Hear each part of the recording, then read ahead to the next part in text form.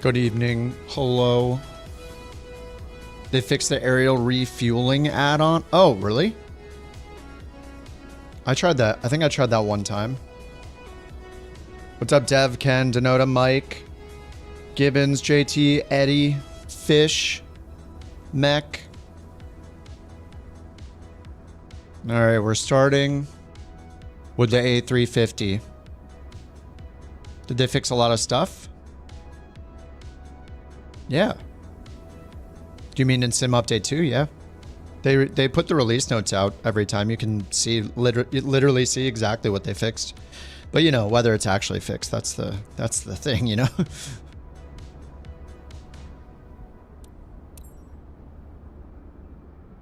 Oh, the in-game ATC. I think I used it for a minute. They did make a couple ATC fixes for the default ATC, yeah. No, they did make some ATC. If you're in Sim Update 2, I don't know if you're running Sim Update 2 or not, Goo. Well, I did it. I enabled FSR3 since it's supported now. We'll see. I don't want it to cover up the poor performance of planes, but at the same time, I was even flying the Max yesterday and getting some stutters, so this is with FSR on, which is AMD's, what's it,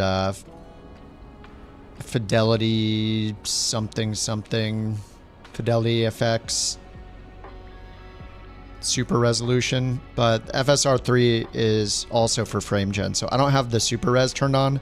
This is using native resolution TAA, but I just turned on the FSR frame gen, so we will see.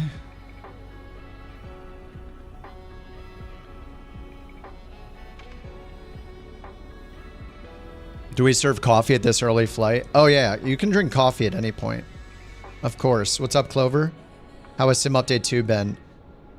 It's been good. The one performance-related thing we all kind of ran into last weekend was related to the wake turbulence feature that we were trying and playing with. And a bunch of us, after, I'd say like, I don't know, an hour or so into our group flight, we all were getting stutters. Individually, it started stuttering. And then when we turned the wake turbulence off, it fixed it. So it seems like they have some optimizing to do for sure.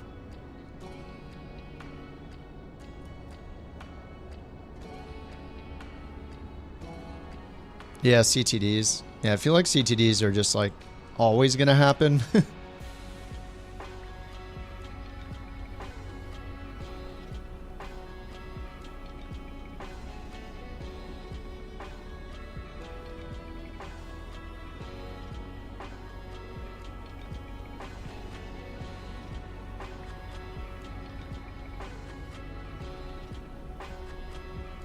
Thank you for the Borks.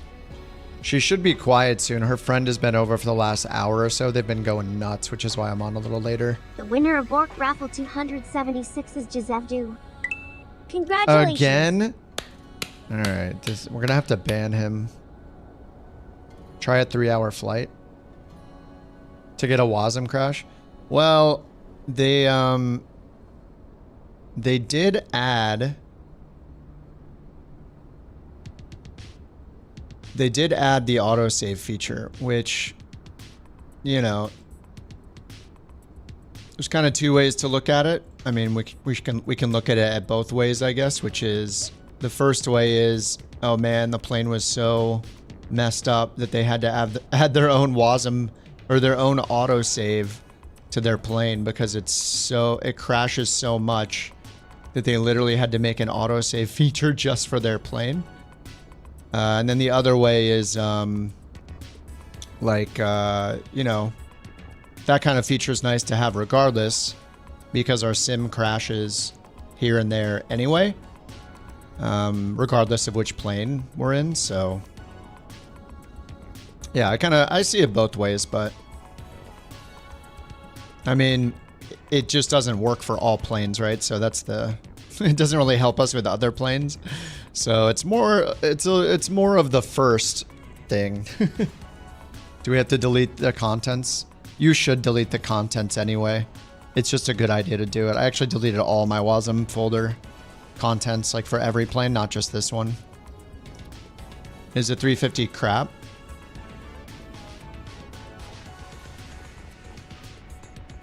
Are you asking if it's crap? I think that it's not worth $77 or $85 on the marketplace now that it's out on the marketplace. I think it lives up to the AnyBuild's reputation of having very bad performance. But they have been patching it a lot. So I still don't, no matter how much they patch this plane, they're not going to have a $85 marketplace plane. But yeah, I mean, the last time I flew this was on Sim Update 1. LVFR340? No, I haven't seen it.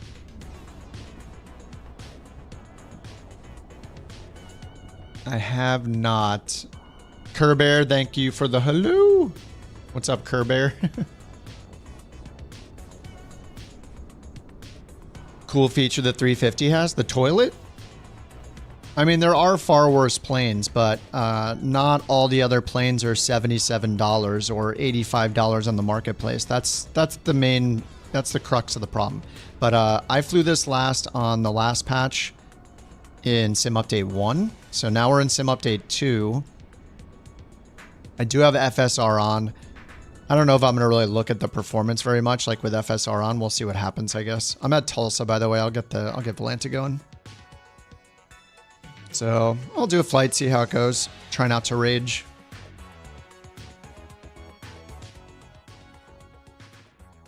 All right, let me find somewhere to fly. Yeah, the toilet flushes. That's true.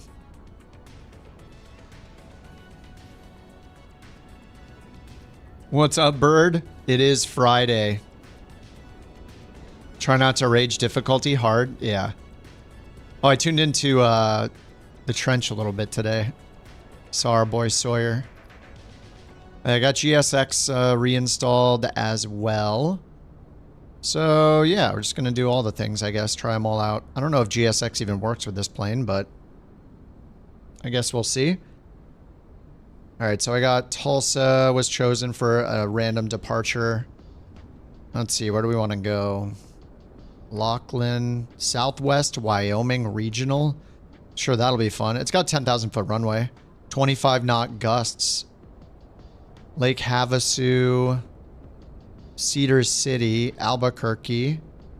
I feel like we go to Albuquerque pretty often. I could do Albuquerque again. Sounds fine. All right, sim brief. It got spicy. I tuned in for like, I don't know, 20 minutes or so. Had you guys on in the background. I'm going to be Delta Airlines 323 Heavy as usual. And the A359. Oh yeah, so when I did last fly this plane in Sim Update 1, I still don't think it's worth the money, but it was a pretty good experience. Like, the performance was really good. I didn't have any crashes. You know, they still can't add 5 numbers on their EFB properly, but besides that, yeah, I mean, it was fine.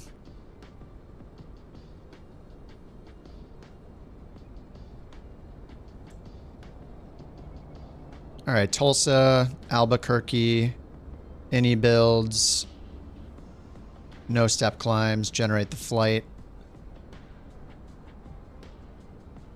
No cabin, yeah. No cabin. I got the low texture pack installed from the AnyBuilds installer. I have performance mode turned on in the plane. It's as performant as you can make it.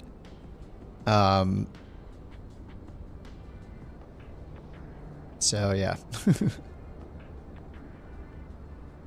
Beyond ATC connected. All right, 350. Let's get beyond ATC going. Tell you about the WASM folder. It's something to do with how the flight instruments and it's a lot of stuff is coded. It's WebAssembly. It's almost like the streamed packages folder in a way. Like when you initialize the plane, it like, I don't know specifically what it does, but it generates a bunch of files in the WASM folder. You'll see a bunch of other files from other planes in there, folders from other planes in there too. So it's just like, you know, it's like cleaning your toilet. You know, the experience is so much better after you clean it out. Sometimes, I don't know, we're talking about flushing toilets. But yeah, it's almost like the same as like clearing your cache or, you know, clearing your streamed packages folder. It's kind of the same idea, except it's a little deeper in the system. It's like, it's for like the avionics and systems for a specific plane. Like you can delete everything in that folder, and when you load in the plane, it will take much longer to load the plate in the first time because it's generating a bunch of that stuff, but they recommend that you clear that out. Oh yeah, we have to actually get out. Oh yeah, I do have the button. Let's see if the quick button works. Yep, it does. It was funny. I was looking at the Reddit thread for, you know, they said that or for the update, and they had added the, you know, engine covers and stuff. And somebody was like, has anyone in real life that's flown or been on 350s or paid attention to them ever seen 350 sitting at a gate with any covers on at all? And they're like, no. I mean, whatever. They wanted to, you know, there's always going to be that kind of feedback, but they, it's kind of funny. I mean, you do it with the Boeing 737. You walk up and open the covers and stuff. So at least in Sim Update 2, we have the button we can hit to just take everything off. So that's nice. You have to bind it in the settings. And these are the... Well, that's kind of funny. Why'd they add the engine covers, but then they didn't add the chocks? Because the chocks are also supposed to be part of the Flight Sim 24 stuff. So I don't get it. All right, let me activate a parking spot here. Can I activate this gate?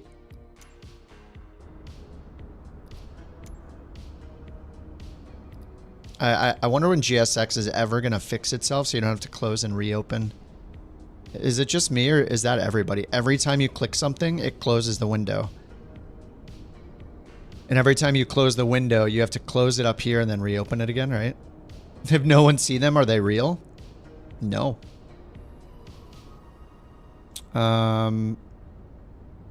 Activate services. Okay, cool. SimBrief is okay. So they did, I'm going to close this because did they add GSX stuff in here? I guess I'll find out.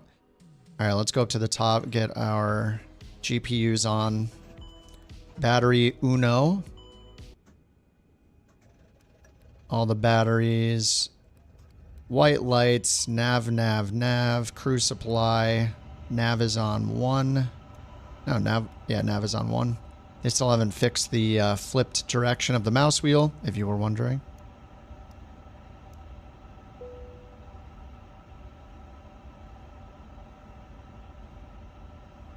All right, let's get the lights off, which are down here. I am using frame gen for once. We'll see how FSR does. I mean, because FSR wasn't fully supported, I had, and I don't want the fake frames, but if you can't do anything about it, ultimately, maybe you have to give in sometimes. But I had used, what's it called? I used lossless scaling, but man, the lag was insane with lossless scaling. Like I pushed this like button to move my camera and it would be a noticeable, like, I don't know, 1/3 of a second lag. It was just noticeable, even in such a slow paced game, which, yeah, you could argue is not very important. But for me, I was just like, I had noticed it and I was just like, ugh. Oh yeah, so they added this. This is one of the new things in the EFB on the flight ops menu. You can do the planning now. So you can, I mean, you can do this in the EFB already. I don't know why we need another SimBrief thing when we can go do it here in SimBrief, the EFB app, or through the website, but you know, whatever, they added it, I guess. I don't know if I'll ever use it. And then, yeah, this is still the same, SimBrief import. All right, Delta 323. Load sheet, SimBrief import. Oh, I guess I shouldn't, I'm not going to press the set fuel button. I don't think, does GSX even work with this? Let's do request refueling.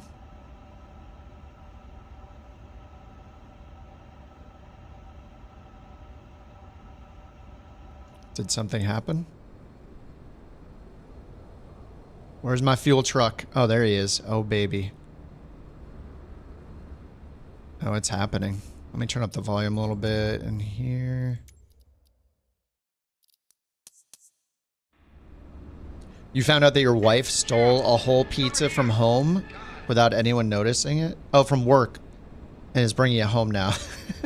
Heck yeah. What's up, Tyler? Yeah, Tulsa. After the sim update, after SU2, the right click and drag camera movement barely works. Mine is working. I use it all the time. I don't know, see if it's still bound in your settings, maybe? I don't know. Alright, block fuel from sim brief. Alright, we'll get the music back on for now. Let's get catering going, I guess. We'll see how it all works. Request catering.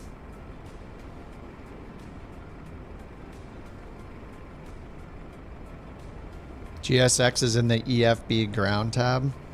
Oh yeah, there's a button in there, isn't there? Oh well, it's already loading.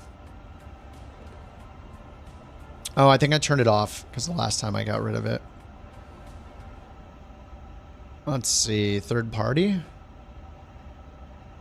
What? GSX is third party, is it not? External?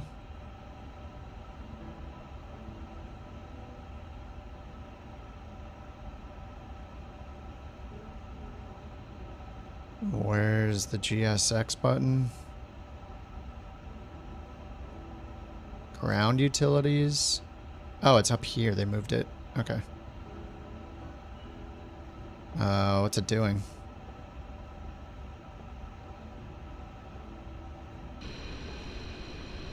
Okay, it looks like it auto did the catering. Okay, cool. It was in the bottom left, right? I'm not making things up. Wasn't it right down here?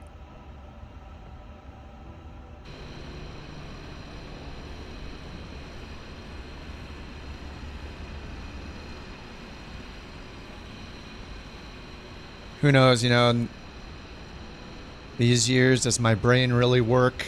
Little bit, little bit.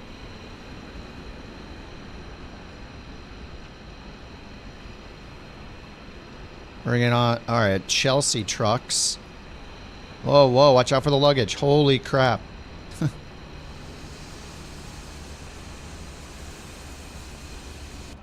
right, are we actually loading the fuel here? Yep. Okay, nice. 5,500 pounds. Beautiful.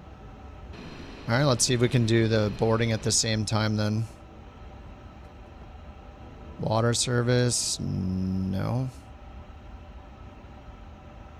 Ramp truck. Request boarding.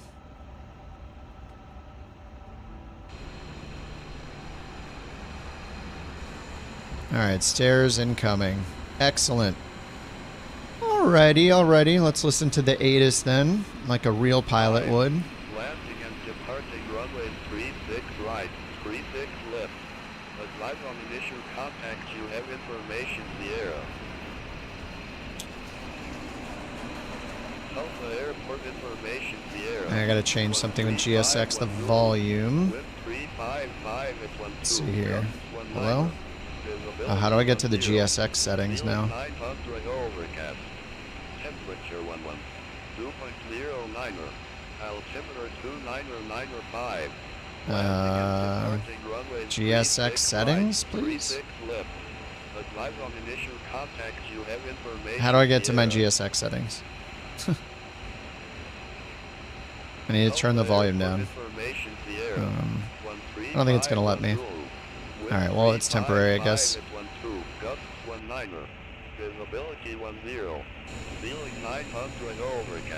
Oh, man. Attach all the things. Isn't it going to break things, though, if I disable it? It's not going to break anything? Okay, let's see. Alright, there we go. GSX settings. Tulsa Airport information, Sierra 13510. Wind 35. Okay, there we go. Nice. Where'd it go? Ceiling 900 overcast. Temperature 11. It's gone. 2.09er. Can't turn it on. Oh, now it's back. 2.995. Whoa, what the Landing heck? and departing runway 36 right, 36 left. Advise on initial contact. You have What the? information, Oh my god, dude. Come on. Delta Airport information, Sierra. Alright, let's try again, I guess. Wind 355 at 12. Gusts 19. I mean, they're preventing people from going into the settings. Like, I just had to make an audio change, so. Temperature 11. Like, what is happening? Altimeter 29905. Landing Okay, and wait, did it departing refuel it or runway not? 36 right, 9700, probably 36 not. left. Advise on initial Alright, I think we're contact. starting You up. have information, Sierra. Okay, information Sierra. Tulsa. How do you attach 2 sets of stairs? I mean, I didn't configure anything special here. It just matters which plane you're flying. But you can use GSX and configure your plane, like what gets used where. How is it compared to DLSS? I didn't use DLSS very much. The only memory I have of DLSS is it messing up in flight sim and causing glitches and me having to restart or alt enter twice over and over again. So I stopped using it. So because of that, if that doesn't happen with FSR, then FSR is a million times better.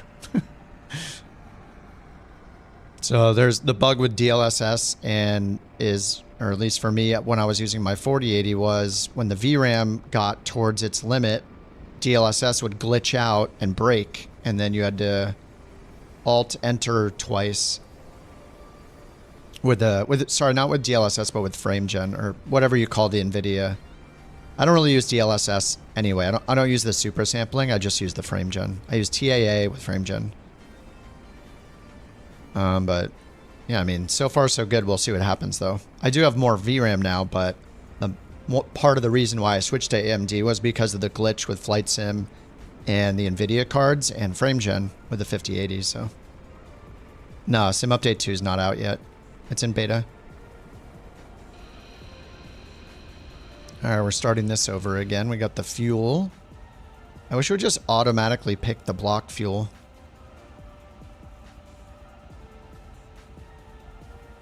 Request boarding again. We don't really need to do the catering as long as we got the fuel. And I guess the baggage. Guess that comes with boarding. All right, let me grab the flight plan over here. And I'm Delta 323 Heavy. Set route. There is the route they gave me. 229 passengers. Cost index 15. Can pull it all up in here.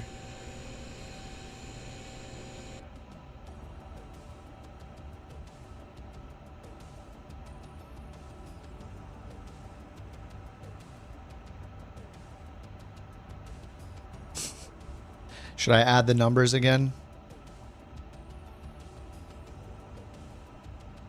I mean, they've made 6 patches. 229 passengers is what it says, which is correct with what we're supposed to have. But they all weigh 0 pounds so far. Maybe it's because they're boarding. Well, let's see if they added any useful cameras. Nope, they didn't.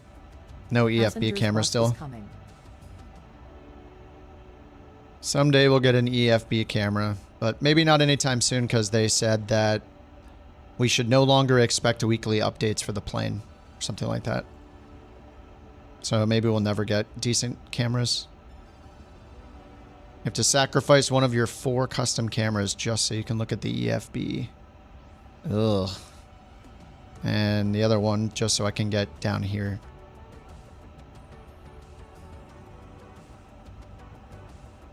Okay, so let's do the init. Looks like it's in already. Albuquerque. Good. Fuel and load. It's happening right now. I guess we can just use our sim brief estimates here.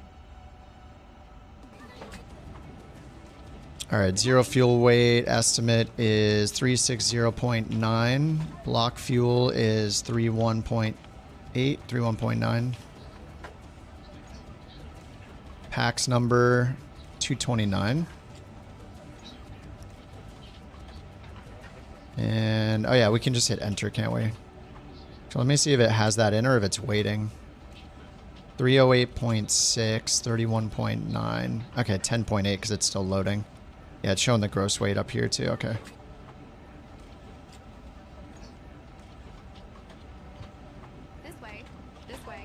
That's kind of nice. I mean, you don't even have to look in here. You don't have to put anything in here to start yet. Boarding pass, please. So let's go ahead and grab our IFR clearance. Welcome on board. Welcome on board. Good morning. Oh, did they not fix the... Did they fix the thing? Hello. Tulsa May I see your ground. boarding pass? Hello. I think I have to contact... the Tracon, maybe? Wait, there's clearance. Oh, there we go. Now it's working, maybe. Delta 323 Heavy, ready to copy IFR clearance to Albuquerque Sunport Airport. Delta 323 Heavy, Tulsa clearance cleared to Albuquerque Sunport. Radar vectors Sears, then as filed. Maintain 5,000 feet. Expect flight level 400, 10 minutes after departure. Departure frequency 124.0. Squawk 5522. Alright, 5522. Cleared to Albuquerque Sunport. Radar vectors Sears, then as filed. Oh, they're going right in through the 5,000 closed door. feet. That's impressive. Expect flight level Yeah, there's another 400, update for the 10 minutes 350, after yep. Departure. Departure We are frequency checking it out. I guess I'll open the 124.0. door. Squawk 5522. Delta 323 Heavy. Aren't I supposed to be able to click this? Delta 323 Heavy, read back correct. Contact ground 121.9er when ready for pushback or engine start. May I see your boarding? Hello? Ground 121.9er when ready. Delta 323 Heavy. I can't open the door anymore. Maybe it's a GSX limitation or something? Alright, let's get back down here. Oh, how many do we have boarded already? 90 out of 300. Okay, there's 90 boarded out of the 229 we're going to have. Alright, so they told us Sears and then as filed, then 5,000. So let's go to our flight plan. Alright, yeah. Discontinuity after takeoff, so we're just going to fly runway heading. Discontinuity, then they'll vector us to Sears. Let's go ahead and go to Tulsa, departure, and double check the runway. We got 36 right, that's what we were expecting, Sears, and 5,000, squawk 5522. Alright, so let's go up here, 5,000. Okay, and then down here we're going to go to surveillance and then auto squawk 5522. Okay, can use the keyboard over here. I'll turn that to above and auto. All right, and then on the flight plan we're expecting 36 right. No SID, so we'll insert that. And then Albuquerque, expecting runway 8 in the Myrta. Oops, runway 8. ILS for 8, sure, why not? And we're going to go direct to TCC and the Myrta 2 May I see your boarding pass? Welcome on board. TCC. Hello. There we go. All right, insert. Welcome on board. Good morning. This way.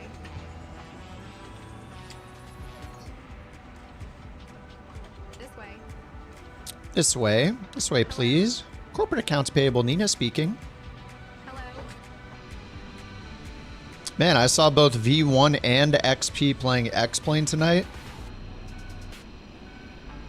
Kind of interesting times, I do own X-Plane 12. I don't think I've used it since their last major update. I don't even know that I don't even have a plane in mind that I would even fly. I'm just like, eh. There's just so much in Flight Sim. Does SimBrief give you a star? Yeah. Star or an approach. It will never give you an approach because that's not part of a flight plan. The approach will always be assigned by ATC. Or, you know, if you're landing at an untowered airport, then your clearance will end, you know, or they'll just tell you, like, you know, you can switch to the CTAF frequency. But the approach is not part of it. But a star and a SID and a star are departure and arrivals. Yes, those are part of the flight plan. And they can be changed by ATC. So when you get the clearance, they'll let you know. You know, they just told me vectors Sears, so you have to be doing a pretty long flight usually to get a departure and arrival procedure. If you're in a really small plane or just flying like 100 miles or something or less, like you're not going to get a star or a SID usually, because they take up, like, especially an arrival takes up like hundreds of miles itself. So you're going to be too far out to even need it. How's it 350? We're about to find out. I mean, the last time I flew it, I was impressed. I still think that it's super expensive, and now that it's on the marketplace, it's even more expensive. It's $85 on the marketplace. Not yet available for Xbox, I don't think. But the last time I flew this, I had Sim Update 1 installed, and the performance was really good, even though they didn't say anything about the performance. Today I'm using FSR because that got added to Sim Update 2, and I haven't checked it out yet, so we should have silky smooth. Silky plus smooth equals smooky. We should have silky smooth frames tonight, and we'll keep an eye on artifact. Like I can see over there, if you look at Johnny's nameplate as I move the camera, it's kind of glitching as I'm moving. It's kind of stuttering over there. So that's probably an artifact from FSR.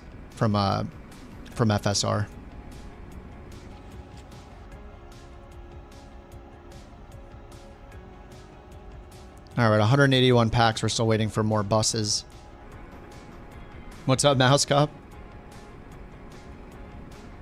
Who knew the hardest part of building the program would be getting the desktop shortcut icon? That's the worst. Hey, at least you have a name for it. That's probably the hardest part, really.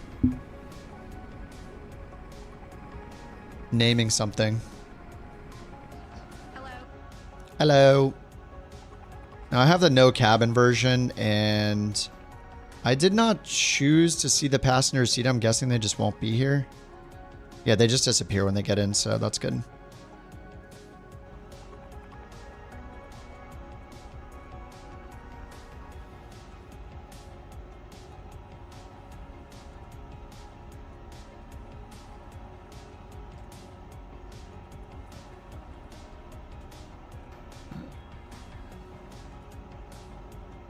All right, we are at the south over here. I just picked this giant ramp. There's not really there's no large gates here, so we're just doing the stairs loading.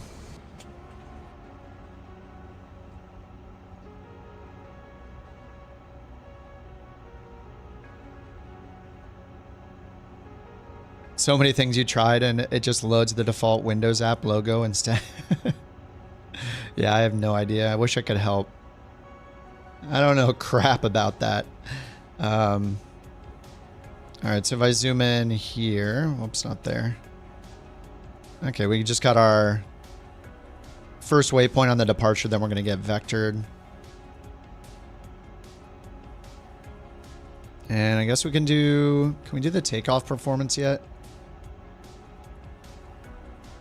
Sync FMS.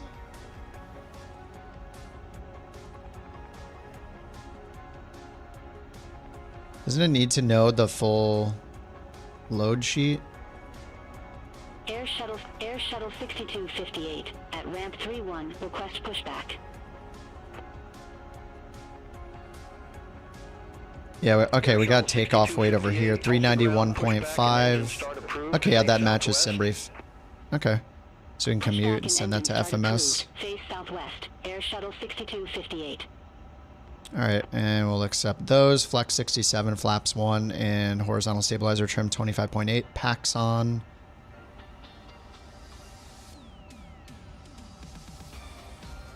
So much loading. Alright, how many packs do we have on now?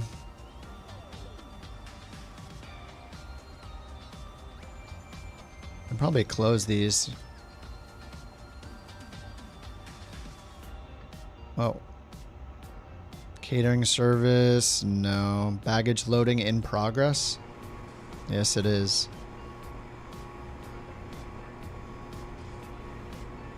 Yeah, I don't know if I use GSX or this plane or not. This might be the first time. Testing FSR, GSX, and the new update. Cheaper to buy the 350 on the marketplace in Canadian dollars? Oh, really? Nice. In US dollars, it's 85, which is more than like the 77 or whatever it is after converting the pounds to US dollars.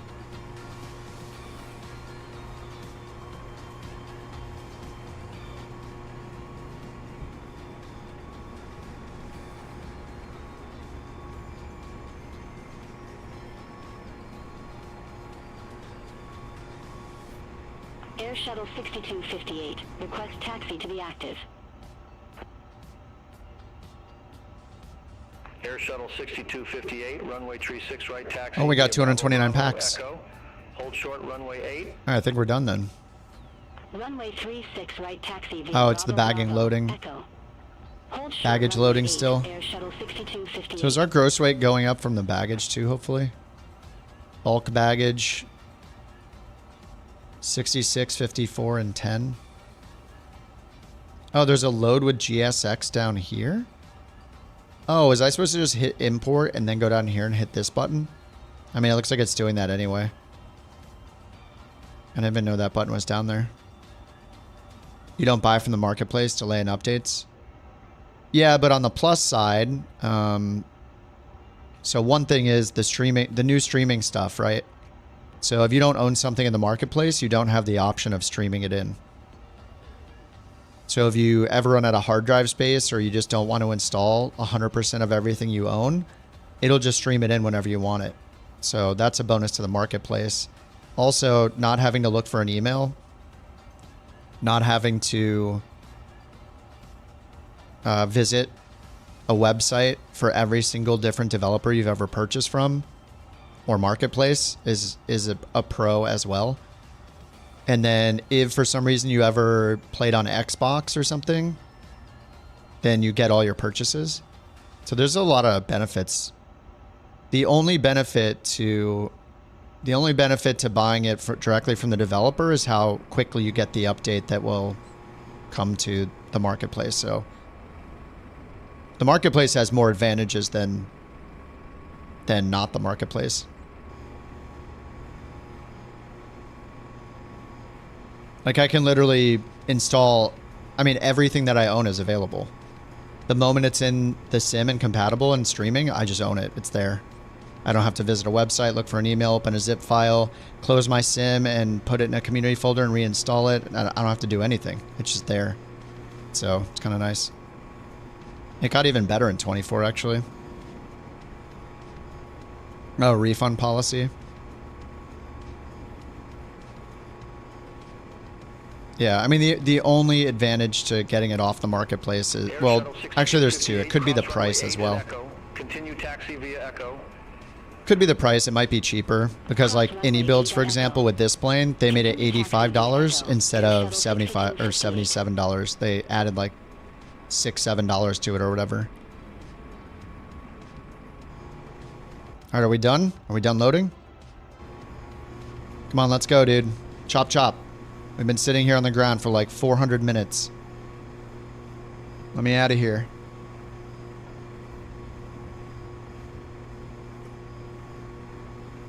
The dollar's dropped a lot. I don't know why.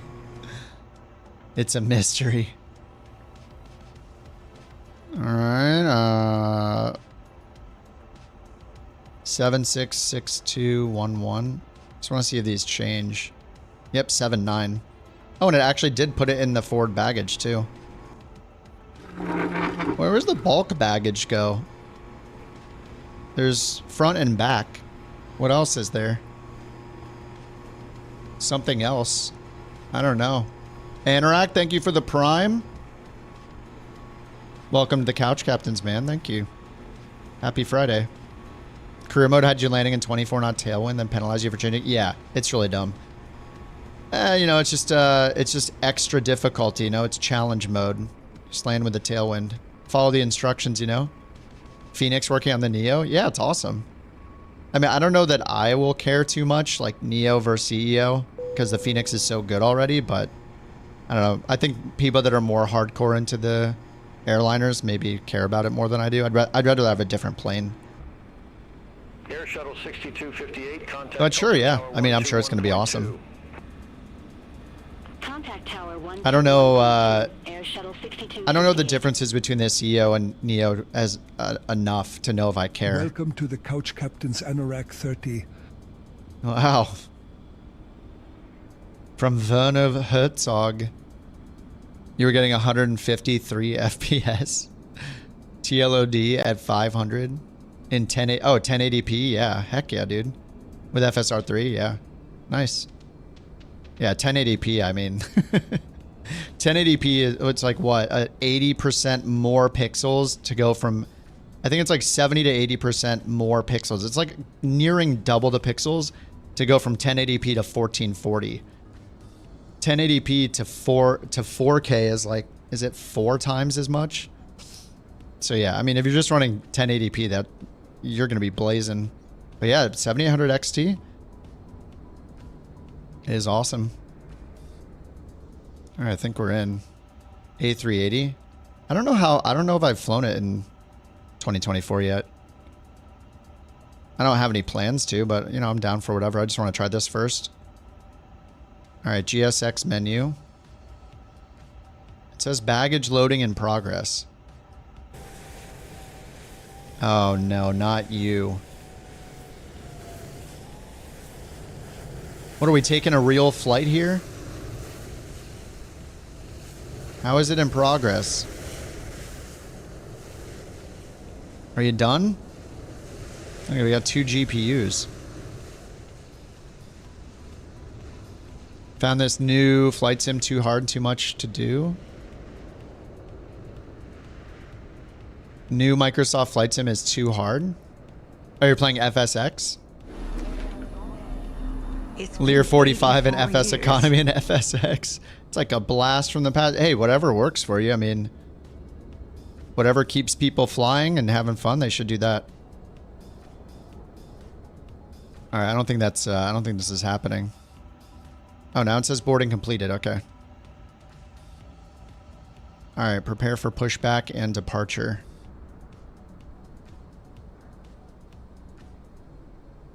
Beautiful.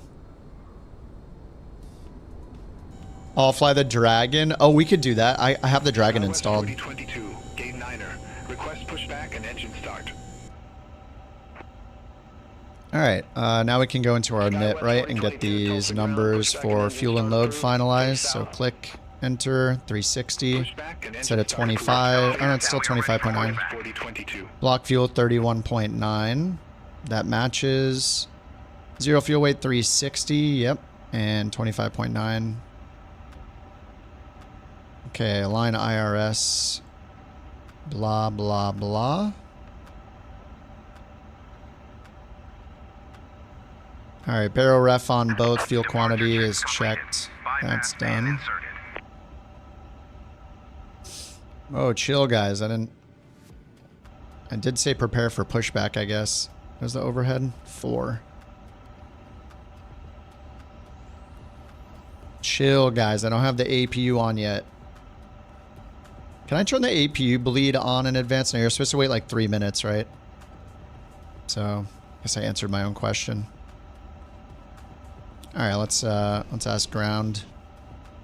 Get our pushback going. Oh no, I want to hit import, but I'm not going to risk it. Let's use the UI over here. 121.9. Tulsa ground, Delta 323 heavy, ready for push and start. A380 is fly-by-wire. It's free. Delta 323 heavy, Tulsa ground, pushback and engine start approved. Face west. Face west. Pushback approved. Face west, Delta 323 heavy.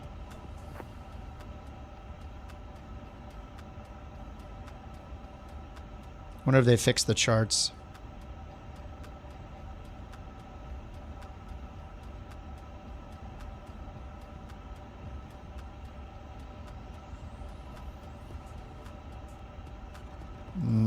I don't think so.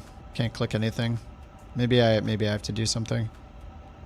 Face southwest.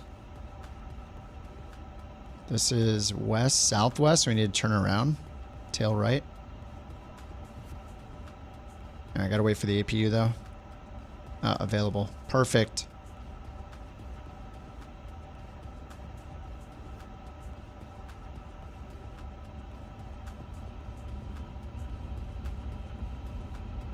Okay, let's get the GPUs off. All right, now we can say tail right.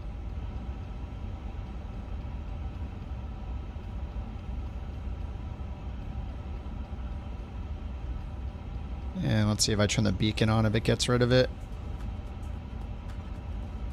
Oh yeah, I think I turned it off because I did it one time and I was annoyed. Release parking brakes, please. Why can't I click some things? Like, why is it freeze? Whenever I go over here, it's like freezing. Oh, is it because my... Release parking brakes, please. Something is wrong with this. What is going... You see this? Okay, now it'll... It's lagging. Oh my god. It's lagging whenever I mouse over GPU. SkyWest 4022. Request taxi. Is this one of those like programmer jokes? Like what the hell? Release parking brakes, please. Oh my god. Runway 36 right taxi via Golf. This is unbelievable. It's not a bug? Runway 36 right taxi The via heck? Golf 1. Release parking brakes, please. Alright, parking brakes. Commencing push. All engines clear. Start at will. Alright, can we do both engines at the same time still? Let's find out.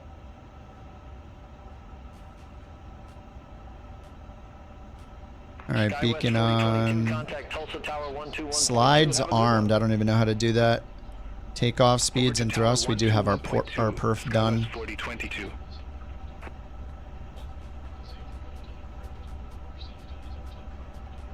Oh, I actually hear the...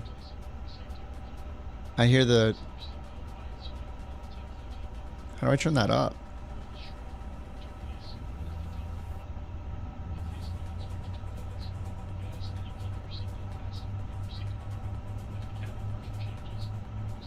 It's so quiet.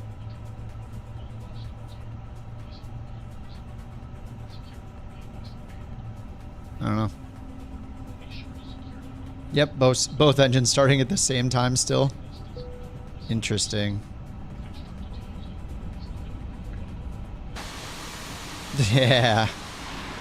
Wait, didn't I say no? Didn't I say tail right? What are we doing here? What the heck? Alright, both engines available. Easy. Please set parking brakes. Nice, that's a great pushback. Alright. Sim update 2. Overall, it's pretty good. Oh yeah, I think I have turbulence turned on. Yeah, so far so good. I mean, they did another build. When was the last build? I already forget. Have we had 3 builds of Sim Update 2 or just 1? Or just 2, I mean. I forget if we've had 2 or 3. Alright, anti-ice. Let's see, outside air temp right now. +9. Unlocking gear. Check flight controls.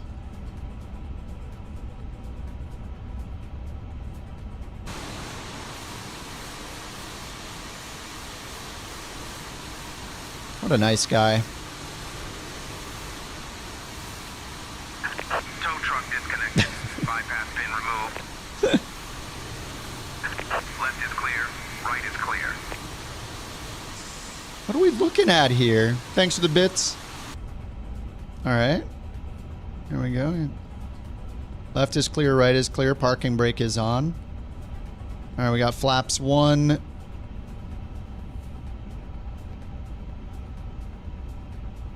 Let's go up here, get the APU bleed, APU off, seatbelts on, and let them know we're not quite ready for taxi yet. Alright, horizontal trim or horizontal stabilizer trim is set. Ground clearance received. Sure. After start, complete. Why when I hit complete does it leave the checklist menu? Alright, flap setting 1. Radar on.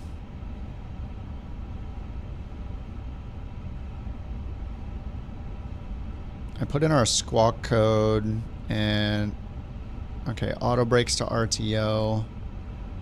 Oh, that's it. All right, ready for taxi then. Delta 5,000. 323 heavy, request taxi to the active. Cabin Delta ready. 323 heavy, runway 36 right taxi via Echo, Echo, Echo. Echo, echo, echo. Runway 36 right taxi via Echo. All right, Echo, takeoff Echo, config Delta normal. 323 heavy. Checklist complete, and then checklist again, I guess. Delta 323 heavy, contact Tulsa Tower 121.2. Over to Tower 121.2, Delta 323 heavy. I can use LiDAR charts over here, right? But I can't see my position on them, so unless they fix that, let me see if they fix that. Tulsa. I mean, it doesn't even happen on the ground charts for in the EFB, so I'm guessing it doesn't. It does have night mode, but yeah, even in the EFB, we can't see where we are on here. I mean, I know I'm down here in the bottom right. And we're going to 36 right, which is right next to us. Oh, that's why. Echo, echo is right next to echo. So echo, echo, echo is literally double E and then single E. So we just need to turn to the south, which is to the right. Do I know when Wing will release the Airbus? Oh, no, I don't. I don't really pay too much attention to hardware releases, honestly. I have Virpil stuff, and I love it. And I don't know if anything's going to sway me away from that anytime soon. All right, my throttle, it needs to be recalibrated again, it looks like. At least the idle position. And let me also see if I have performance mode on. It is. Throttle calibration. I'm just going to move it to the bottom and hit idle. And hopefully that's good enough. No reverser, use global dead zone. Okay. Oh, you got your Virpil stuff yesterday? Heck yeah, what do you think? Dude, I love the Virpil stuff, man. No sponsorships here. I genuinely love it.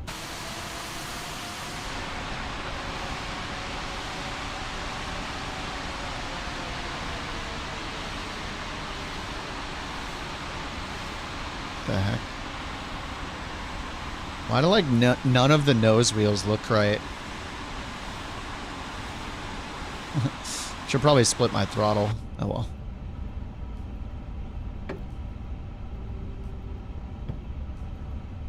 Never had such a solid, smooth, heavy set of controls. Yeah, I know, me neither.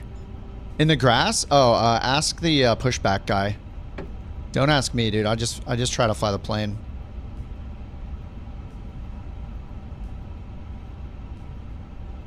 Oh man, we're gonna get some turbulence on this takeoff. Let me make sure I have wake turbulence turned on.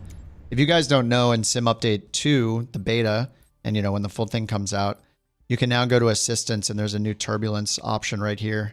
Wake turbulences. I have it on.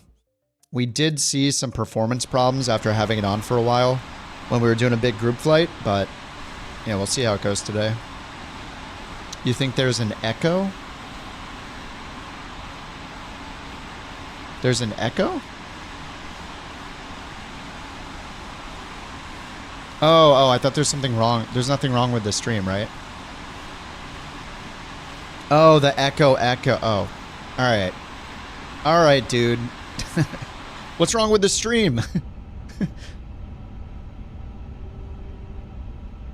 All right, then. It's been 84 years. It's actually been 55 minutes. So, yeah. Let's see if we're on the tower frequency here. We are on the tower frequency. Did they finally fix it? I guess we'll see. Tulsa, Delta 323 heavy, holding short runway 36 right, ready for departure.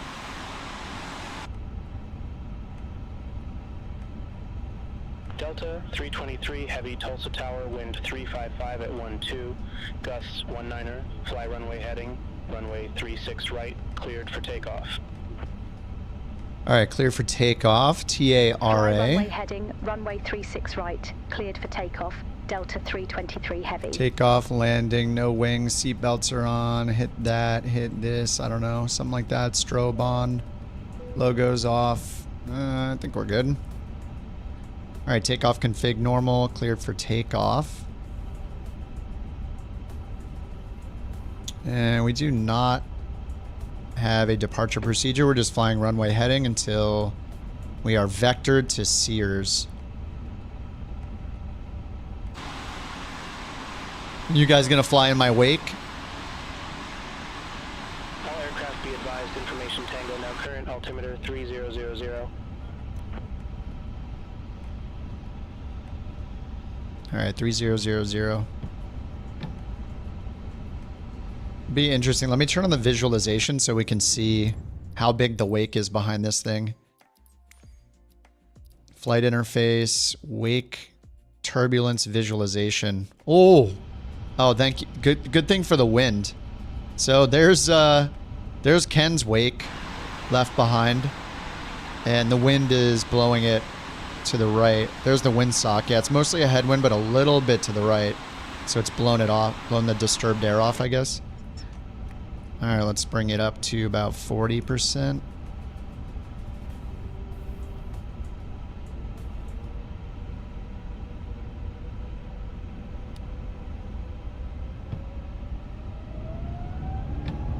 All right, Flex 67 SRS runway.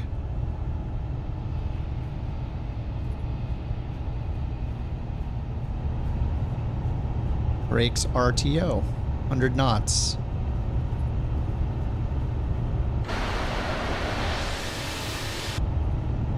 V1. Oops.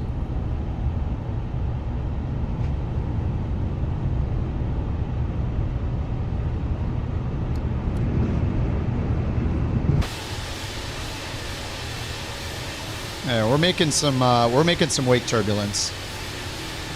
Turbulences, sorry.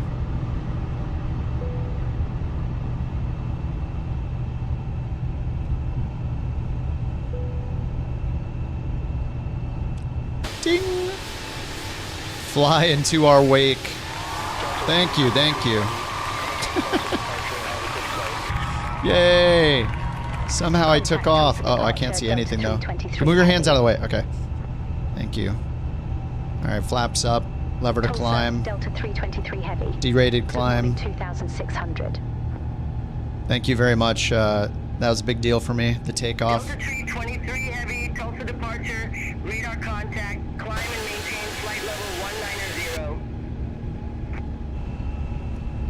All right, climb, maintain 190. Maintain flight level 190, Delta 323 Heavy. All right, 190. And we're just flying runway heading right now. 323 Heavy, turn left, heading 250. All right, left 250. Turn left, heading 250, Delta 323 Heavy. All right, heading 250, left turn. Let's get our spoilers off. Flaps are up. We can get our nose light off.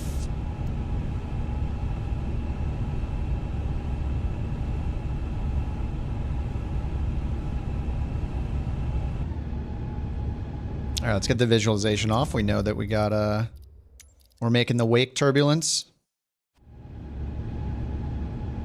We're gonna bust out of the clouds in a second here.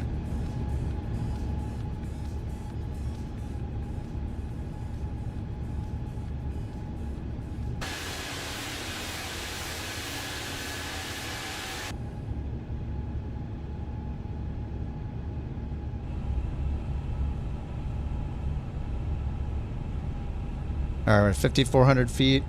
Oh yeah. I am running Ultra.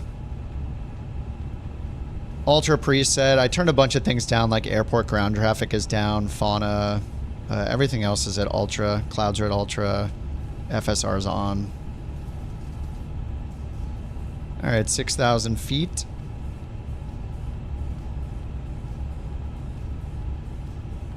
And they got us on Heavy, turn left, heading 185. 185. Turn left, heading 185, Delta 323 Heavy. No. Why? It's not. It's a bad vector. Where are we going? Over here? I'm supposed to go to Sears. Delta 323 Heavy, clear direct Sears. Resume navigation. Alright, direct Sears. Flight plan, Roger, Sears, heading direct then to, resume own navigation, insert. Delta 323 Heavy, thanks. Alright, now we're going direct Sears. Let's get this back on arc.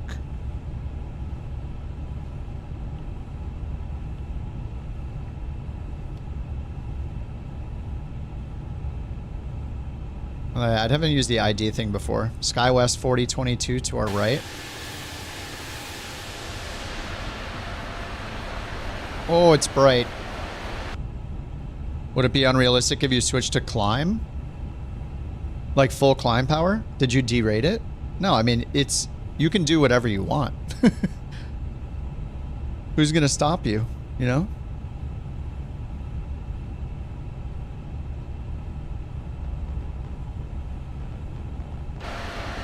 I mean, I don't know that, like, there's probably, like, a small fuel implication if you use one over the other.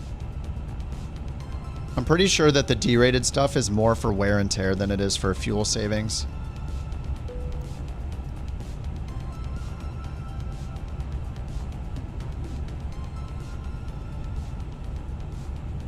Alright, so far so good. Going to Sears, then Yarns. Let's just review the rest of the flight plan. I only get this crap off. We don't need it.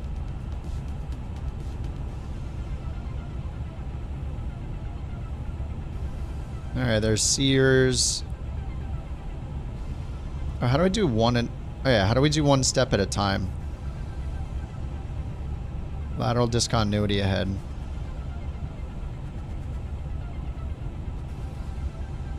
This is moving... Is there another page for that? Do you guys know how to do one at a time? Is it like the scroll wheel or something? Oh, it is the scroll wheel. There we go. Alright, Yarns.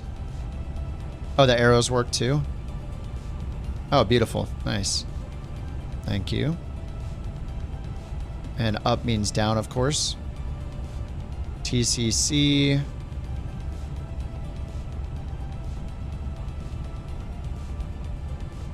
Okay. Yeah, that disco warning was from before. Alright, let's turn perf on over here. We have TARA set to above.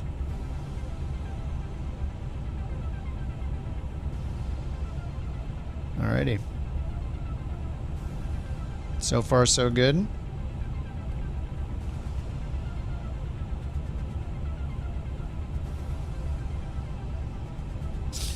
Yeah, I know, the arrows are just weird up and down when it's not. Like, I remember back when, or just like if you've ever used a Mac, the scrolling is reversed on a Mac. It's almost like a phone, like yeah, it's the opposite on a Mac. It's super weird. You can change it, of course, but the default is you're like swiping the content instead of scrolling down. It can take some getting used to.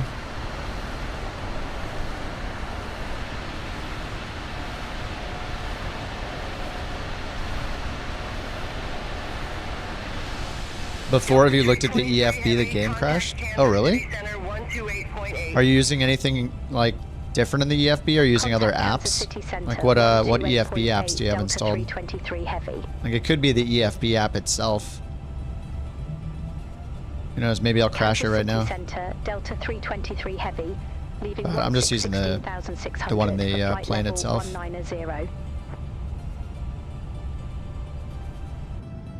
What's up, Critical? Delta 323 Heavy, Kansas. Oh, sweet, man. Glad they've been helpful. Suggestions for adjusting the game's graphics settings. You have a 4080, i7, 32. What resolution are you in?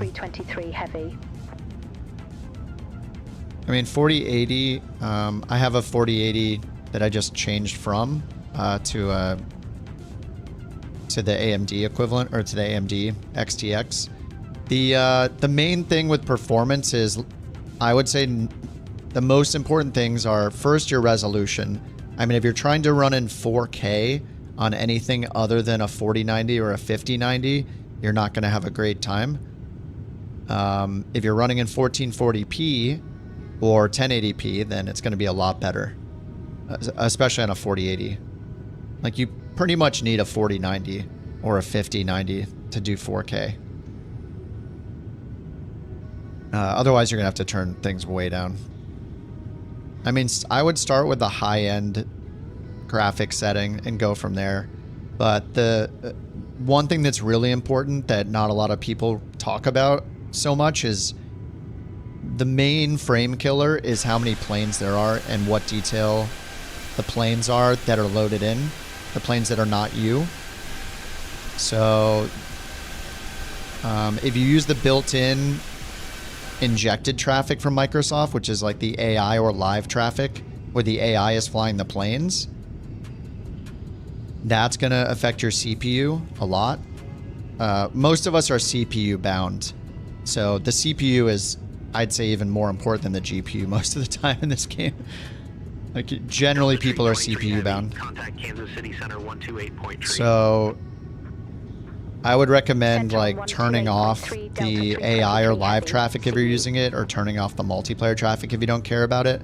The fewer planes, the better for your performance. If you really want the planes in, like I keep multiplayer on, and I'm using Beyond ATC that injects some traffic. So, but I limit it heavily. Like the multiplayer traffic, there's a setting under graphics settings called air traffic.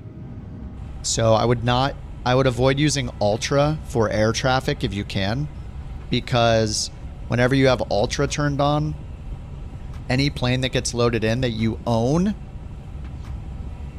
in multiplayer or in the built-in air traffic, it's going to load in the full 100% resolution plane as if you're flying it.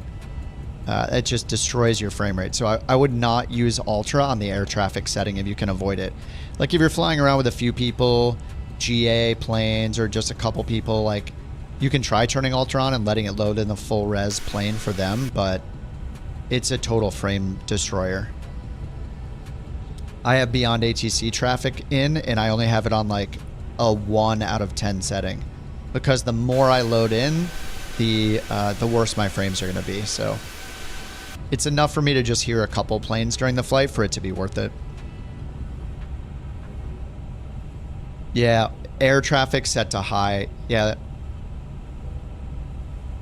Yeah, the render scaling can help too. I have a 4K monitor, but I actually just run my sim in 1440. Like some people can't handle that. They think it's gross. Like I just put up with it for the sake of the stream, because the stream is only in 1440p on YouTube and 1080p on Twitch. So I don't really need it to be in 4K. I can put up with it for the stream's sake and to have better performance.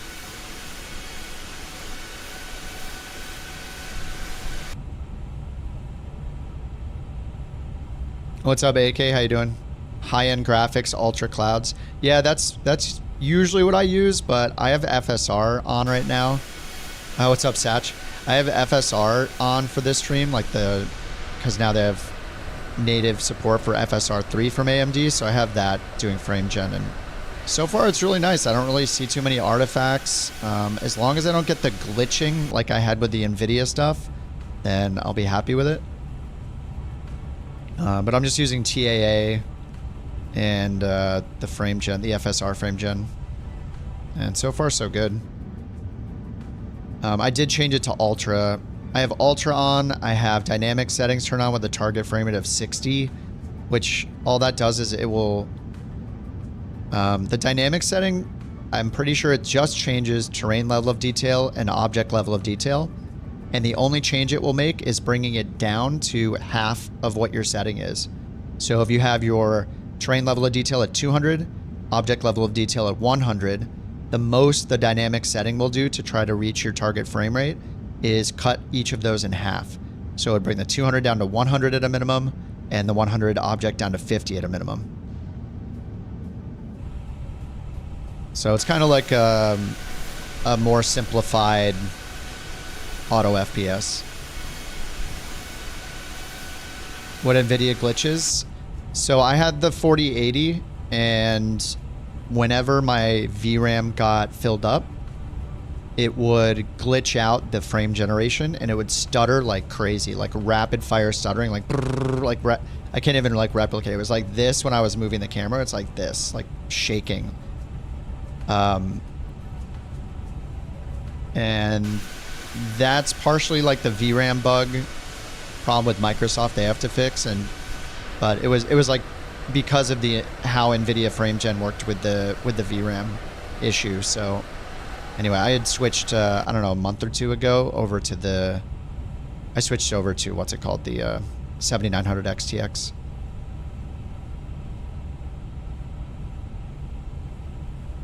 So I have the 24 gigs of VRAM since I had a 4080, which only had 16. Oh, you have a 4090? Nice. It was doing it on the 4090 as well. Yeah, I mean, whatever the glitch was with VRAM, I don't know if they fixed it. Have they fixed it for you guys that are still on NVIDIA cards? Using FrameGen and stuff, is the VRAM bug fixed? I mean, especially for people with 16 gigs or less than 16 gigs of VRAM.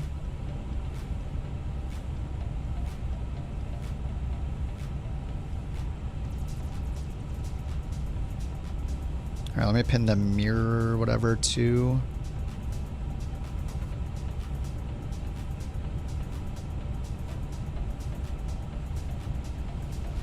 Where's the Miera 2?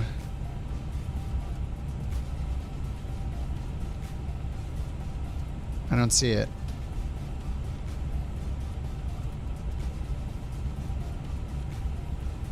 Oh, the star. Whoops, I was looking at the SIDS. Oh my god. Wait, I'm on Albuquerque, right? Yeah, Albuquerque. I don't see it. Oh, here it is. God, I hate when they're combined. I'm like looking for an M. Okay, Mira 2. We're expecting runway 8. So down here, instrument approach charts, ILS runway 8. American Tree 10. Okay. Contact Memphis Center 126.1. Center on 126.1. American 310. All right, we're coming in from TCC, which is up here.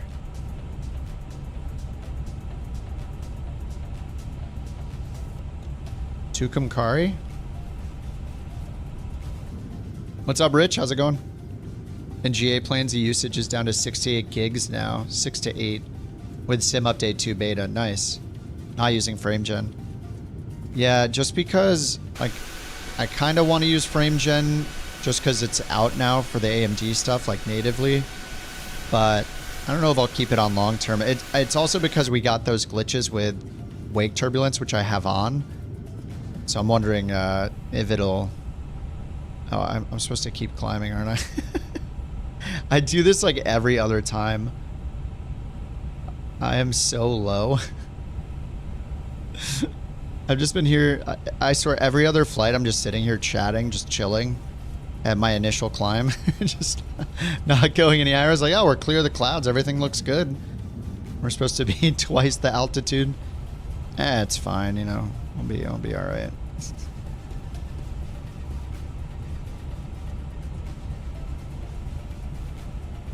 Whoops.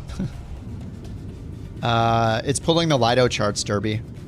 So the EFB here also lets you use the Lido charts. If you use the EFB in the game, the one that's in the top here, you can click the EFB or hit tab on your keyboard. You set up your flight plan here, it'll automatically pin the charts for you. Or you can go to any airport and look at the charts manually. So I could go to Albuquerque here and just click charts and then find all the charts. Lido charts and FAA charts are included in Flight Sim 2024. IPA night? No, I haven't had beer in the fridge for a few weeks. Oh, maybe I have, maybe I'm gonna pour a small glass of something though. Oh, you have ultra textures on? Nice. Adding more charts? I don't know, but a lot of the time I find them. If you're trying to get the Lido charts, you have to be flying into pretty large airports with a lot of commercial flights going into them to have a Lido chart. If you don't find a Lido chart, or if you're flying in the US, you can try the FAA charts as a backup. Some people will prefer one over the other, but I've been trying to use the Lido charts. They're kind of cool.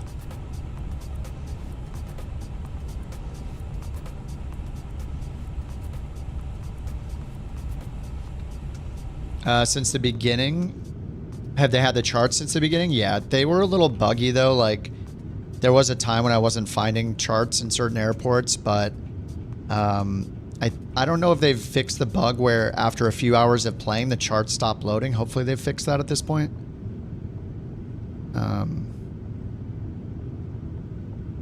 Yeah, I use the EFB pretty often.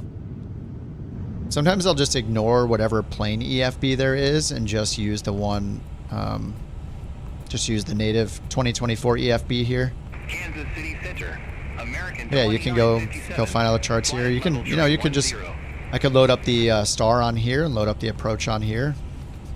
It's just really nice whenever you go down to your FMS, your McDo, whatever, and you're programming. You can just bring this up side by side, put it right next to it as you're putting in info, like for your minimums and things like that. Or if you're going up and looking up the weather. Oh yeah, I've noticed this. The METARs seem to be broken at many airports in Sim Update 2 beta. But we can just tune into the ATIS when we get closer. Actually, maybe there is no ATIS.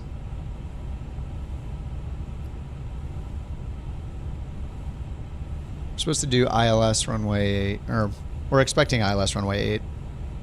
ATIS is 118.0. All right, I guess we'll get that in.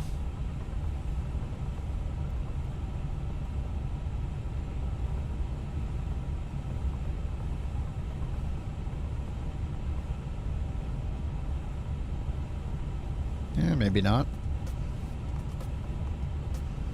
I'm going to enable the cockpit radio controls in Beyond ATC, so I have to turn these on to here.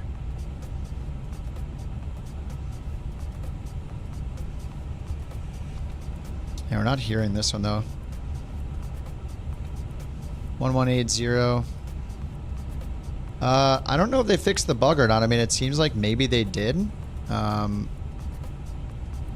haven't been left off on a frequency, right? Like we're correctly on the center frequency, so maybe they finally fixed it. Let me bring up the release notes real quick. I haven't gone through them completely. Yeah, they added stairs. If you don't have GSX, they have stairs you can use now. SimBrief integration.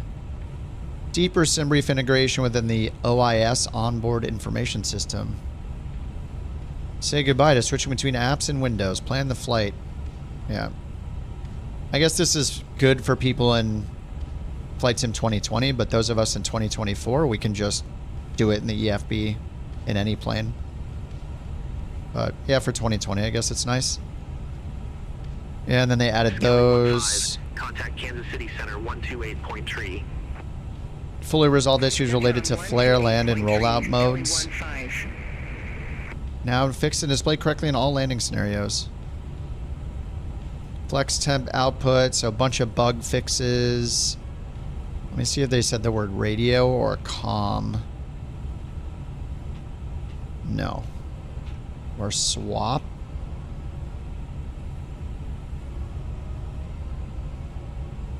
No. Wait. It says it found ATC, but it doesn't go to it. I don't know, maybe it is working. Sounds.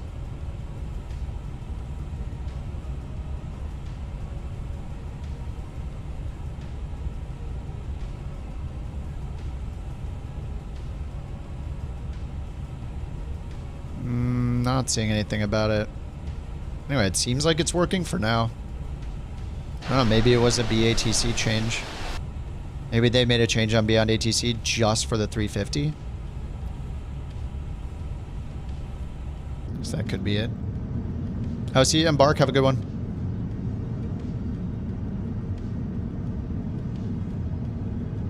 What's up, Cam? What's up, Hecklack? Live weather? Yep. Always. Always live weather. I just pulled the time of day ahead a bit.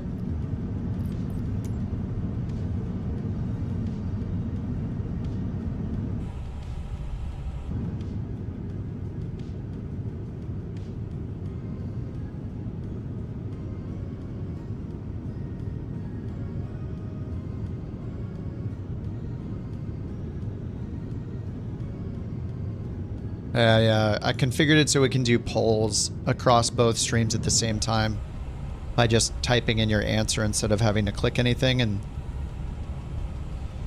if we ever need to do polls, and actually if any of the mods want access, I can send them like a link to invite them so they can do polls, and it'll show on the stream and it'll be usable in both chats, like all combined, so we don't have two separate polls going.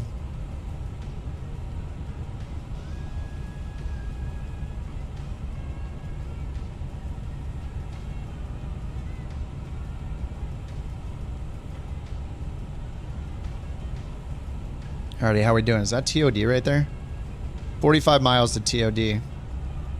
Alright, we can't hear even the static on the ATIS yet.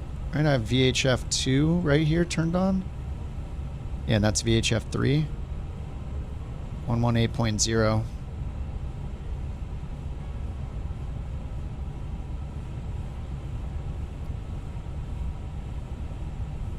Alright, we don't have the weather there either. Alright, well, we know the star, so we're going to be using the star. We're going over here to TCC Tucumcari. And then down here at Miera, expect 15,000, it says. And that's it. 15,000. The Miera 2. Do I prefer Twitch or YouTube? They're just different. They're better at different... One's better than... They're just different. Like, YouTube has higher quality and saves all the replays, which is awesome. Twitch has more, like, interaction and stuff like that. More stuff you can do with bots and interactivity and... yeah, it's... I feel like YouTube is for the watchers and Twitch is for, like, the typers and the people that want, like, mini games and stuff almost. But, yeah, they're both good. They're both good for different reasons. And nowadays people can just multi-stream, so it's kind of nice. It does complicate things a little bit. You have to, like, you know, have two chats that you're watching or find tools to watch both chats at the same time, so it can get a little, you know, it can get a little busy, but...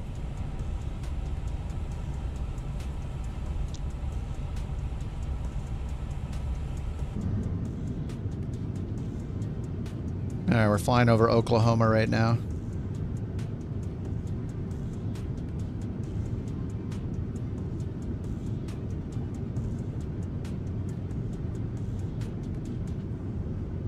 Split your eyes, watch both at once, yeah.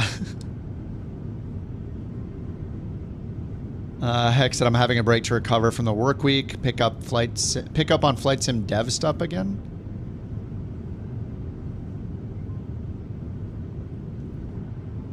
Pick up on dev stuff again? You mean like what's come out? Kansas City Center, Southwest 224. Good day. Through 10,000 for 13,000 feet.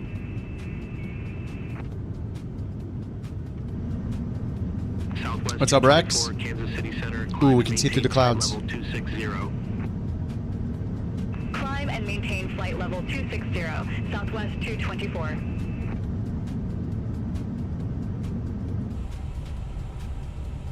We're still climbing. Alright, we're almost ready for descent.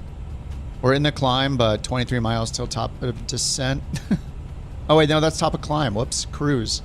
Oh, what am I doing? Top of descent's way out here. Smart. Yeah, we're still climbing. I thought TOD was coming up. Anyway, yeah, we got 200 miles to go. We're chilling.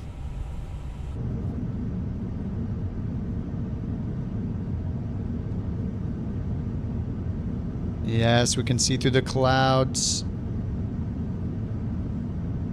Oh, you make mods and dev on fly-by-wire? Oh, awesome, man. Heck yeah.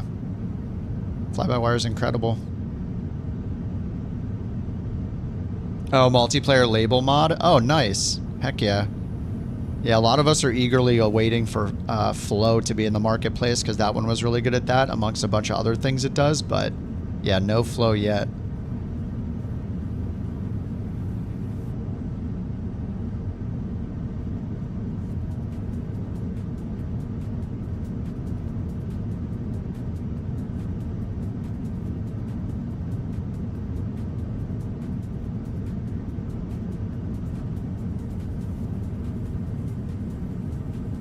There's a few people flying tonight.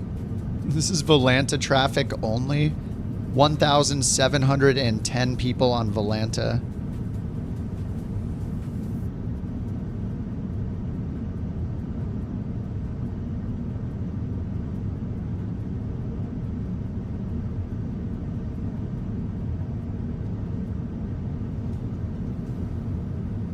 Yeah, SimFX, 100%.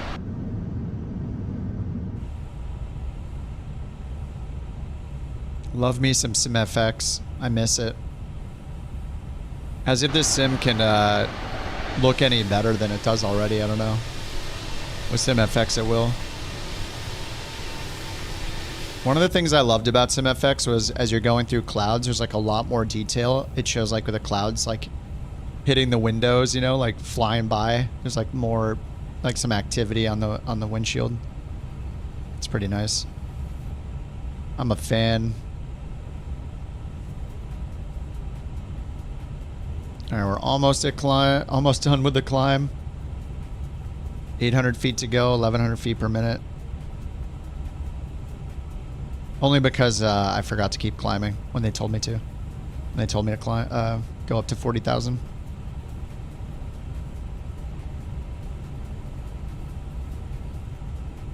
So wait, Kansas City Center was 128.3. Are we on 128.3? Oh no, we're not. That's why.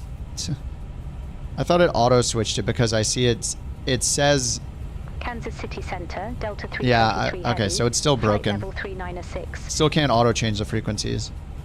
I was confused because it said ready for descent, but we were just on another Delta center frequency. Heavy, Kansas City Center. Delta 323 Heavy. Contact Fort Worth Center 128.4. Contact Fort Worth Center 128.4, Delta 323 See if she heavy. switches it. Have a good one. Yeah. Fort See, it Worth doesn't Center, actually switch Delta it, it just puts it in the 323 active heavy. one. Good day, flight level 400. Delta 323 Heavy, Fort Worth Center.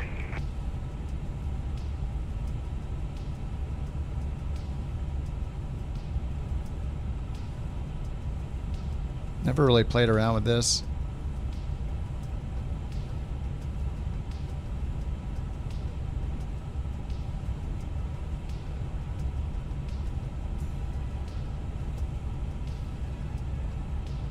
So can we use data link down here?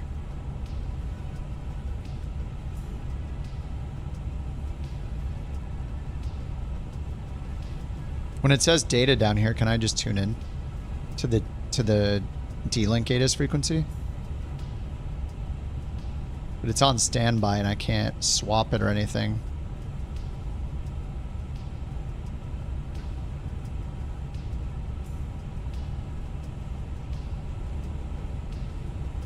Data link? I think it's like a messaging protocol or something where you tune in and you get the ATIS digitally.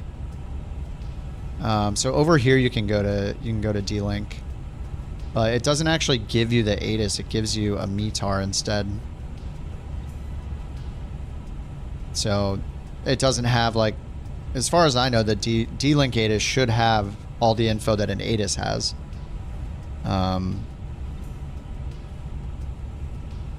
So here if we went to D-ATIS, Albuquerque, send request, this is only going to pull in a METAR. Something we could have had in the Beyond ATC community update. Yeah, see how this only pulls in a METAR, so there's no runway information. If we look it up, the winds are going to be in magnetic heading, not in, or sorry, in true heading, not in magnetic heading. It doesn't tell us what approaches are in use. You know, it doesn't tell us everything we would get from ATIS. You know, like birds in the vicinity, landing runway 24, blah, blah, blah. It's just a METAR, so it's not D-ATIS.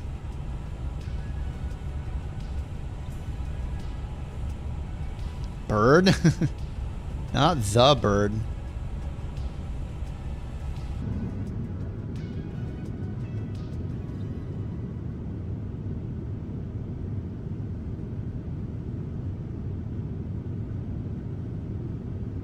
Where's the METAR fed from?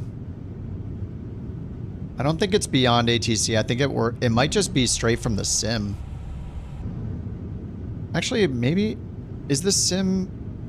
I don't know if the sim one is broken because why is this not working? Oh, there we go. If I go here to Albuquerque, info, weather, there's no METAR. This might be a bug. I mean, it could be its own source. I'm not sure. I have no idea where they get it from. Like the working title stuff, back when they were, I remember when they work on like the Garmin's, the G1000, those will pull in METARs as well. That used to be separate from the flight sim METARs. Oh, the sim can't feed the ATIS, yeah. Yeah, they just shouldn't make... I mean, they just shouldn't call it D-ATIS then. It's kind of confusing if they label it D-ATIS and you're like, time to get the ATIS, and then it's not the ATIS. We can already get the METAR.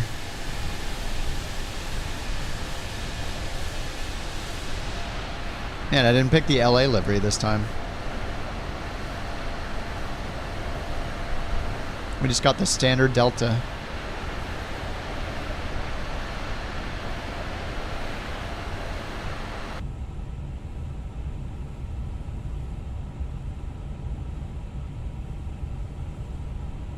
Blank screen, that's good. And TOD 235 miles. All right, I guess we'll do the let's do some acceleration then. Auto save. But today is today the 5th. Yeah, UTC, it's the 5th, 335. Okay, it's saving like every... It's saving every 8 minutes or something? Every 7 or 8 minutes? I don't know. Okay, options, simulation, time compression, double speed. All right, activated.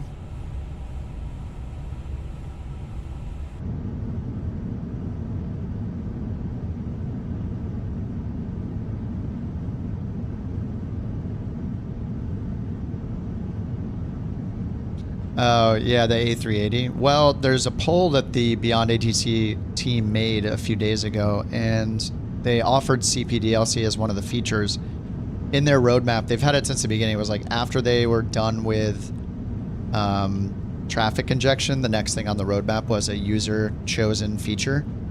And Delta 323 Heavy, it's ridiculous, but people voted for GSX integration over CPDLC, over turnaround support, so you didn't have to turn Beyond ATC off, which removes all the injected traffic, and then start a new flight, which then resets all the injected traffic.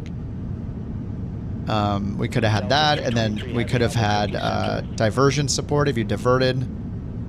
Yeah, the tiniest feature, the most people ask for, and it doesn't even do that much for you. All it does is save you a couple clicks in GSX.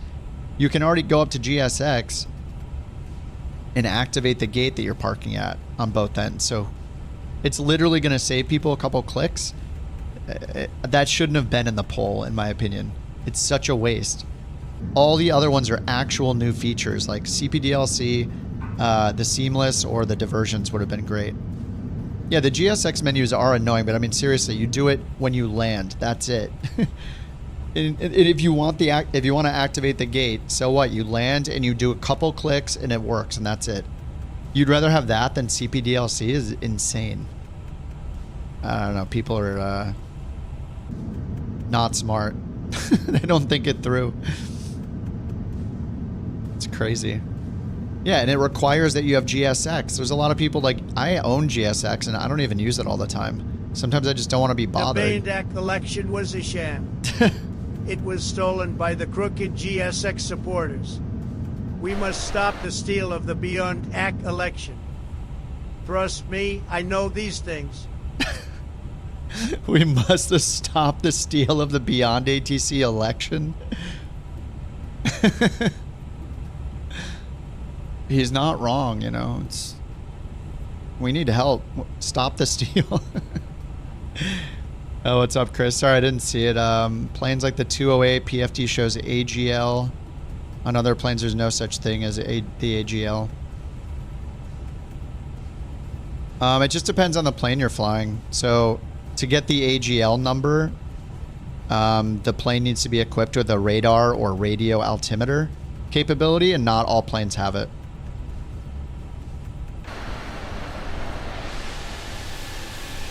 And in those kind of planes too, the AGL number is really just convenience. You're not really using it for anything.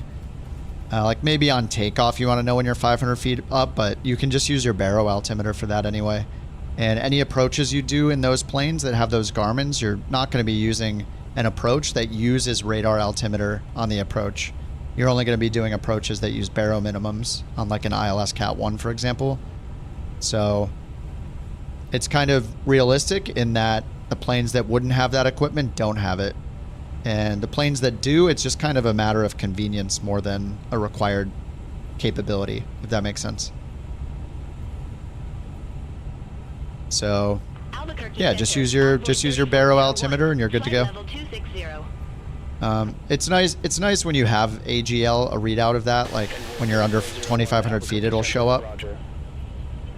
I mean, if the plane you're in has it, it will only show up if you're under 2,500 feet. That's pretty much every plane. Like even this one, I think it only will show our altitude above the ground when it's 2,500 feet or below AGL. And a plane like this is going to be able to use approaches that use the radar altimeter for minimums, like a Cat 2 and Cat 3 ILS approach. The more GA planes, like they're only going to fly a Cat 1 ILS approach, and you use baro minimums when you fly a Cat 1 ILS approach. So the short answer is, it's a nice to have in those kind of planes. You don't actually need it. But yeah, if you're in the 208 or something like that, you're under 2,500 feet, you should see it. Even like the Vision Jet shows radar altimeter. It's nice when it's available, but it's not always going to be available. Yeah, I hope what they do is like do GSX and then do CPDLC. I mean, we're all hoping that. I'm sure people were arguing in their Discord constantly. Like I looked at the Discord briefly and I must have missed all the argument. I probably would have participated myself, but whatever. I'm not I don't want to get involved.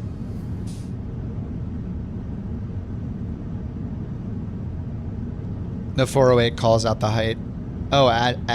Oh, as if it has a radar altimeter, you're saying? Yeah, I mean, it could just be a bug, an unrealistic thing that's in there. So you're saying it'll say 200, or it'll say, I mean, it'll say 200 even when it doesn't have an RA readout? Is that what you're saying? I'm on 2X, JT. I mean, if it says it and it doesn't have it, then maybe it's just a bug. Like if you're flying around a 172, you shouldn't have a radar altimeter.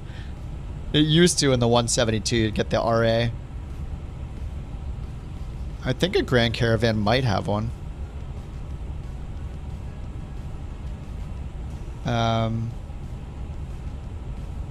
What up?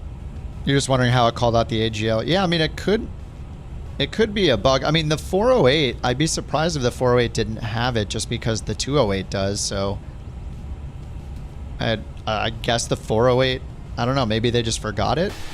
And you're sure you're under 2,500 feet when you're checking? I mean, I guess you would be if you hear them say 200. And it's not saying minimums, right? Because it could do the minimums call out just through the baro altimeter. Yeah, I mean, it could just be a bug. The 408's new. Oh, the 408 does call out the AGL, but doesn't display it. No, there's no button. As far as I know, there's no setting to turn it on or off. It's just when you're under 2,500 feet, it'll show it, and that's it. Center on 133.5. I'm not sure about like real world. I don't think I've ever looked up the manuals to see if there's a way to turn it off or on, but no, there's nothing you could have done to turn it off, as far as I know. You feel like the vote shouldn't be about, hey, this is the only thing we're adding? Oh, and instead of view on what people want? Hopefully. They did say they plan to implement all of them eventually. Oh. I mean, is there a strategy people are taking where they know that GSX is such a simple implementation, or it's so small that they want them to just do the simplest one, so then they'll get to VFR faster? Like, I don't know if that was the people's strategy, but I just assume that they're being dumb.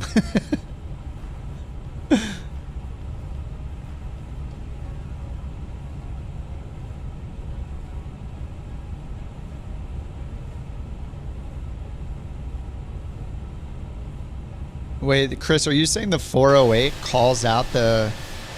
Wait, does it? The 408 says 500, 400, 300 like an airliner? It probably only says 200. Or minimums. I don't know. Does it even say 200? I think it says 200. The Garmin's. Day one, people voted it the most when they didn't even say what it did. Yeah.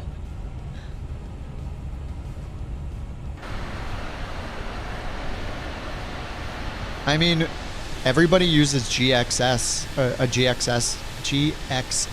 just fine right now. So I don't know, like what do they think it's going to do other than save you a couple clicks? I don't know how somebody looks at CPDLC and then GSX and picks GSX.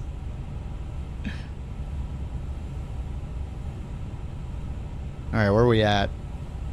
Oh, 92 miles. All right, let me turn off time Excel. Time compression off. I wish instead of pause at TOD, I wish they had another one that was automatically turn time compression off when you get to 100 miles out from TOD. Like instead of pause, I wish it would be like at TOD 100, what do you want us to do? Nothing. Pause. Switch back to 1x. That'd be cool. I mean, that's such a whatever. It would be nice, but whatever. You know, it's not a big deal. All right, 86 miles out. So, can we get the ATIS now? I wonder if these volumes are actually working. Because that is VHF2. And I'm not hearing it. All right, I'm going to turn off the option in Beyond ATC and see if we hear it. Enable cockpit radio controls. Okay, do we hear it now? These shouldn't do anything.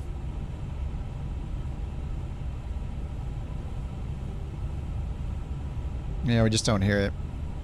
All right, I'm going to turn that option back on.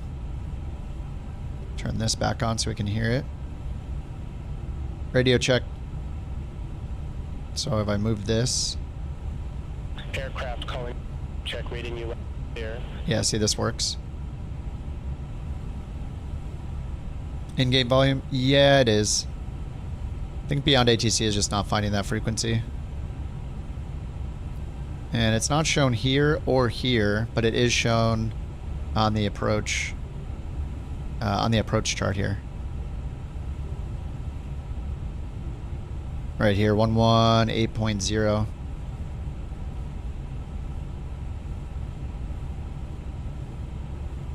Well, let's just ask them for the weather then. Albuquerque, can we get the weather at our destination, including the magnetic winds, the QNH, and the temperature?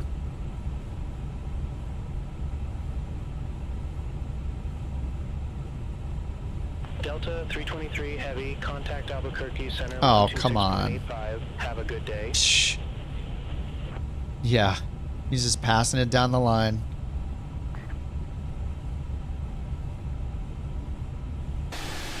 (126.85). Whoops, I switched while she was trying to talk. Albuquerque Center, Delta 323 Heavy, flight level 400.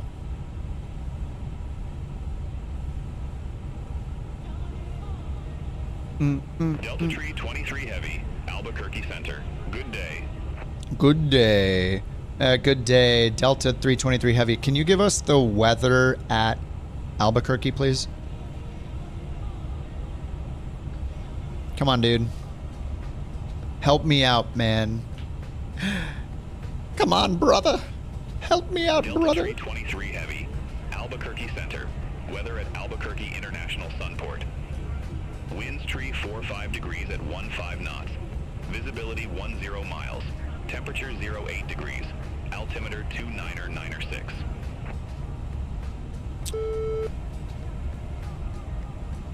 Thanks. And are those winds in true or magnetic direction? Can you make sure they're in magnetic wind direction, please? Aircraft calling for direct to, say call sign. Delta 323 Direct to. Delta Tree 23 No. Heavy, Roger. Say fix name. Fix name. Where are we going direct to right now? Tango Charlie, Charlie.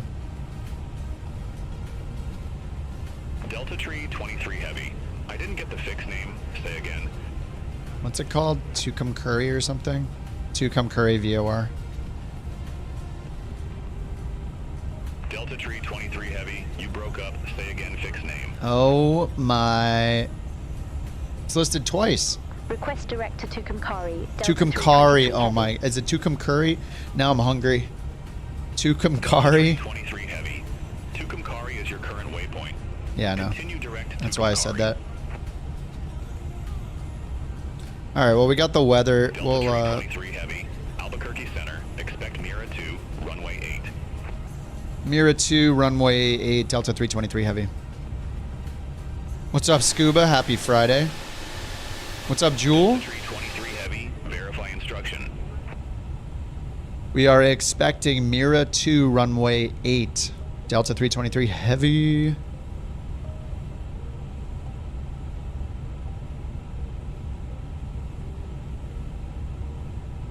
Mira, expect 15,000. We're ready to descend, Delta 323 Heavy. Oh, no, we're not. Whatever. Delta Tree 23. Heavy, after Tucumcari, cleared via Mira 2. Pilot's discretion descend and maintain flight level. 250, Albuquerque Sunport landing runway. 8, altimeter 2, 9er 6. Nice. All right. 2996 cleared after Tucumcari. After Tucumcari. We want cleared via cookies? Mira 2. Dude, I would, I got some cookies. The Mountain got me some chocolate chip cookie dough ice cream today from the store as a special order request. I don't have any, I don't have beer, but I got ice cream, so. Treated myself. I feel like I have ice cream like every 2 months maybe or something like that. It's so good though.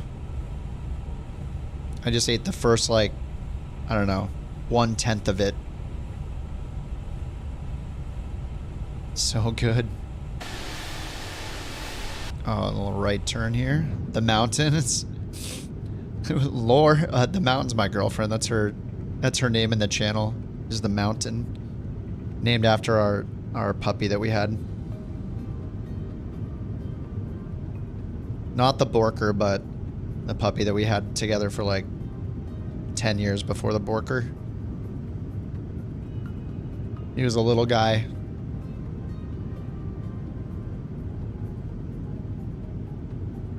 Cookie dough. Chris says 100% on the 408 counting down. 500, 400, 300. Really? Wait, we're talking about the Sky Courier, right? The Cessna 408 Sky Courier?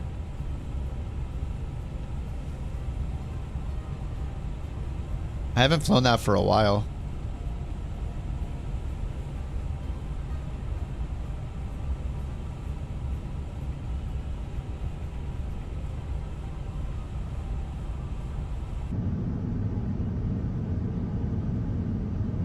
Are the engines wobbling?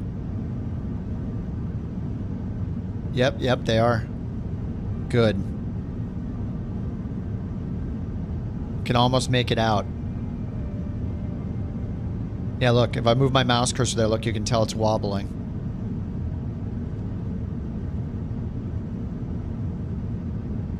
G1000 plane icon.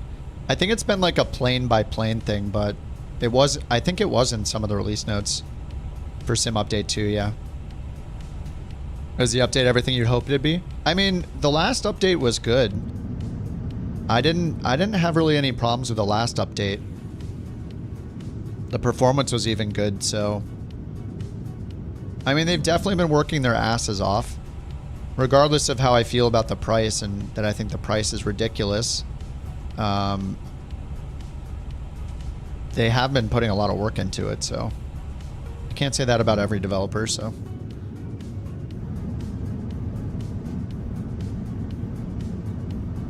What's up, AJ? You got your PPL because of me? Oh, God. That's terrifying. You always wanted one after the videos on the G1000. You pulled the trigger. Oh, heck yeah, dude. That is awesome, man. Yeah, I still haven't touched a real yoke. Still not a real pilot myself. I probably never will be. That's incredible, man. Congrats. What did you train in?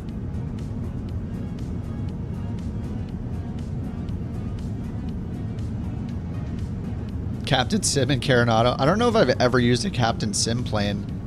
Carenado planes are fine though. I mean, like they're like a basic plane. They have a lot of them.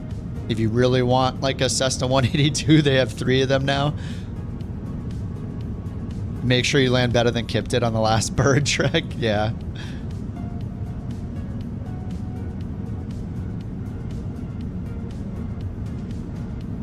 Oh, weird, Chris. Yeah. I haven't flown the Sky Courier for a bit.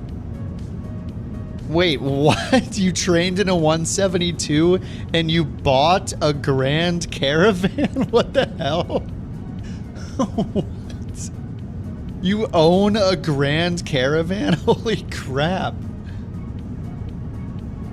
That's insane. So wait, is it your job now? Are you fly? Well, you have your PPL.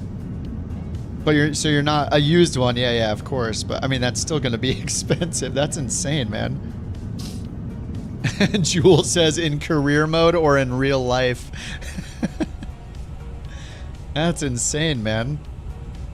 If you're on the Discord, we would love to see some pictures if you're willing to share.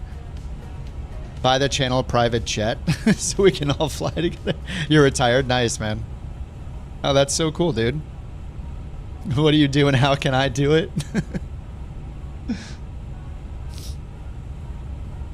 Oh yeah, they said we can start our descent soon, right? 13 miles till TOD.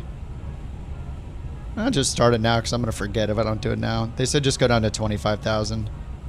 Alright, engines. Engine power's going down, 800 feet. Starting our descent. Got some nasty stuff here. We'll turn on the engine anti-ice as we're going through it. Total air temp, minus 19. Static, minus 50. But anytime you're under positive 10, throw on the engine anti-ice. Unless we want to leave it on and see if it does anything. Leave it off, I mean. Texas oil money. Hell yeah. Dude, that is insane. You're flying a Grand Caravan.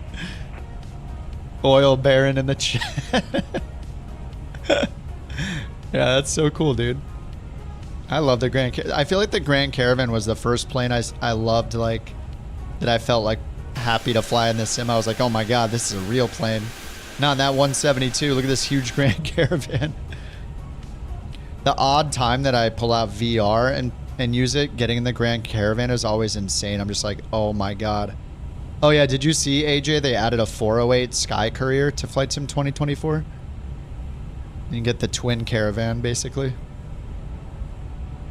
Same way your uncle got his 182 as oil money. The ugliest plane ever. Yeah, it's really not pretty. It's definitely not pretty. Like, the Kodiak looks so good compared to it. 408's amazing. Alright, that's us. Alright, 132.8. Let's see if she does it. UK female, do it. 132.8, Delta 323 Heavy. Ooh, she did it. Good job. Albuquerque Center, Delta 323 Heavy, descending via Miera 2, flight level 385. Alright, here's Miera 300 knots. Wow, okay. Supposed to cross Miera at 300. Oh, max 300. Yeah, I think we'll just let it manage the speed. That's fine. Oh, what's up, John? How you doing? F28. I think I flew it like once, and I was super intimidated by it. I think I only flew it one time on stream a while back.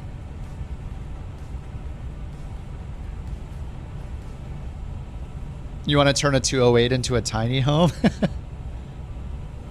Yeah, I've never been in a 208. I mean, the things just look absolutely massive.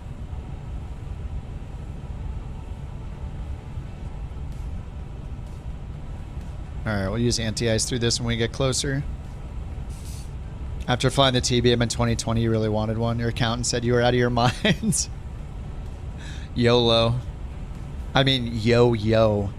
Y-O-Y-O. You only YOLO once. Yo-yo. Would I say it's still not worth it? I don't know that I could say any plane is worth like $77. It's kind of insane. I mean, it's gotten a lot better. If you have the money, it's no big deal for you to spend $77, and you've probably already bought the plane, I would guess. I don't know, but I mean, it's gotten noticeably better the last patch. 106 for me, the performance was much better for some reason. I do have frame gen on tonight, though. I usually don't use frame gen, but I'm trying FSR out. $77 this plane. The Innie build's A350.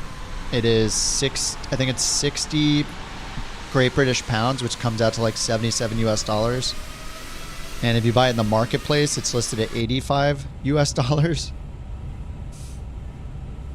And I've been saying that the Phoenix was $50 all this time, but the Phoenix is actually 50 pounds. So I think that comes out to like 60 something dollars, 62, 65. But do you want to spend $77? I mean, from the start, Innie Builds is banking on the fact that they have the only A350 that you can buy in Flight Sim. So, yeah. I mean, if you're happy with other Innie Builds planes, they have been putting in the time. Like, I think it's insane that it's $77.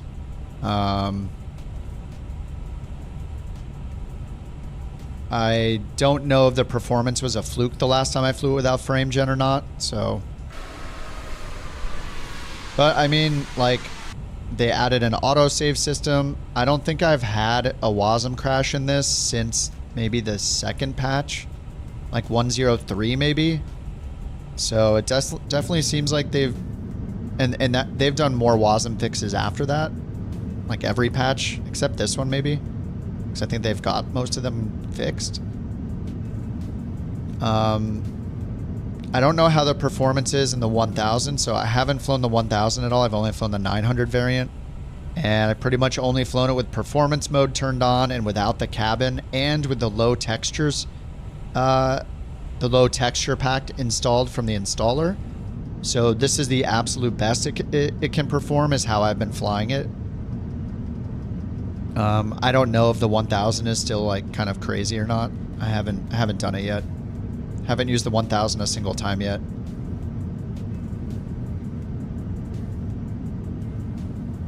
So I mean, with the cabin, I would expect to lose like almost 10 frames. At least the last time I tried it, that's what happened. When do we get more commercial planes usable in crew mode? I have no idea. I was hoping that the Carenado 182 that came out recently, that's 2024 compatible, would be on it. We looked through the wear and tear system, and the new Carenado, it was like $20. It was a 182 Quebec, so it's like a 182, but instead of Garmin, instead of a G1000, it has like a 6-pack and a 430 in it. And unlike the RG, it does not have retractable gear, so it's still fixed landing gear. But that plane, even though it's a $20 Carenado plane, my thoughts about it were like, well, 2024 is like a totally different thing because of the wear and tear system that was introduced in it. So the 182 Quebec that they released for $20 or whatever has wear and tear on like 70 components. So it's got failures and wear and tear all over it, all built in, because of the architecture in Flight Sim 2024 having all of that. So getting wear and tear and failures in a $20 plane is kind of insane. Like it's a whole new world because of 2024. But even though they implemented it, like Bork Rifle 277 is to people 26. Thanks for the Bork reports. Congratulations. So the main issue though with the wear and tear is in Flight Sim 2024, the wear and tear that you get in career mode, you do not get the wear and tear in free flight. So that Carenado plane is also not in career mode yet. I have a feeling that Microsoft maybe is just not ready for anyone to have a plane in career mode yet. A third-party plane, like maybe we'll see a few come at once, who knows. But we did look at the debugger, like Bird walked me through it. We looked at the debugger and verified that the wear and tear works and the failures work because I pulled the wear and tear down and it failed things. We tried like the flaps, I broke the left aileron cable and like all sorts of stuff. Everything worked as expected. The circuit breakers were not attached though. Those didn't do anything, but the actual wear and tear did work. The problem is in free flight mode, it forgets the wear and tear every time. Every time you load into a flight in free flight mode, you are in a pristine plane. The wear and tear is all set to perfect condition as if you just repaired the plane in career mode. So that's, yeah, and Bird says for now, because what Bird's been working, or he's working on, or is because of us talking about this stuff, he's making a mod, or I don't know, he's almost done with it, like I don't know. The mod will remember your wear and tear in your planes in free flight mode, which is what it doesn't do now. So you get kind of the best of both worlds. You can do free flight mode, use whatever career mode app you want, and none of the career mode apps do it either. No career mode app keeps track of the wear and tear in 2024.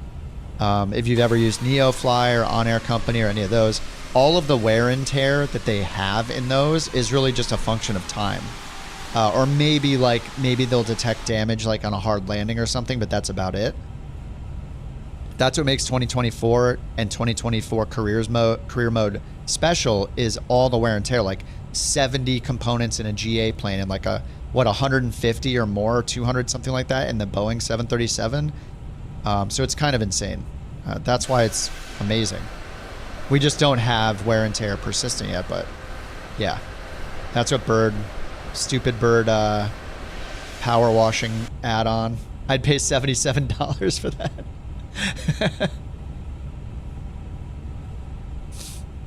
Anyway, all right, we just we're at 25,000 now. 132.8. We are there. We're checked in, and we're just waiting for descent now. All right, so hopefully they give us a descent instruction soon. I'm gonna let's bring up the arrival here so we can see ourselves on the map. And then over here, we'll bring up the approach. All right, if we get the Cat 1, it's 5530. 5530 for our minimum, so. Delta Tree 23 Heavy, contact Albuquerque, approach 123.9er. All right, there we go, 5530. Contact Albuquerque, approach Delta 323 Heavy. When you say 113.9er? 123.9er? She's got it. Albuquerque approach, Delta 323 Heavy, flight level 250. Stay tuned. Bird says stay tuned. We might have something to show this for show and tell later this weekend. Comment about the flyover? No, sorry. Altimeter 299er6, expect radar vectors for ILS runway 08. You live by Fenway Park. You saw KC-46A escorted by two F-35 Lightning IIs. Flew right over your house 5,000 feet. Holy crap. Oh my god, that sounds awesome, dude. I always, whenever I think of flyovers, I think of a B-1 flying over it. I went to like the Rose Bowl one year was it at Dodger Stadium?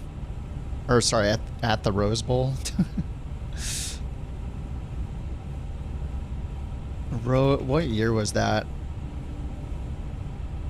Yeah, sorry, in Pasadena, Dodger Stadium. In Pasadena, yeah, we went to the Rose Bowl, and yeah, there was a flyover while we were waiting in line. We had no idea that it was going to happen, and we just heard like, and then I look up, and then I see I see the stealth bomber like silhouette. I'm like, holy beep beep. Just like, I was instantly humbled.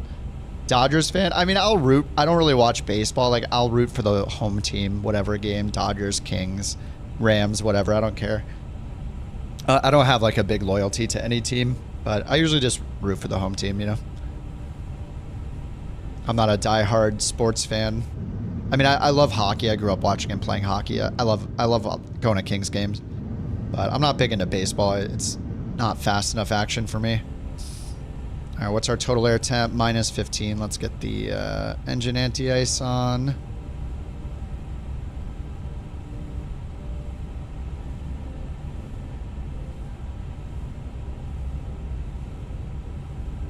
The Borker has arrived. Oh, F1. I've never like watched the race. I did watch like the documentary, whatever, the Netflix one, up the first season of that. It was cool. Oh, the Kings are killing it at home. See, I'm not even following. I'll go to a game every now and then, but I just don't follow. I just play video games, you know. This is all I do. I just play work, and then I play video games. Then I go to bed. Then I work, and then I play video games. I should replace catching up on news with catching up on sports, probably. Probably be healthier. All right, we're going to get to descend here. What's going on? Oh, wait, did they say something? Oh. It said expect... They said 2996, expect radar vectors. Wait, I didn't hear anything. Oh, it's stuck on generating speech. Well, let me change the frequency and change back. Oh yeah, it was messed up. Albuquerque approach, Delta 323 heavy. Alright, we should start the descent. Delta 323 heavy Albuquerque approach. 6300. Altimeter 299er6, expect radar vectors for ILS runway 08.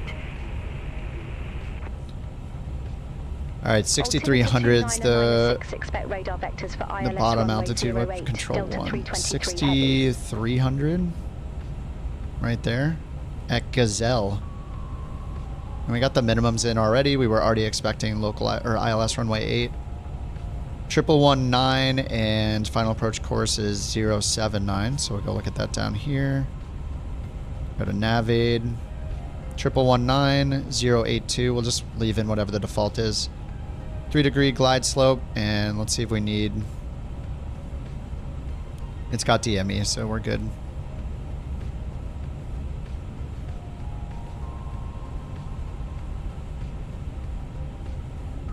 Alright, they didn't tell us to descend, but I'm starting to descend. 2996 vectors for ILS runway 8. Yeah, I'm going to try to descend us faster here. Thrust idle, open descent. I mean, the runway is 10 miles in front of us, so. Let's get a little speed brake action. Descend a little faster.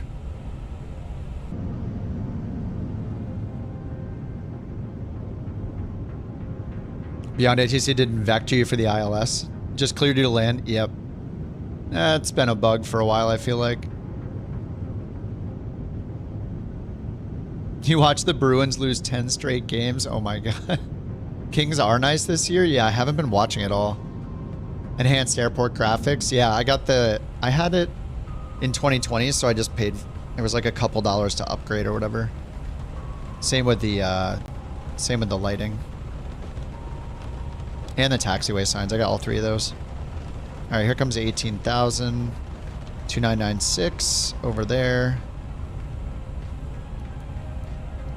2996.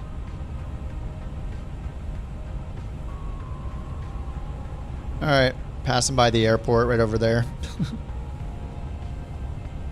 Just gonna give it full speed brake, see how it goes. 4,000 feet per minute, we're going in.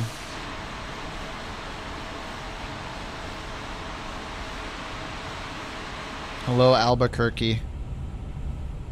Alright, so we're going to need to do a reversal over here, basically. We need to get down to 6,300 feet. Let's hit LS.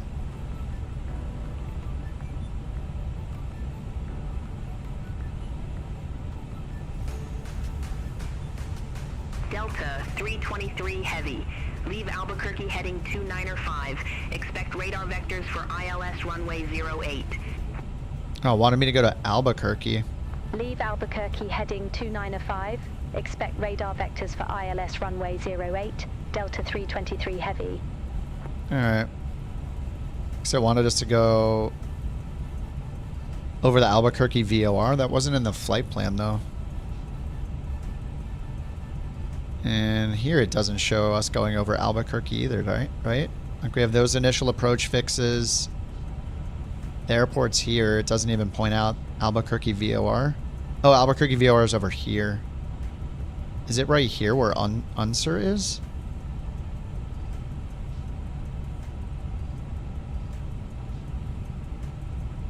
Anyway, we're on the right heading. On the heading. Flying right over the glide slope right now.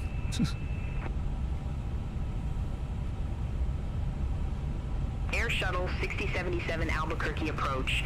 Altimeter 29906. Expect the ILS runway 03 via Comro.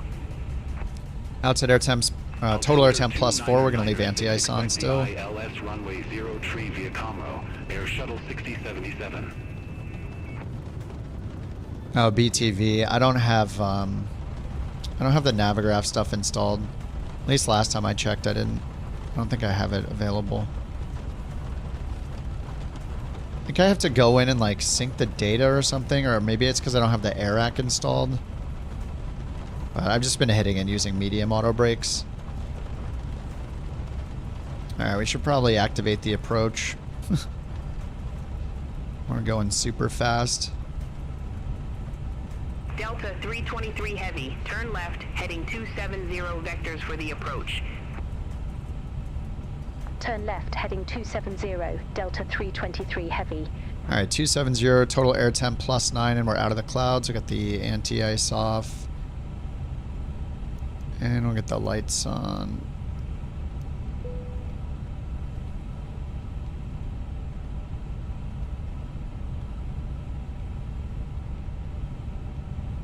$2,500.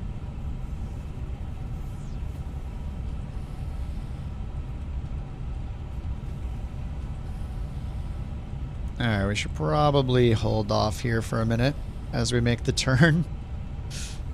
We don't need 2,500 until the FAF. And we got some mountains coming up, so...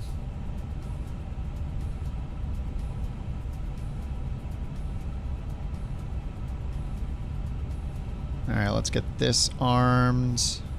Oh, I never set this. I always forget to set my TARA to below or norm.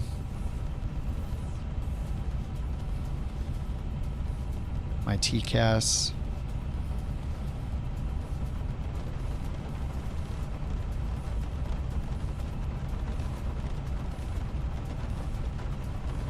Dude, we hear so much rain, but we don't really see a lot of it.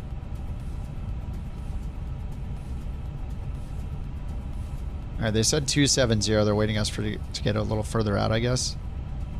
We're above the, or we're below the VNAV profile now. So we need to turn around.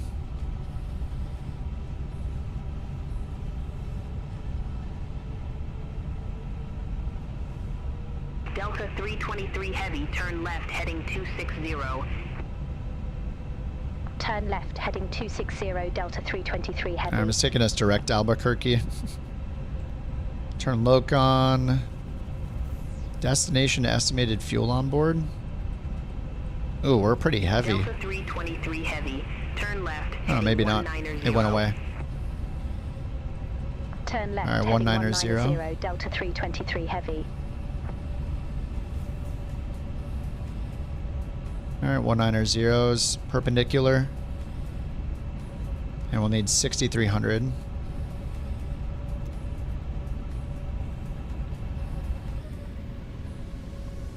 Damn. Your weather just switched clear to overcast and back. Live weather things.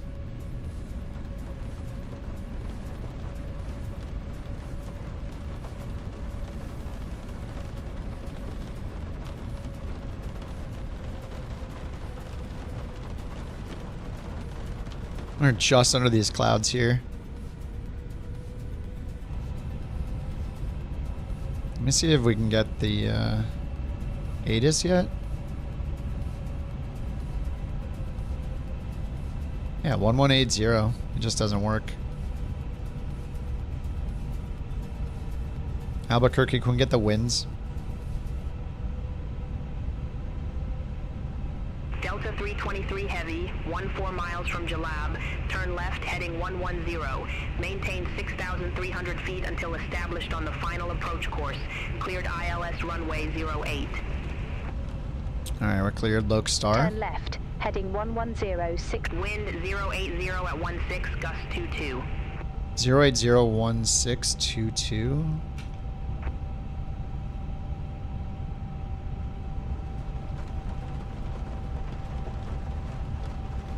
Alright, they clear us for the approach, so I'll approach. Glide slope's more than 2 dots above. It's an ILS Cat 1. Alright, let's go get the winds in. She said 080 at 16, gusting 22. 46, so add 3 to that, 19. Adding half the gust factor for 19.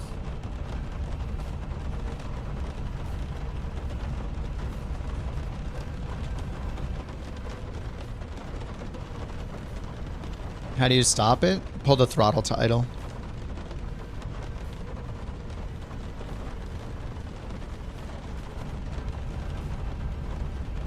Oh, we're still 18 DME? Holy crap.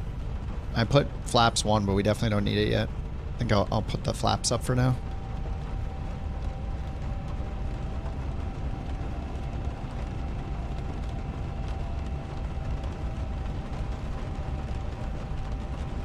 Air Shuttle 6077, cleared direct Comro, cross Comro at or above 1010,000. Cleared ILS runway 03. Cleared direct Comro, cross Comro at or above 1010,000. Cleared ILS runway 03, Air Shuttle 6077. Alrighty, let's see. 16 miles out still. We're gonna turn terrain off.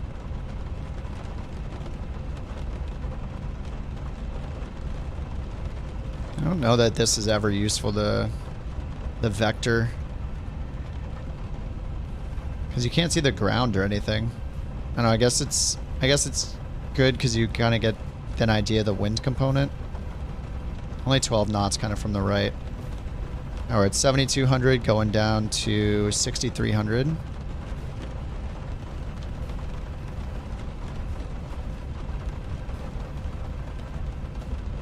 Glide slope still more than 2 above. We got our DME minimums in right here, 55, 30, going down to 6,300 feet. If we need to do the go around, it's climb. 5,800 right turn, climb to 8,000 direct Albuquerque. So we're just turning all the way around back right out here. And there's the VOR right here.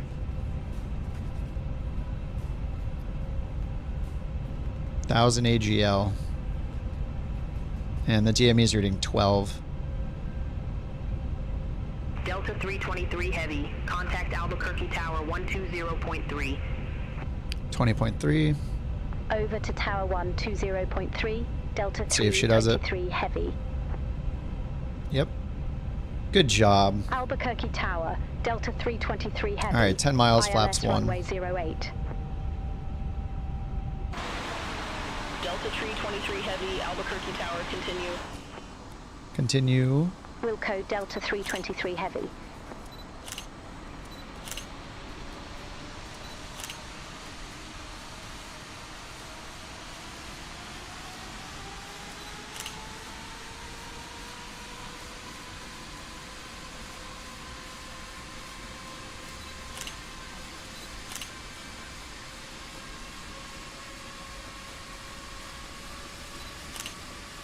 Camera is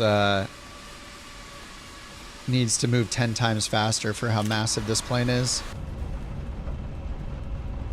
Alright, 7.5 miles. It's 1 dot. Glide slope's 1 dot above. I'll go gear, flaps 1. Spoilers armed. Sorry, flaps 2, gear down. Good. Everybody sit your butts down.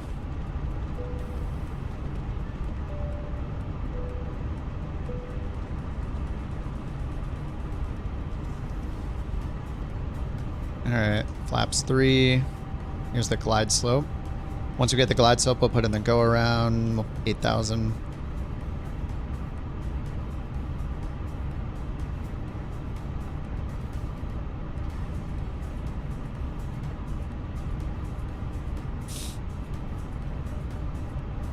Still on VNAV. So that's why we're not on the glide slope just yet. VNAV's is sending us down to 6,300 now.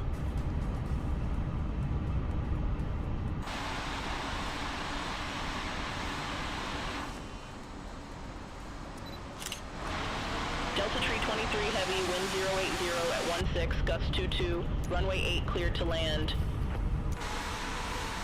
Runway 8 cleared to land. Delta 323 heavy.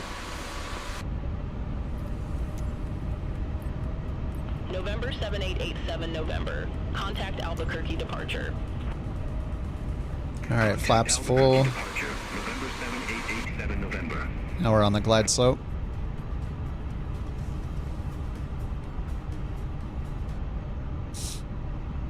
Glide slopey. Let's get the go around altitude set. 8,000. 1,000. Alright, 1,000 feet.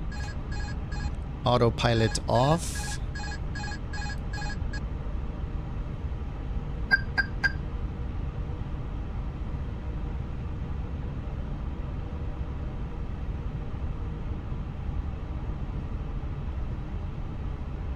Alright, that just the wind's just shifted to the front left now. Now they just went up to 20 knots. Alright, they did say they would be gusting 22, so that checks out. 300. 200.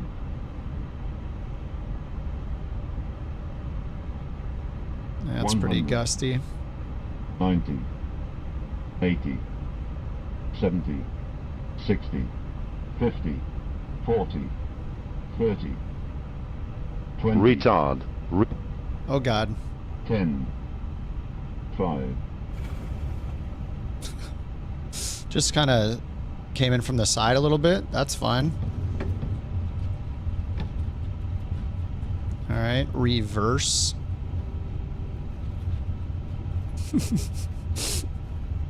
The winds shifted from, wasn't it from the front right and then it shifted all the way to the left? Delta 323 heavy, exit left at Papa. Left at Papa. Exit left at Papa. I hope Delta this is 323 Papa. heavy. Looks like it. I should have gone around, but I am very lazy. Man, that was, this thing feels so wobbly on final. Maybe it's just how it is. Delta 323 heavy, contact ground 121.9er. Ground 121.9er, Delta 323 heavy. Maybe it's just how it is, man. Alright, flaps up.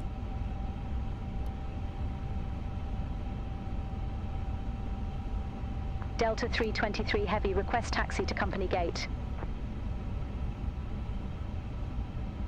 Delta 323 heavy, gate 14 taxi via Papa, Echo Charlie. Hold short runway 35. Gate 14 via Papa, Echo Charlie. Zero suitable Hold short runway parkings. 35, Delta 323 heavy.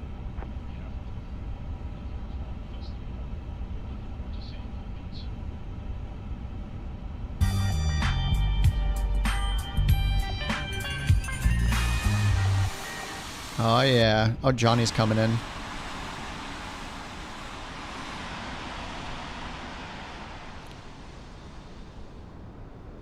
Average of 5 mins to load in, like to the plane? Or loading the sim?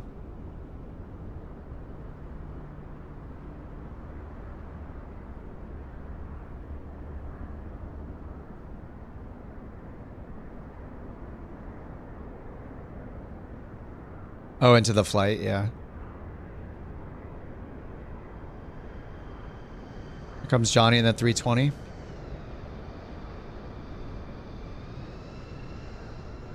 It's it got him in some FSLTL livery.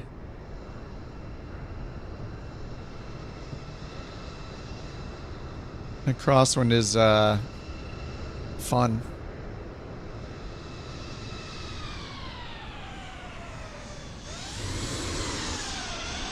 That's basically what happened to me. Oh, he saved it. Yes, onto the runway. That's pretty much what happened to me. Oh.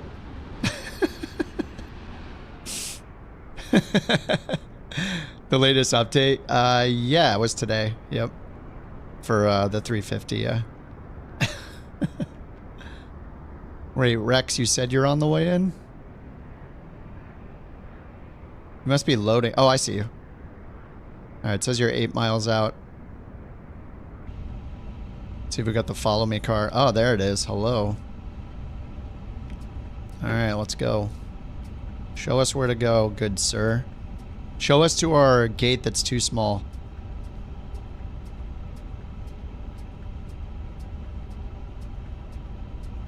Oh, you're gonna turn left? Oh my god, it juked. Really, dude?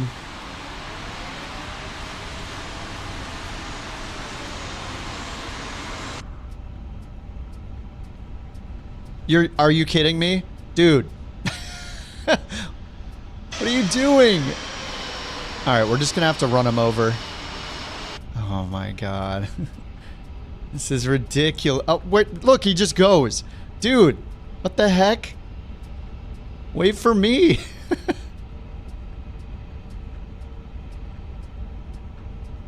Son of a bitch. What the? He's just gone. Where's he going?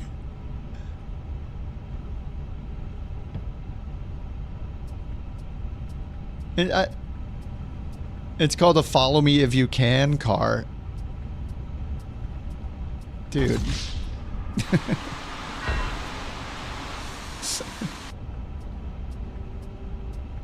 Alright, let me... Come on. Oh my god. Dude, the nose wheel steering in this is so bad.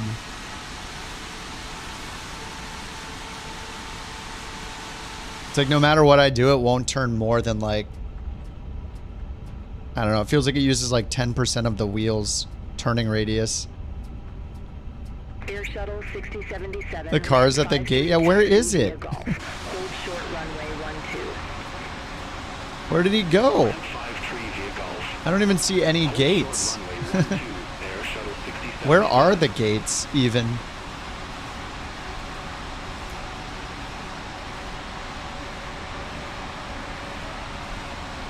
I needed to show me the spot.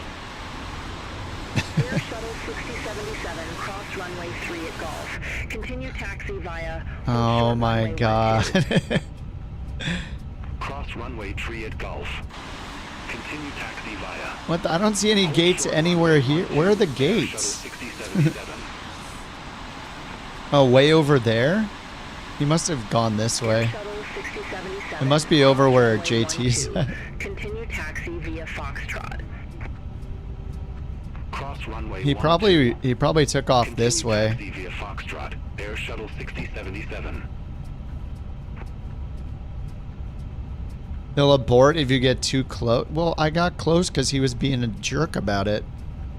What was he doing? He's playing chicken with a 350.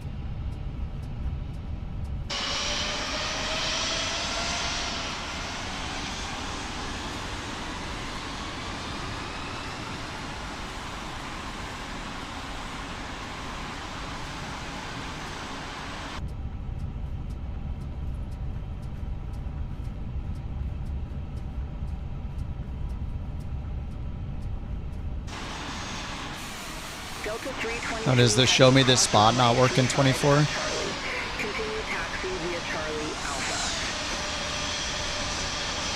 Cross runway 35 at Charlie. Continue taxi via Charlie. Alpha, Delta 323 heavy.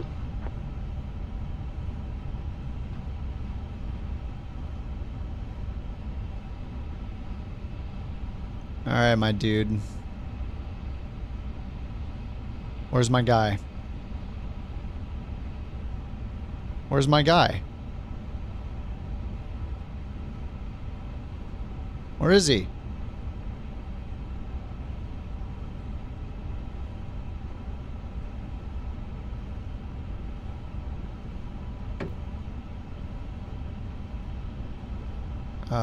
Get out of the way. Oh, he's way back there. I see him. He's back. Is that him?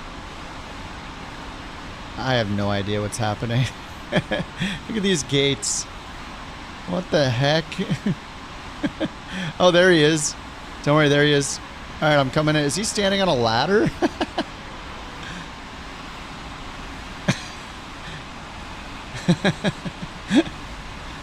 Oh my god, what the heck? Hey, get out. No, we're not. I didn't even stopped yet.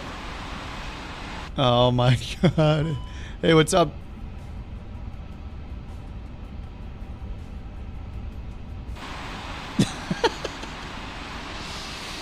Dude, I can't come any closer.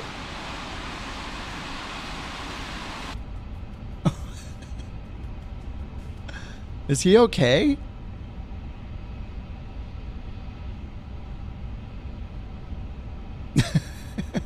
This is fine. I'm okay with the events that are unfolding currently.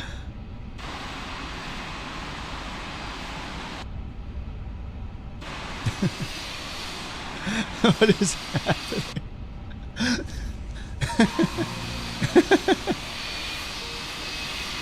What the is this piece of...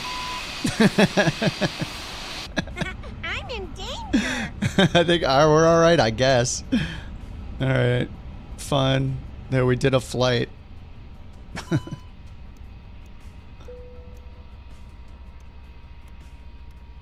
There. Success.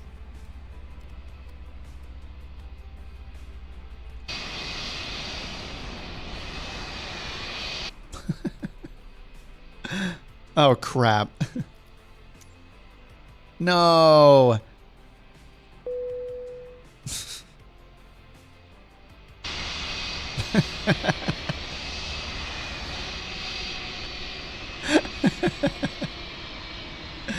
Success? Complete success. Alright. There they go. Oh, damn. Sorry, Rex. Crap, Rex landed.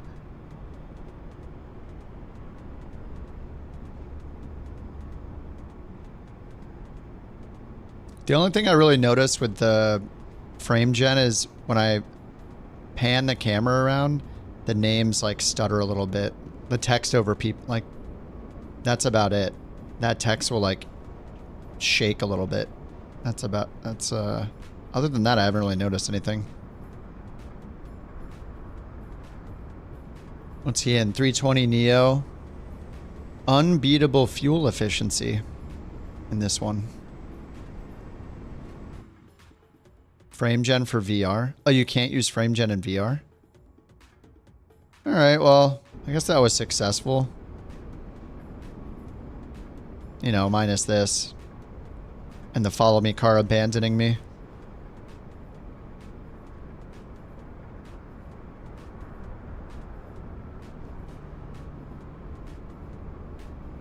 Okay, okay. What's next? I don't know. What to do, what to do. The 1000? No, I have not tried the 1000. So maybe we'll do a poll called What Next? I just want to test this poll thing out actually. So I guess I could try the 1000. I'm kind of scared.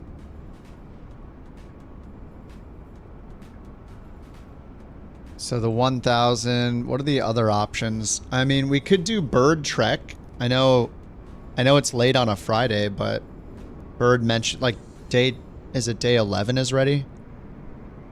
We could do a Bird Trek. I mean, we might not be able to do it with Bird until Sunday or later tomorrow night, he said.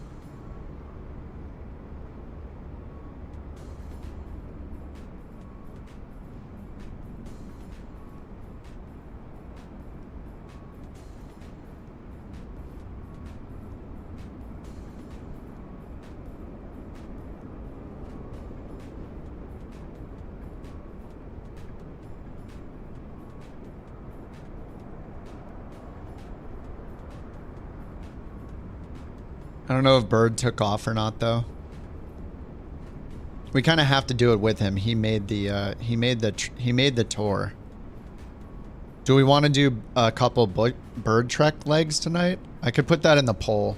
If there's enough people here that want to fly in the bush trek. Because Bird said that he might not be able to do it tomorrow or maybe late tomorrow. More than likely Sunday.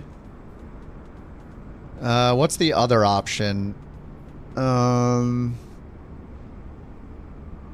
I could do another A350 in the 1000. We could do bird trek, or I could do what, career mode. I could do A319. Continue my.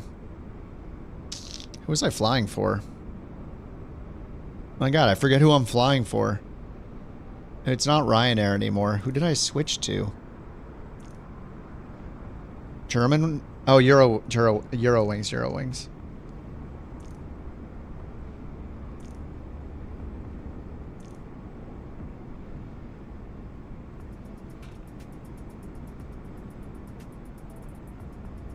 So yeah, pilot's life.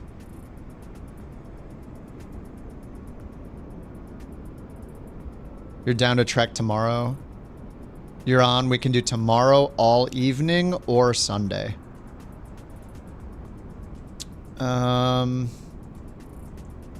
I have a friend in town that wanted to hang out either Saturday or Sunday, so I have to figure that out too.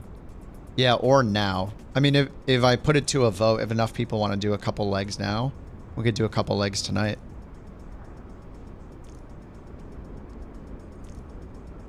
I'll put it in the poll and maybe we'll do a couple now.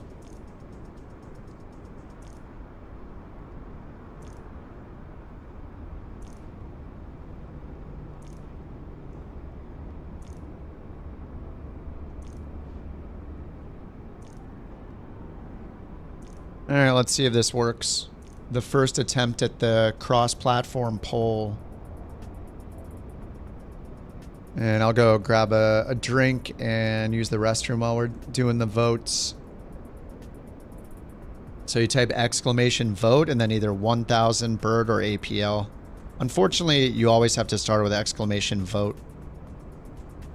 All right, I'm gonna go use the restroom and I'll be back in a minute.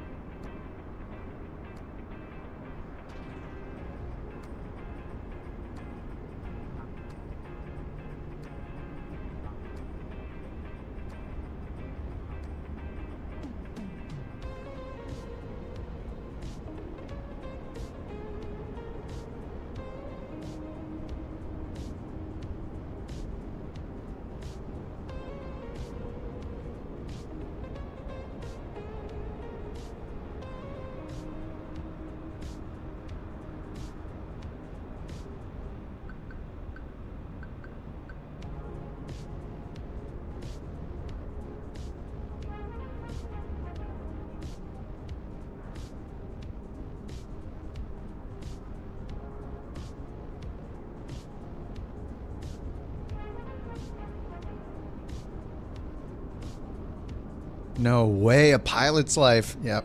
See, people want their weekend flying.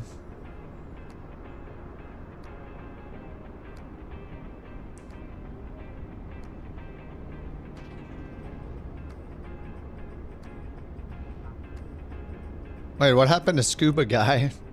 Stop spamming? Oh. Oh, I gotta fix that. Stream elements is harsh. Yeah, I don't think I meant to have that on. Untimeout Scuba Guy. Sorry, Scuba Guy. Well, let me turn that moderation thing off. I thought I turned all of that off.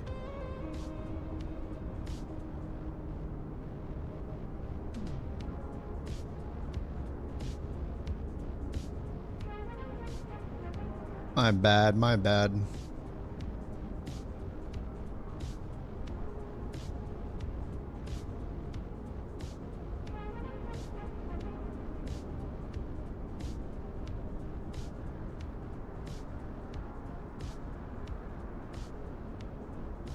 There we go, I turned it off now. Whoops.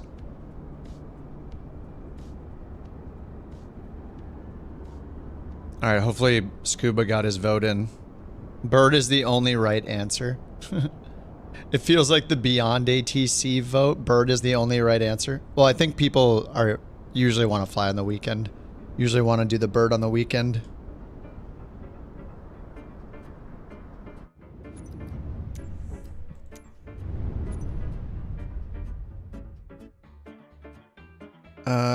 Wait, where'd the poll go? Wait, where did it go? It says time left 3 seconds. And then it disappeared. Oh, I guess it was done anyway. Whoa! Wow, that's very accurate. APL won with 52.9411764% of the vote. Alright, pilot's life it is then. I did one more flight source somewhere else. Let me see where we're at. That's very, very accurate.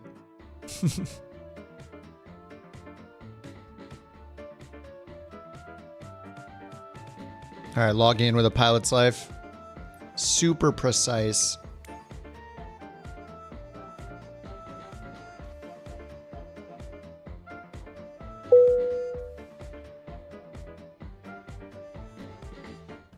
The heck? Where's my 319? Ah. Whoa. What are all these blank spots? Is one of these my 319? That's your credit card number? The AI knows all. What the heck? Where's the 319? It's gone.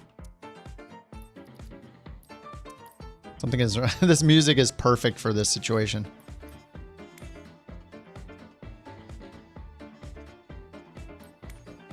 Is it in my library? It says it's installed.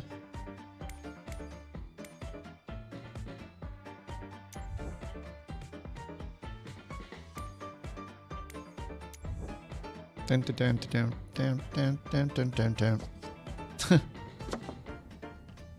What are we looking at? What the hell am I looking at? Now. You're looking at now, sir. Everything that happens now is happening now. What happened to then? The past then. When? Just now. Thanks, Sawyer, for the biddy. Oh, it's back. Look. It's here. There's also this other bug where this... Until you click outside of the plane, the configure part's gone. Can I do CFM? Oh, I don't have the livery. Wait, where are all the liveries?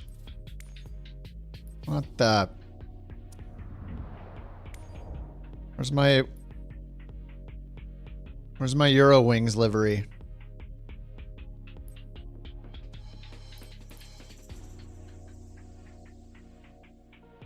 It's not the SL. Oh, that's the 321 anyway. Probably have to turn them off and back on again.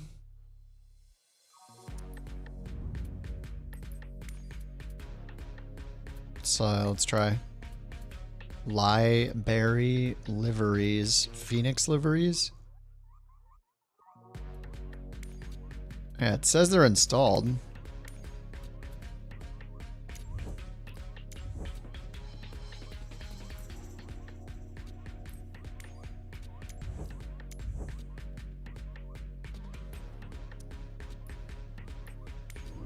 Okay.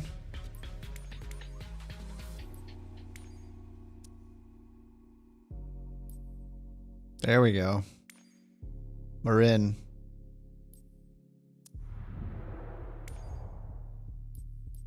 Look at this one with the black livery. It's on a 320 though.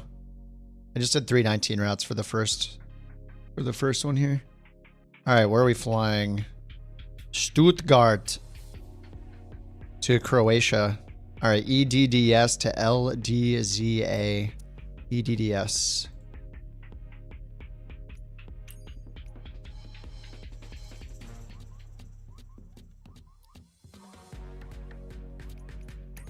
Whoa.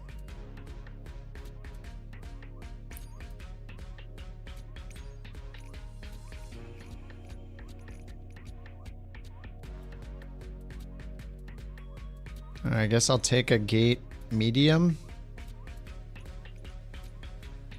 Take gate 16. Let's see. Make sure nobody's there.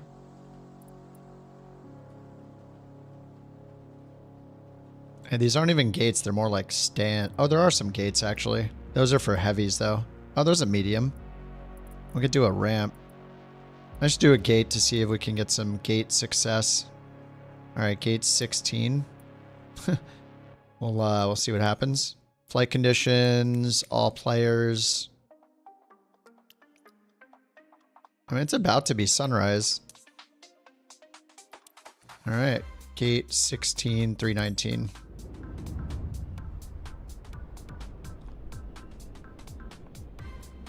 Okay, and SimBrief dispatch.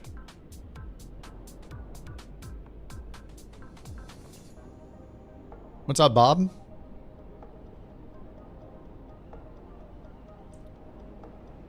All right, Euro Wings 2976 going to the Croatia Phoenix and IAE. Generate. It's late? Is it? 33,000 feet, cost index 18 with 103 passengers.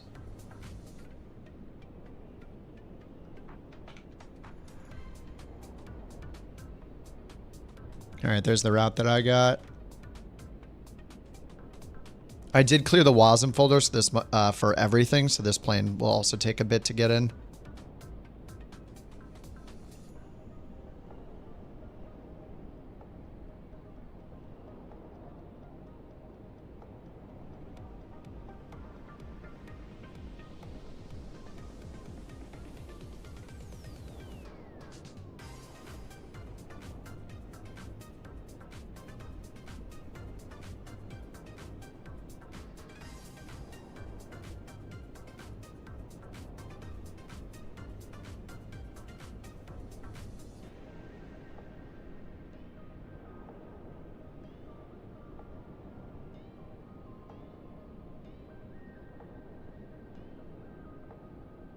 Alrighty. Look at that, it matches. Oh, there we go. What do you mean plan a flight? I just... Really? Volanta, come on. Are they ever going to fix that where it just deletes all of your flight info without you saying okay?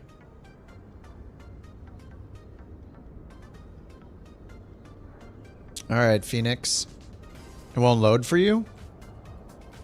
Ooh, this airport's handcrafted.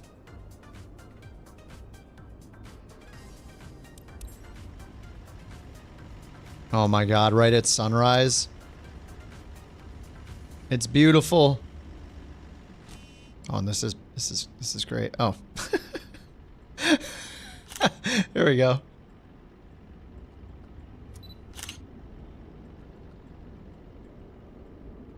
They trust guy that looks like this in this plane?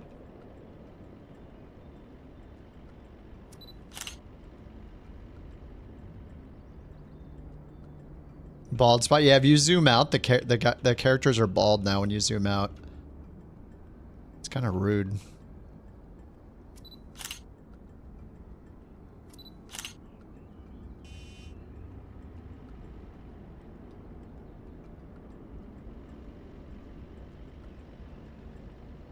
Uh-oh.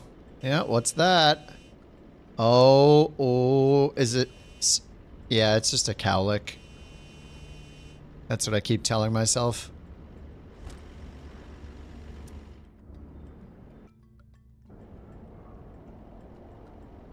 Yeah, so what are the feelings with the X-Plane update? Is it just kind of like, eh? Confirmed Kip wears a toupee? I mean, it's a nice toupee. Embrace the baldness.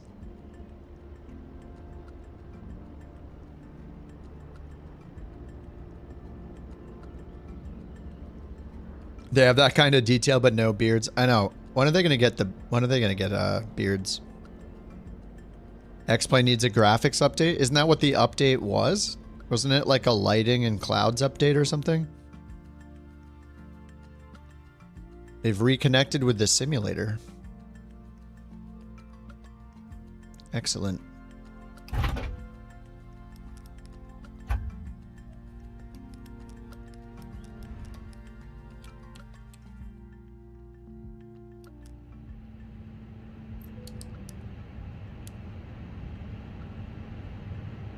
Alrighty, boot it up, boot it up. I'm gonna get the lights off again every single time. These lights off. That EFB out of here.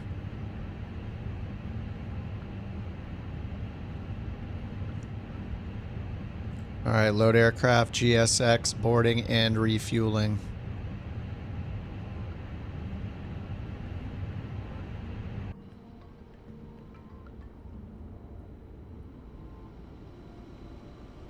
Rex, I think you're right on top of me.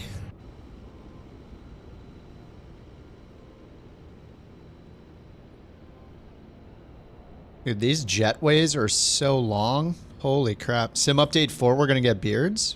Confirmed? I want a beard. The ground looks like Minecraft in X-Plane.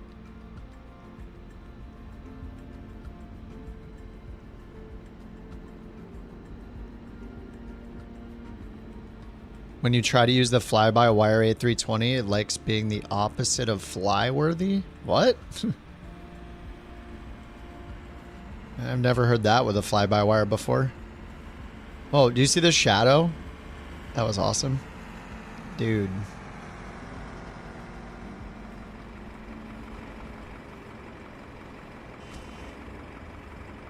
Alright. Fill me up.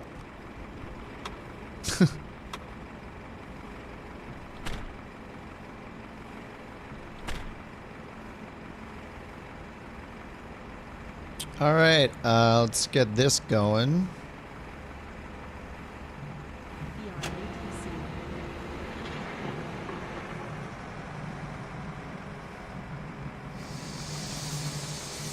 You're here in C27A? Heck yeah.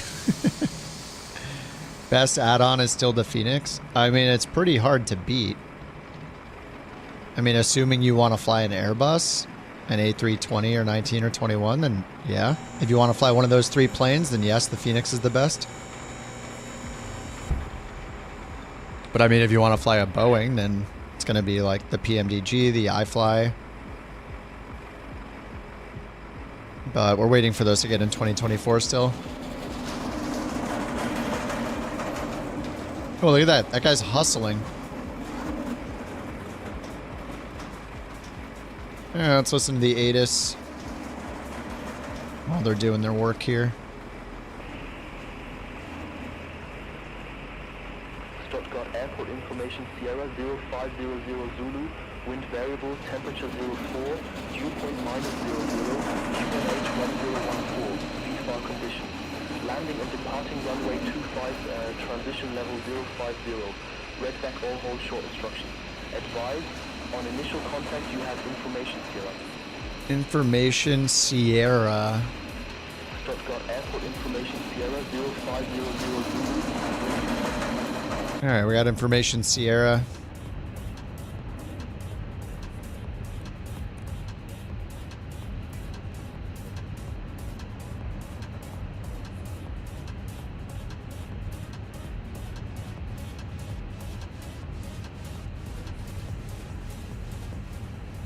This music is going. Alright, we're loading. Let's go over here, I guess. ATC. Prelim load sheet. 0 fuel weight, 113.7. Let me go refresh this. I'm going to do the import thing. It's not going to put it in the McDo, but it will put it here. There we go. All right.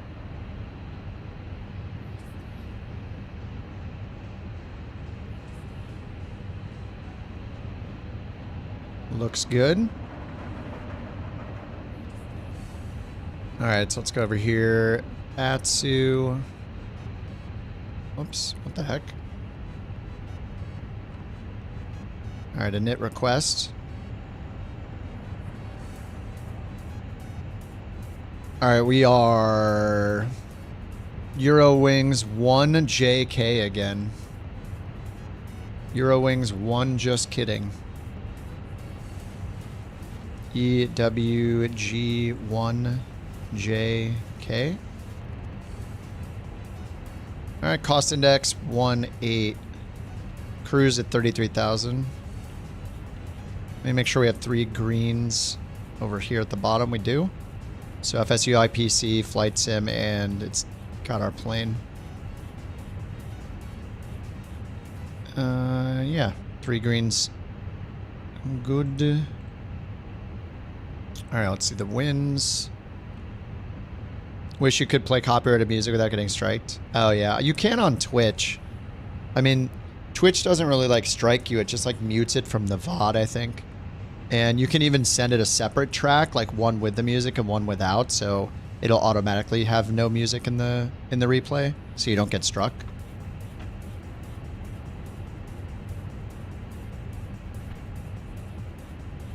But yeah, it's all good. We can do what we can with the copyright-free stuff.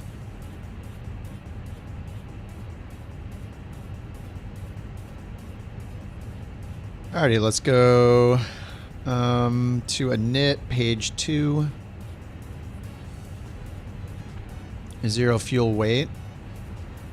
113.7. And 0 fuel weight CG 28.3.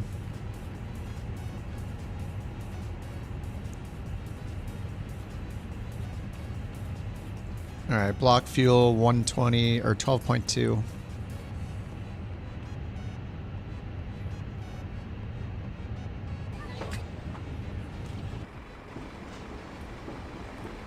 Huh?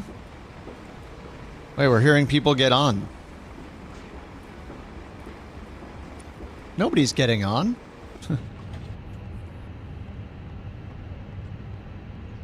yeah, it's boarding. Okay.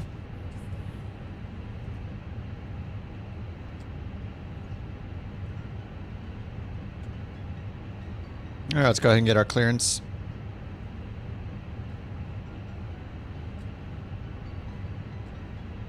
I'm just going to use Navigraph. Or I'm just going to use the EFB here. So we'll go flight planner, EDDS, frequencies, clearance, 121.915. Stuttgart, clearance, Eurowings, 1 Juliet Kilo, looking to pick up our IFR 2, Lima Delta Zulu Alpha.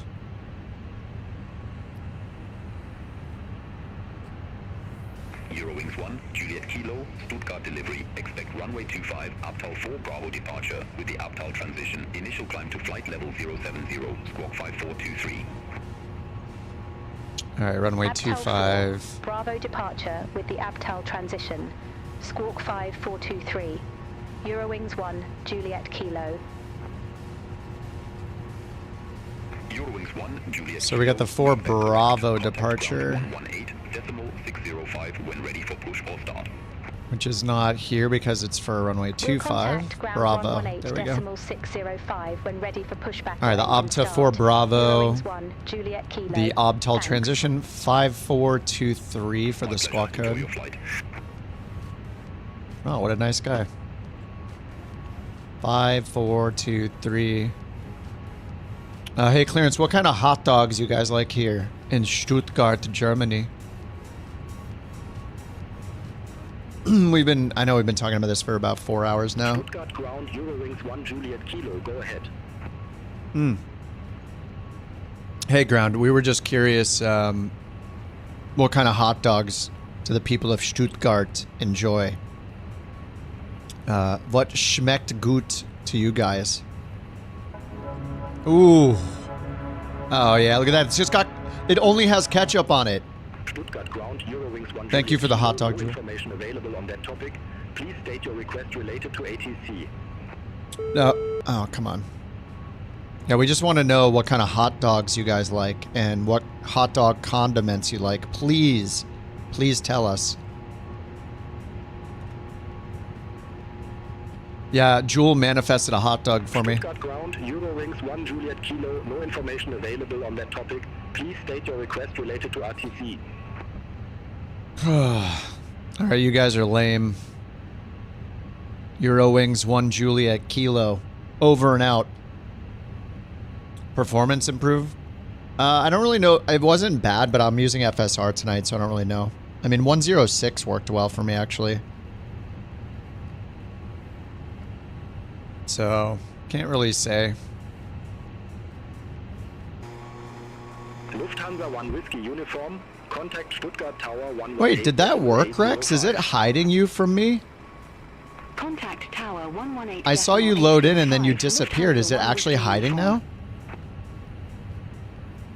It seems like it's actually hiding. Finally. Yeah, 106. I used the 106 update when it came out on Sim Update 1. And I actually had really good performance. I mean, I've only flown the 900 variant with no cabin, with the low textures installed, and with performance mode turned on in the EFB.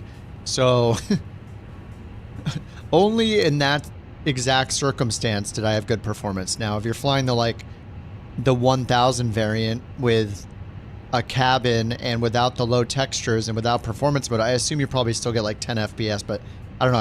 I haven't even flown the 1000 myself. I mean, they've definitely been working on it. I don't know if it's worth $77 or whatever yet, though, or if it ever will be. Yeah, the Germans are very serious. So I guess we're loading. They're still loading in the back here, but let's see what we're at. Oh, we're all boarded. No way. All right, sweet. Oh, we're not all boarded though. Do you guys know, does this refresh automatically? Or do I have to go back and forth? All right, well, anyway, we still got programming to do. So EDDS, they gave us the 4 Bravo, runway 25 instead of runway 7. ATA 4 Bravo. And then in Croatia, we're expecting runway 22. So I'll put ILS Yankee 22. No, the Lulu 1 Yankee. Lulu not to be confused with a Lilu. And then Ofroz, is that a VIA? No, or Zag, no VIA. Okay, insert. All right, let's go back to init page 2. And we got our final load sheet. Zero fuel weight 113.8. 113.8. Stuttgart ground, pushback and engine start approved. CG 28.3. Pushback and engine start approved. Face northwest. And our block feels the same. Alright, 12.2 fuel and tanks. 12.2 right there. Aircraft loaded. All right, so takeoff performance. Sync the load sheet. Takeoff weight 125.5 and 27.1. Takeoff 27.1 and 105.5. 103 packs. No babies. Okay, we accept. Alrighty, sync the weather. 2994, temperatures 4, winds are variable at 1 knot. 140, 41, 44, flaps 2, flex temp 73. We'll just send it to the McDo. Okay. Excellent. Flight plan over here. Let's get the APU on.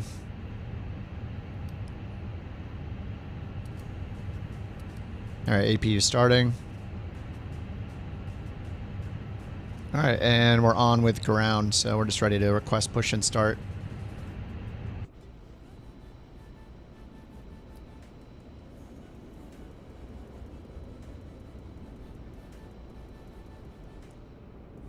What stand are we at? What gate are we at? It's on the ground. 16? Anyway, we're over here where the gates are. Damn, we have to go all the way down to runway 25.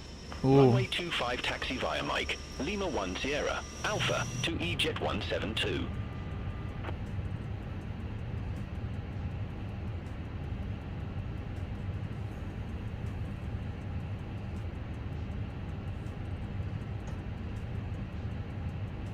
Alright, sounds like the APU's ready to go. Oh, I was wrong.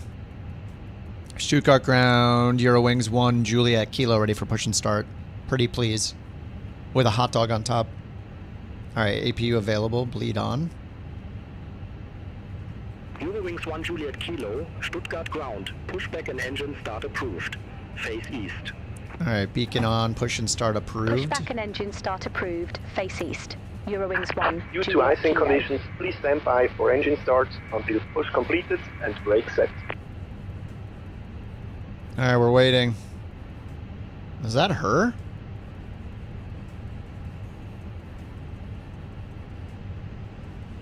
Hello, Captain. We are ready for pushback. Excellent.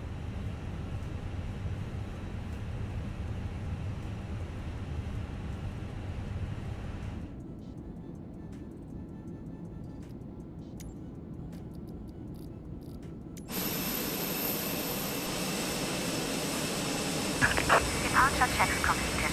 Bypass pin inserted. Bypass pin inserted. Alright, do your thing. We're so ready. The bird approved hot dog? Oh, hell yeah. With just ketchup, right? Yes. That is the way. Get her number? How loud do you think I can yell? Oh yeah, we have a window, don't we? I'm afraid to open this window. I'm afraid I'll never get it closed.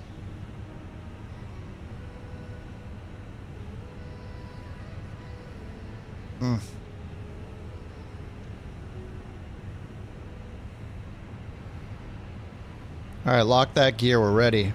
We got 100 and something, 102, 103. How many people? I don't know. 103 passengers ready to go.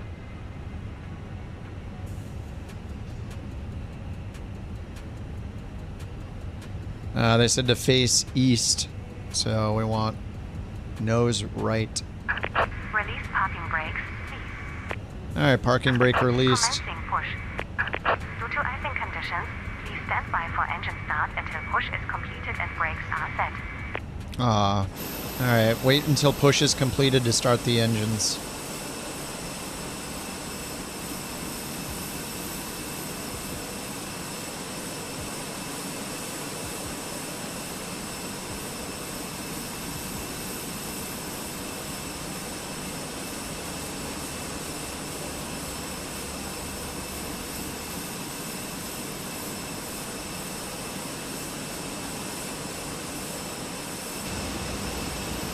I don't know what this thing is, but it always shows up there in this camera view.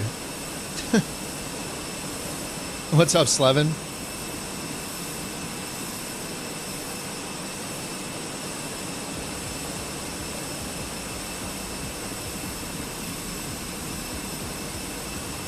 And we're not allowed to start the engines until we,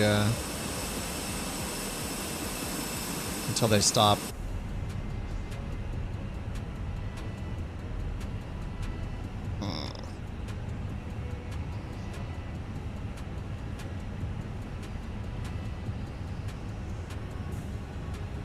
Please set parking brakes. Unlocking here.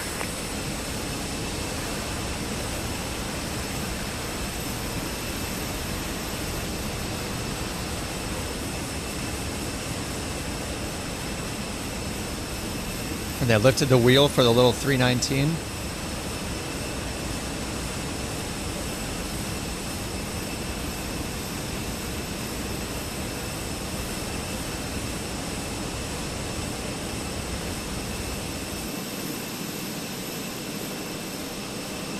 Jet 172, contact Stuttgart Tower 118.805.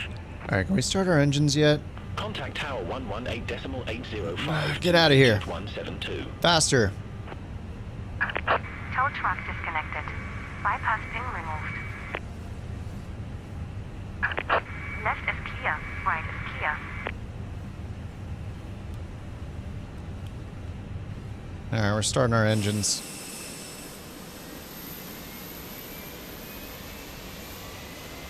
There she is.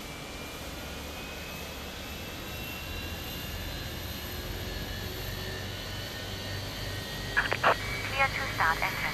Whoops. My bad. Sorry, we kind of already started the engines. Thank you, though.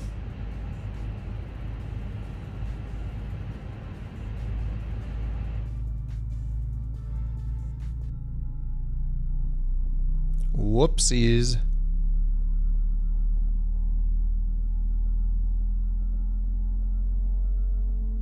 And they lived, yeah. Everyone's alive.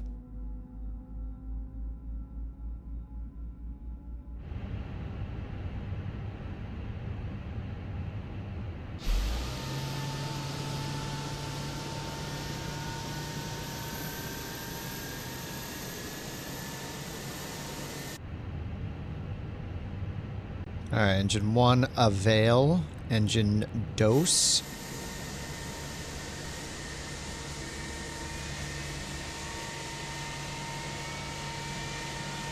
Oh, that crew that landed while holding a crew member that was halfway out the side window. Wait, I heard about... I mean, it was some YouTube video or whatever. I definitely watched... Who did the video on that? I don't know. I remember hearing about that or watching it on YouTube.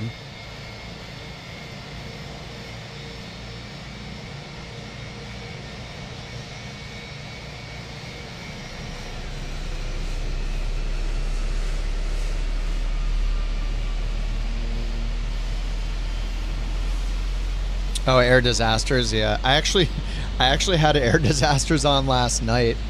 I was like getting ready for bed and I just like turned it on my phone. Their YouTube channel was live. Do they just play 24/7? I forget.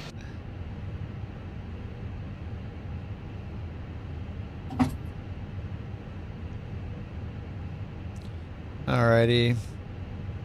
There we go. PWS. Flaps 2.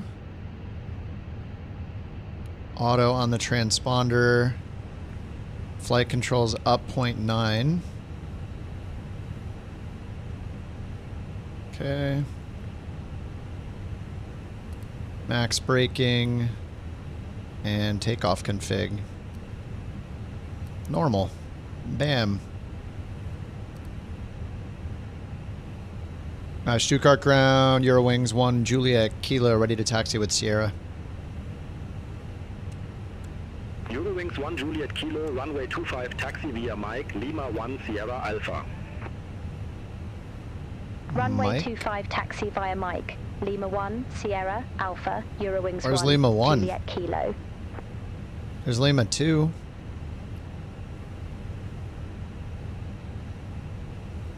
There's no Lima 1. It's probably just in the inset. Anyway, we're just gonna go this way. Eurowings 94 November Juliet. Sierra Alpha. So the inner one all the way full length to Alpha, 10,000, almost 11,000 feet. Eurowings 94 November, Juliet, Stuttgart ground, pushback and engine start approved. Phase Alright, APU off, taxi light on, seatbelts are on, strobe is on auto.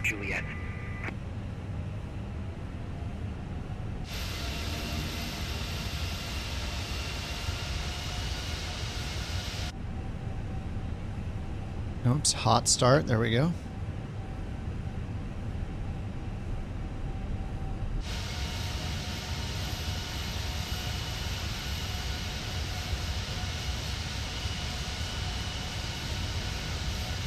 Best visors in the biz. So good. You got a pilot deviation. Did you take off? Take off without takeoff clearance? Oh, there's Lima 2.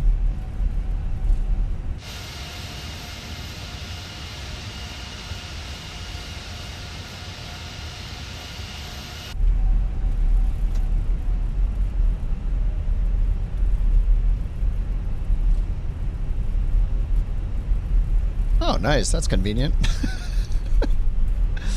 Heck yeah. Love to see it.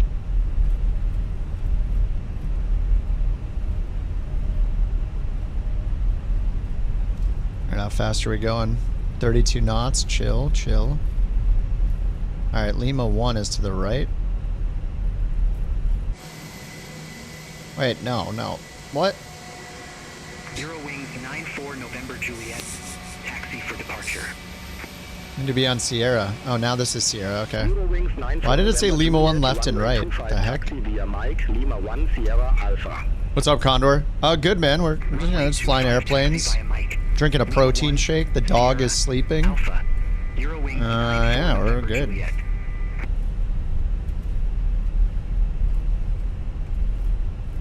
How you doing, Condor?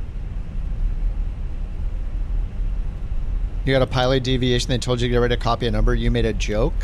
You made a joke to them and then they told you to get ready to copy a number?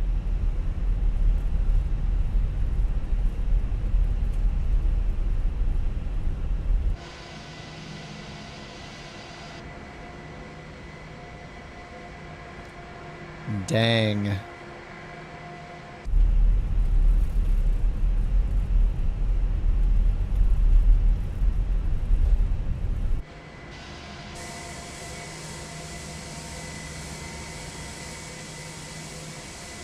If only I could steer while I was in this mode.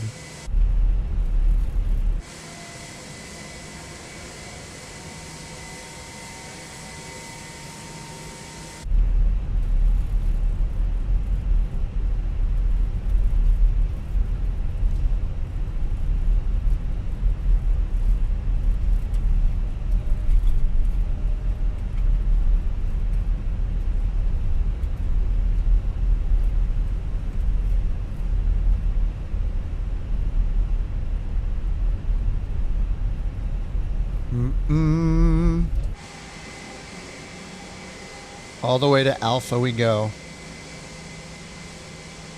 Now we're just past Echo, and then we got Charlie. Oh, the high speed is Delta.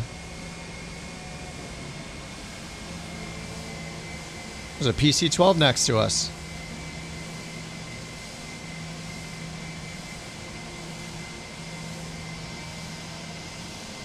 What's up, Jewel? What is Jewel in? The 777?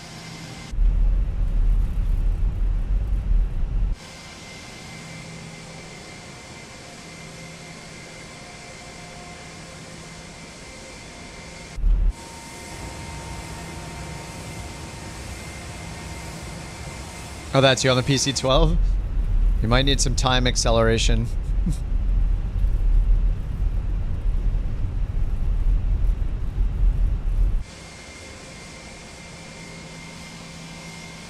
We'll see you in Croatia. Just do like 8x. I think you might beat us there. 1 Juliet Kilo, contact Stuttgart Tower 118.805. 118.805. Contact Tower 118.805. If you're on if you have the wake turbulence on, you might want to go first.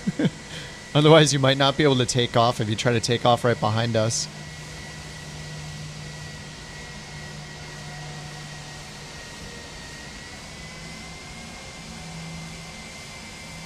Stuttgart Tower, Euro Wings. 1 Juliet Kilo, holding short runway 25. Ready for departure. You're gonna try?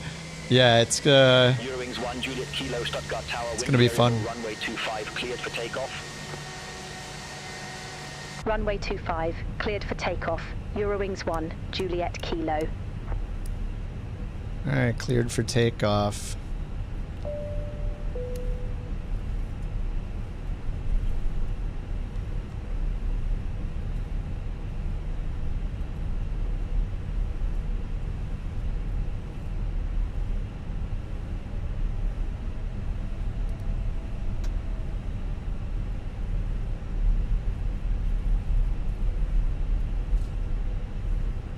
Man, this thing turns so easy compared to the 350. And look at our shadow right here. How it's so awesome. Look. Look at the rudder. How insane is that?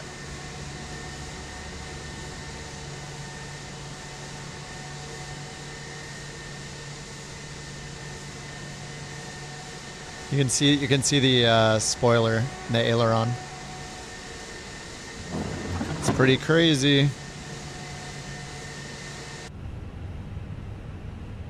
Tony, thank you for 4 months, dude.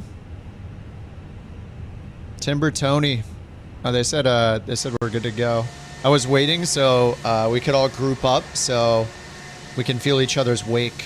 And and Stuart is gonna try.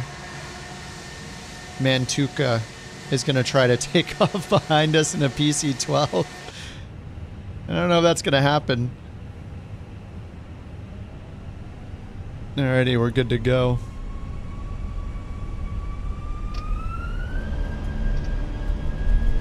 Alright, Flex 73 SRS runway auto thrust. Thanks again, Timber. Thanks for 4 months, dude. 4 months in a row. With the couch captains, good to have you, man. 80 knots. 100 knots.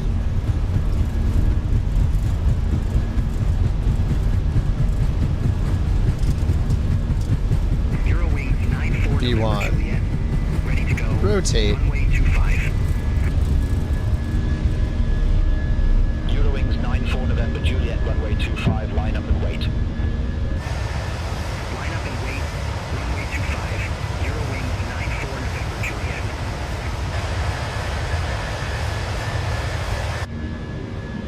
Eurowings 94 November Juliet, Stuttgart Tower, wind variable, runway 25, cleared for takeoff. Eurowings 94 November Juliet. Eurowings 1 Juliet. All right, 1500 autopilot climb. Contact Langen Flaps radar 1. 125.05. Eurowings 1 Juliet Kilo. I see Stuart going off the runway. Eurowings 1 Juliet Kilo, 3,200 feet. Oh no, he's up. He's right there. Oh, he's timing so. Langen radar, good morning. Identified. Climb to flight level 160. Climb to flight level 160. All right, 160 open climb. Kilo. Flaps up. All aircraft be advised, information Tango now current, QNH 1014. 1014.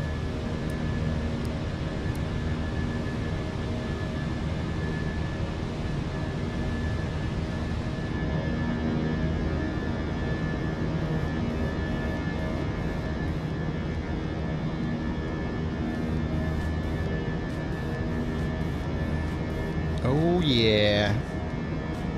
Deutschland.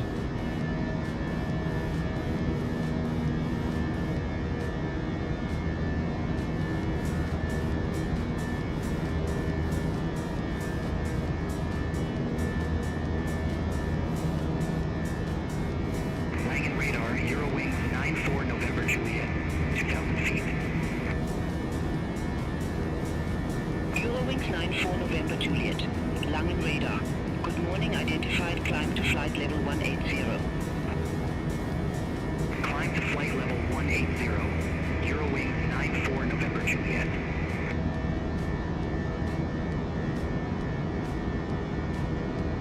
At Home Depot, we believe in big projects. Huge projects. Projects that make your neighbors say, wait, are they building a plane? That's right. You've built shelves. You've built decks. But now it's time to build something that soars with a little elbow grease, a whole lot of plywood, and 247 trips back to the store. What? You're building a plane from scratch, need rivets, got-em sheet, metal aisle 12, questionable aviation knowledge, and way too much confidence. That ease on you. Build a plane from parts at Home Depot.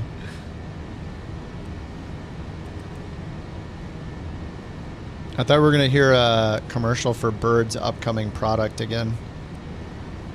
I feel like the advertising campaign hasn't been running too hard for that thing.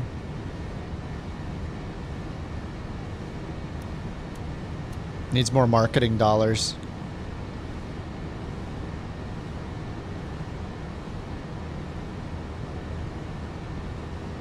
All right, they got us going to 160.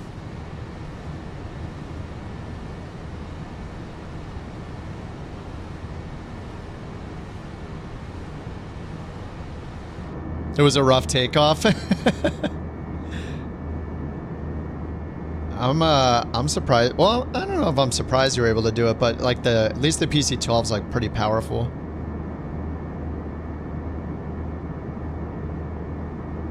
When we were testing the weight turbulence, a couple people tried to take off in like diamonds, and they did not fare too well. I think they got blown off the runway right before they could even take off, I think. Eurowings 1 Juliet Kilo. Contact Langenradar 127.6. All right, that's us 127.6. Central 127.6. Eurowings 1 Juliet Kilo. Langen radar. Eurowings 1 Juliet Kilo. Good morning. Through flight level 138 for flight level 160.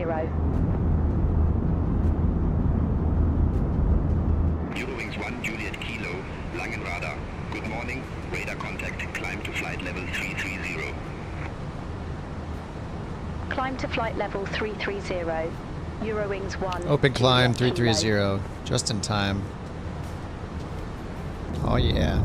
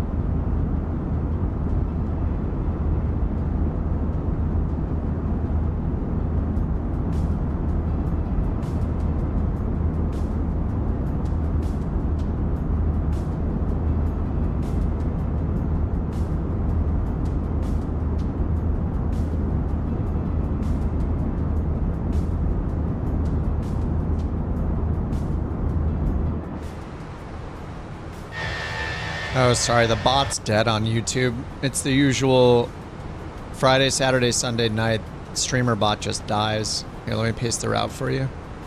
We actually changed our runway to 25. Here's the route, Nico.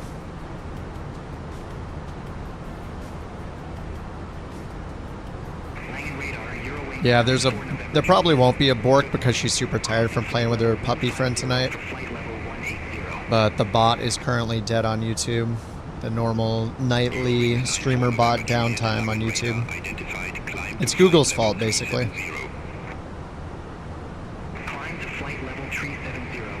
Eurowings 94 November Juliet.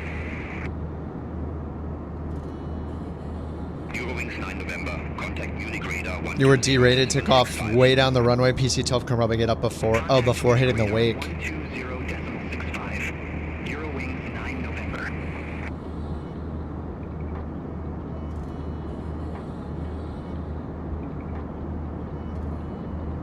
I mean, it's been running pretty good tonight. I mean, I'm using FSR, so I don't know if... I mean, I haven't noticed any crappy looking stuff besides the names with FSR frame gen turned on. I just noticed the names are a little like... You can kind of see it sometimes in the nameplates as you move the camera around, but that's about it. I haven't really noticed anything crazy besides that with the frame gen, so far so good. I mean, I used to use frame gen all the time with the NVIDIA card, but I was getting those bugs so much that I just didn't want to use it anymore. The VRAM bug and the frame gen bug, and if I don't get that on with FSR and it doesn't look like crap, then I'll probably use it. Doing performance testing though, like I want to have it off to, you know, judge if something's better or worse performance. Everything needs to be judged without frame gen on, because you can't just fake it.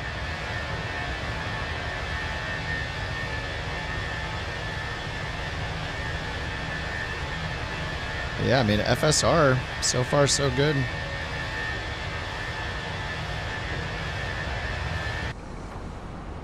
No Bork, yeah. None of the commands will work on... I see her from here laying in her bed. She's got her, like, head off the bed on the floor. She is out of it. She did a lot today. She had I got her new toys to play with. She got a new treat that she was going crazy on, chewing for like 2 hours straight. And then her friend came over to play. I'm not using auto FPS. I just have the dynamic settings on. I could probably turn terrain level of detail up a little bit. I'm just using dynamic on target 60. All dynamic does is if you're not at your target frame rate, it'll lower terrain and your terrain and object level of detail. It'll reduce them by half.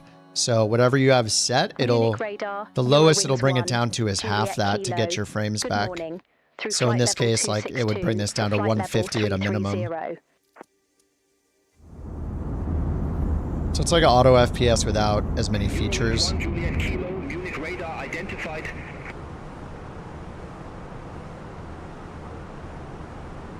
Alright, Jules in front of me now. Hey, are you actually in the 777, Jewel? You have the 777 and the 737s work? I wonder when we're actually going to get them updated. Ryanair 7 Sierra Yankee, descend to 3,400 feet, QNH 1013. Descend to 3,400 feet. Ryanair 7 Sierra. I don't know why I see him so far away. Normally it hides planes within like a couple miles. You can't see him anymore. He's at almost 3 miles. See a little speck out there.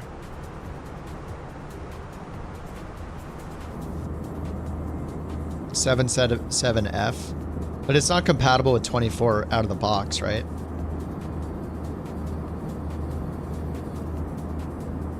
Removing FSLTL solved all of your Sim Update 2 issues. Did you not I just reinstalled it. Did you try to reinstall it from the installer, Jewel? Because I'm guessing what happened is it puts files in other places besides the community folder, maybe? I don't know. I reinstalled mine and I haven't had any issues. Are you talking about crashes or are you talking about other stuff?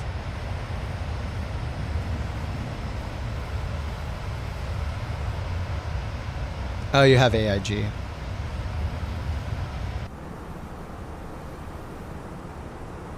Eurowings 9 November, QNH 1014, expect the ILS runway 15 with the southbound transition.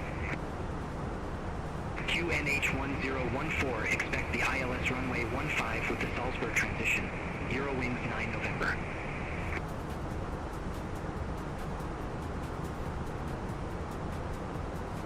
All right, arrival. The Lily 1.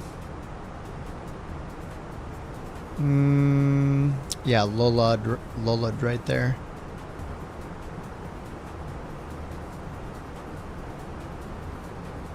Lola here. Max 240 knots at 5,500 feet. Oh, and then here to Rurna. 4,000 at Rurna, okay. Everything goes to Rurna.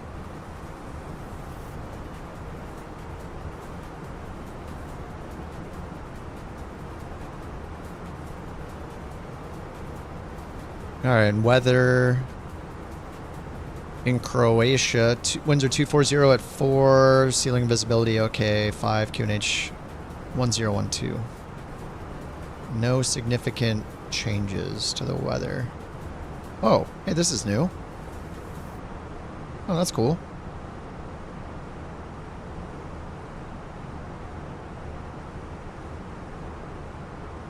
Oh, and it changes down here. Interesting.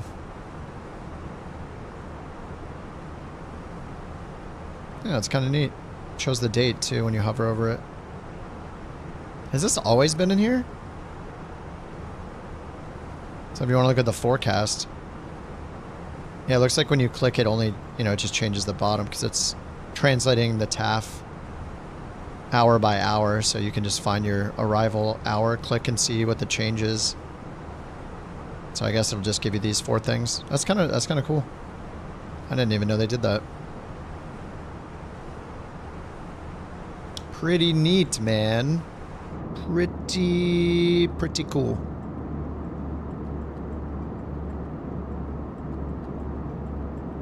Don't mind the random Spirit Airlines flight over Europe. Oh yeah, it's all good. How dare you? All right, who's gonna start the Reddit thread? Remember, it's when you make the Reddit thread, it's Speeve with 1, 2, 3, 4 E's and then the VE. When you guys call him out on the Reddit thread, make sure that they know he was flying the Spirit livery in Germany.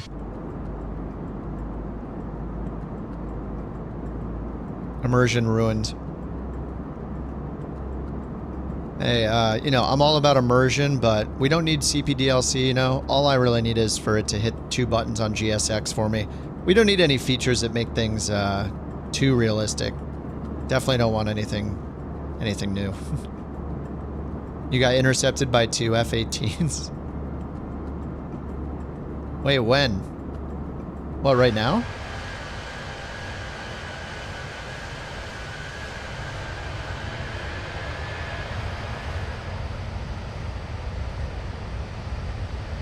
Wait, right now? Where are you? Oh, are you on a you're flying somewhere else.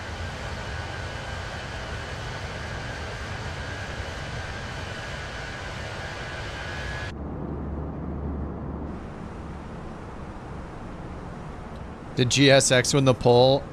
They haven't like closed it or anything, I don't think, did they? Hold on, let me look. There's still 2 days left roughly on the poll, but it's still winning 42% of the vote.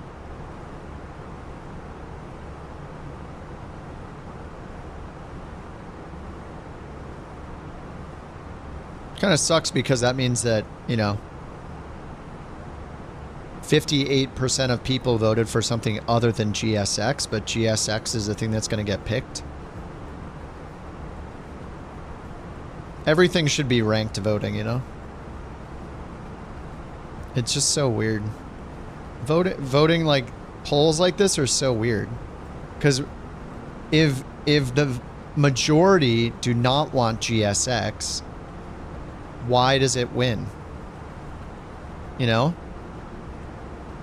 If it has 42% of the vote, that doesn't mean that, you know, more, you know, it's just a plurality. It's not a majority. So shouldn't they pick the next highest one? Shouldn't they delete it because most people do not want GSX and then let the other 4 get voted on? I know, it's kind of weird. Polls are kind of weird in that way. Because if everybody cast a second vote, if everybody looked at the poll and said, oh, GSX? Oh, God, no. 58% of us don't want GSX. So we all move our vote to CPDLC or anything but GSX, and then GSX loses. So by picking GSX, you're actually... If they pick GSX, they're not doing what the majority of the people want, because the majority of the people do not want GSX. 58% do not want GSX integration. So why is that the choice, you know? Doesn't make any sense. If it was more than 50% of the people, then sure. But it doesn't make any sense. Why does the one that is the most disliked...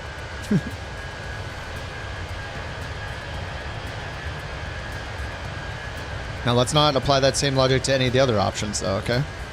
I know that, you know, by that logic, 90% of people don't want divert to SimBrief.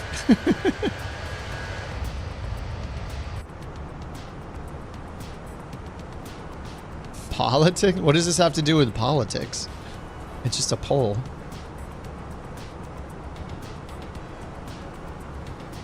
But it is kind of weird. But you could apply that to all of them, so I get it.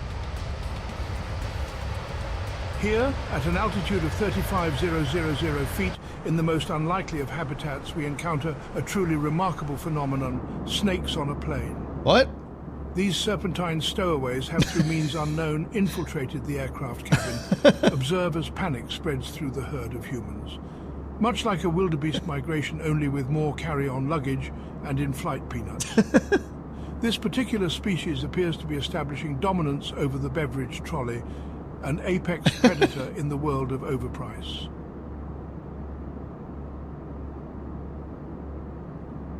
It's about votes. Yes. Beautiful. That was absolutely beautiful. WTTS.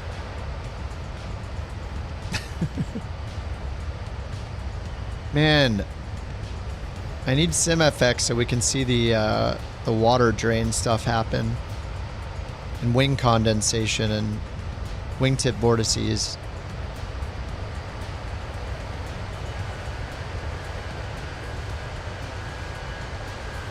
I wonder if any of, well, I guess, I don't know if Phoenix can even do it. Can Phoenix implement the wear and tear system in Flight Sim 24? I'm not sure, since it has its own thing going on with its own software, right? I mean, maybe they could, like, interface with it somehow. I don't know.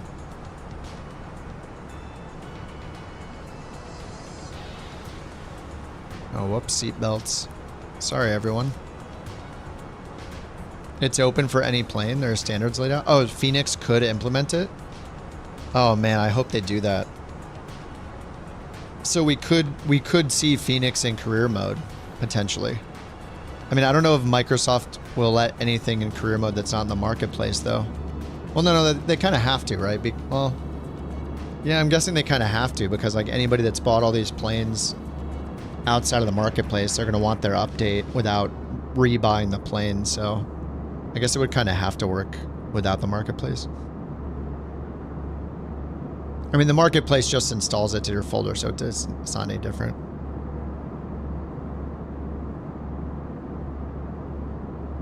How do they do that, though? Because, like,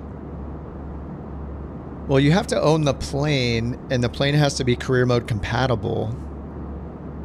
So they look at your library of what planes are installed, and then compare it to what planes are compatible in the sim. And then they let you fly the plane in career mode. Yeah, I don't know. I don't know how it's going to work. It has to be in the marketplace? Oh, well then, if that's true, then... Yeah, the marketplace tie-in is interesting, right? Because all the marketplace really does is put the plane in your...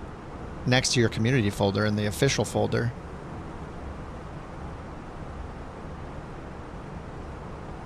Oh, I didn't update the route? Oh, no, I did. Sorry, I did update the route, but the bot was dead. Hold on. That's what happened, and the plane is probably not updated either. Yeah, because the bot died early tonight because it's a Friday night and everybody's using StreamerBot and YouTube has a quota. And as soon as all those people that use StreamerBot hit the quota, it's not individual, it's all collective. Everyone in the world using the bot software. Worldwide, it hits the quota.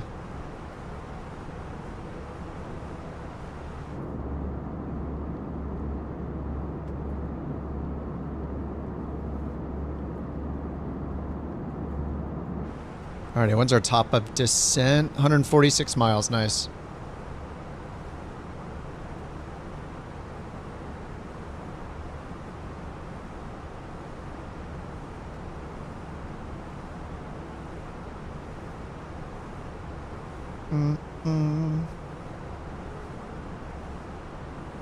Oh yeah, they have to be encrypted, that's right.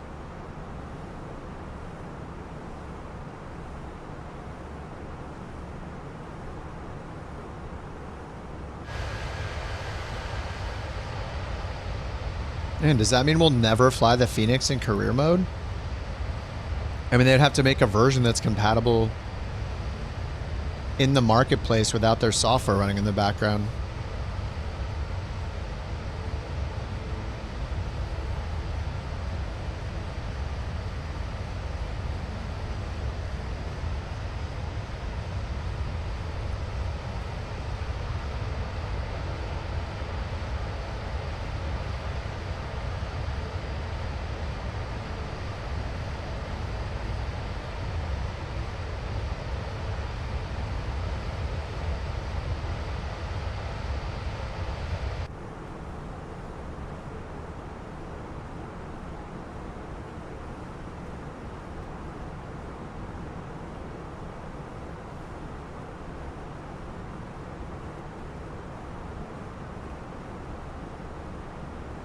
Make sure the tracking is going good. Yep.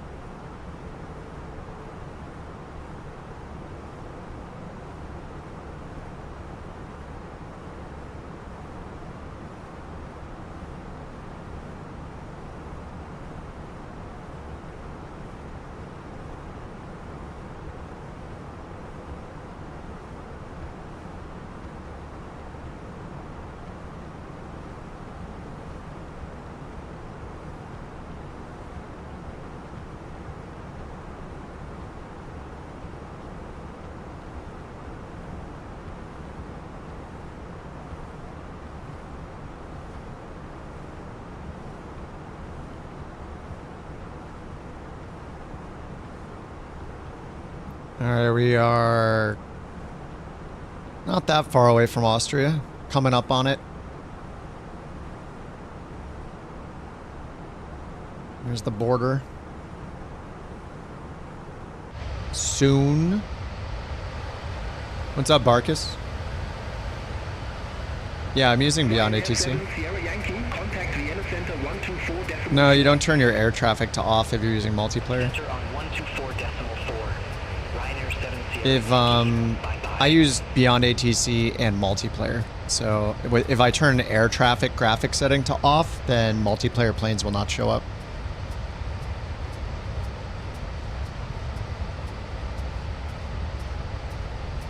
Beyond ATC, I think, has that in their FAQ or something, their setup guide. They shouldn't, because all you need to do is turn off the AI traffic in either your online settings or the flight conditions menu. If you turn off air traffic, you won't see anyone in multiplayer.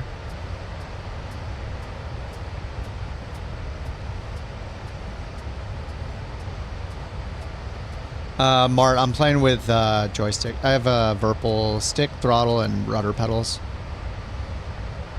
Controller's really, really hard. Yeah, with multiplayer. But even if I wasn't using multiplayer, there's no benefit to turning the air traffic to off because there's no planes being loaded in. If you have multiplayer and AI off, it only affects, yeah. But if you have it on Ultra, man, that's a frame killer. I try to have it on Ultra when I can because I want to see everybody's plane, like exactly what they're flying, but Microsoft still hasn't fixed it to where it doesn't load in the full resolution plane. Like, it's pretty insane. You wish you sold your Vision Pro yesterday? You would have got the Phoenix. You're selling your Vision Pro? How much did you use it? I never even tried one. I don't know, just VR is not. One time? Oh no. On a flight? Yeah, I mean, it seems like cool technology, but man, it just seems like gimmicky, overpriced. It's not a huge innovation as far as VR goes. I don't know, until VR is like triple the resolution it is now and like 1/50th of the weight, it's like, it's got a long way to go. And like motion sickness and all that. Are you using a cheap joystick, Extreme 3D Pro, and the Vision Jet's very sensitive on the ground? Oh yeah, it is very sensitive, yeah. You can go into your hardware settings and change the curve. Are you on PC or Xbox, Mart? Here, I have to pause it in here. Yeah, go and change your curve to be less sensitive when you first start moving it. PC. Yeah, just go into your settings under controls and choose your device on the left. So if I want to change the sensitivity on my stick, choose the stick. Oh no, this isn't going to crash my sim, is it? Uh-oh. The last time I went into controls, it crashed my sim. Go to hardware settings down there in the corner, and then these are the curves. So you can make it so it's less sensitive when you first start moving it, and then more sensitive. It'll ramp up, but at least when you make small, you know, most of the time you're not going to move it more than like this anyway, right? Unless you're doing like stunt flying or something. So you can just move these to the negative to make it look like this kind of a curve. So it's less sensitive. And then check your dead zone. Like if you see this is not in the middle when you let go, or it's like wiggling around like this a little bit, which can happen with cheaper peripherals. You're going to want to increase the dead zone so it's not counting that as input until you move it to a certain distance from center, so it doesn't do it by accident. But I usually have mine at like -2, -3. And then make sure you do it on the correct axes. So like over here, that's the x-axis. So here if I hit Y, it's slightly different on my y-axis. So you can make them the same or different. It's up to you if you only want one axis to be more sensitive than the other. These are for my little thumbstick I use. Yeah, this is the brake. Oh, I actually have this going the wrong direction.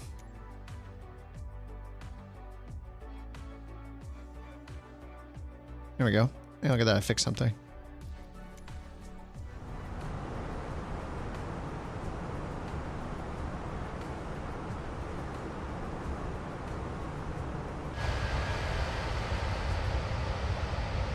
Yeah, I find most planes are way too sensitive, but yeah, the Vision Jet, even with that correction, it's pretty sensitive though. I mean, it's a pretty light, agile plane.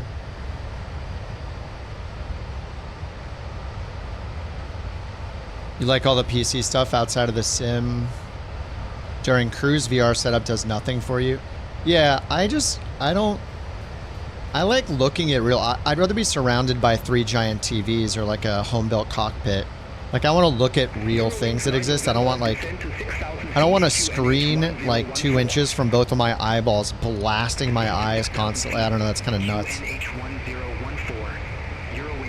It just seems like, I'm not the pinnacle of health or anything like that, but man, that just having your eyes blasted more than like 30 or 60 minutes with VR, like, no thanks. Hey, what is that gonna do to people's eyeballs long term? I have no idea. Maybe nothing, but man, for me, it's not a comfortable, fun experience. Like I would use it for like 30 minutes or so and be like, yeah, it's cool, but I'm not going to use it any longer than that.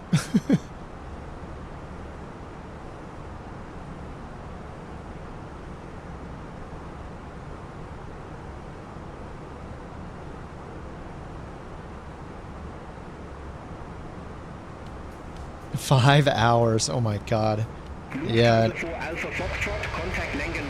I haven't used any of the newer headsets either. Like I had the Valve Index. I actually just gave it to a friend that was here visiting because I know that they'll use it. Strap a TV box to your head. I mean, I don't know. Maybe like isn't the Quest supposed to be one of the better ones at this point? Is it like the Quest 3 or something? I have no idea. Eurowings 1, Juliet Kilo, contact Vienna Center 124.4, bye-bye. Bye-bye? Contact Vienna Center 124.4. You have the Quest 3. Eurowings 1, Juliet Kilo. Yeah, I just had the Valve Index for the... It had a really good refresh rate. Kilo, flight level 330. Pimax? Nope. Eurowings 1, Juliet Kilo, Vienna Center, identified. I just can't... I don't see myself wearing any VR for a long time. It just seems... And it's just so uncomfortable. Unless the Pimax weighs like literally like the weight of like some sunglasses, like I don't want that either.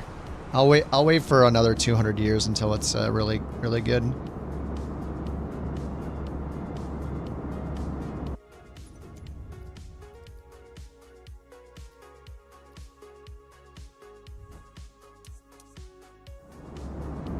Sharper.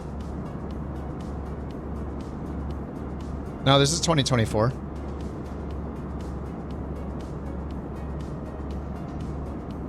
Eyeball replacements, yeah. I just feel like I feel like it's going to get to the point where VR isn't immersive enough and somebody's going to make like the first brain implant VR thing or whatever. You know, some crazy technology where it's just straight to your brain. And then all the VR goes away. I mean, it's a stepping stone, sure, but... Eurowings 9 November, Vienna Center, identified. Favorite plane? I don't really have a favorite. I mean, the ones that I like the best, like airline... I mean, the airliners, everybody has the same favorite airliners, I feel like. It's like the Phoenix, the PMDGs, the iFly Max. I haven't flown in some of the other ones long enough to like love them yet, but like I know the Just Flight RJ is really cool. I flew that a couple times. And then for GA planes, like I like the Just Flight planes. Like it matters how fast you want it to be. Just Flight Tomahawk is like really slow and nice, or like the FS Reborn Sling S4. If you want something a little faster, like the you know, the A2A Comanche, the Black Square Dukes, Turbine Duke, or Black Square TBM 850. What do I love that's between the A320 and the Phoenix?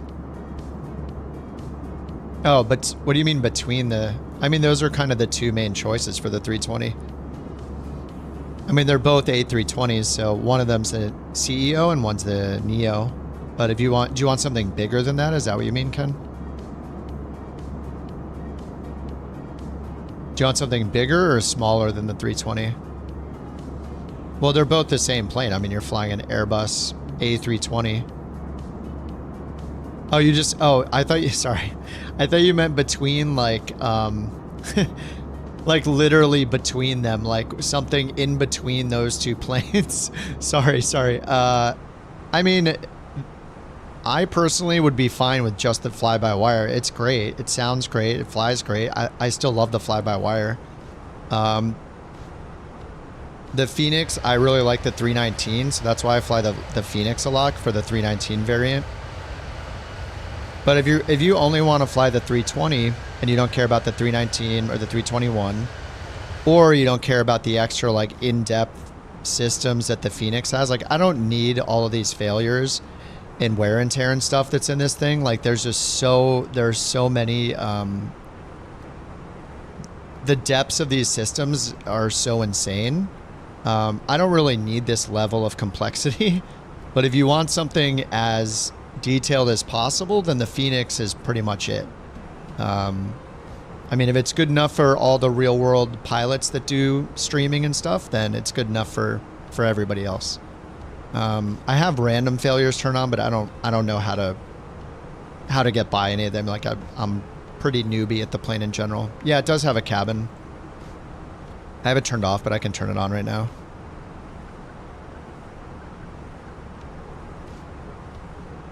There's cabin on or off and cabin lights. I usually just turn it off because I'm usually not back there.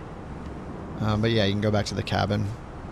And if you're using GSX, then I believe the passenger loading, I'd have to double check, but I'm pretty sure GSX is compatible with all of these. Eurowings 1, Juliet Kilo, Vienna Center, expecting route 1 Alpha, runway 04. But yeah, I mean, the Phoenix, like, the Phoenix is as good as you can get. If you watch any real world pilots, like V1, for example, like they swear by Flight Sim 2024 in the Phoenix. Is what they fly, so.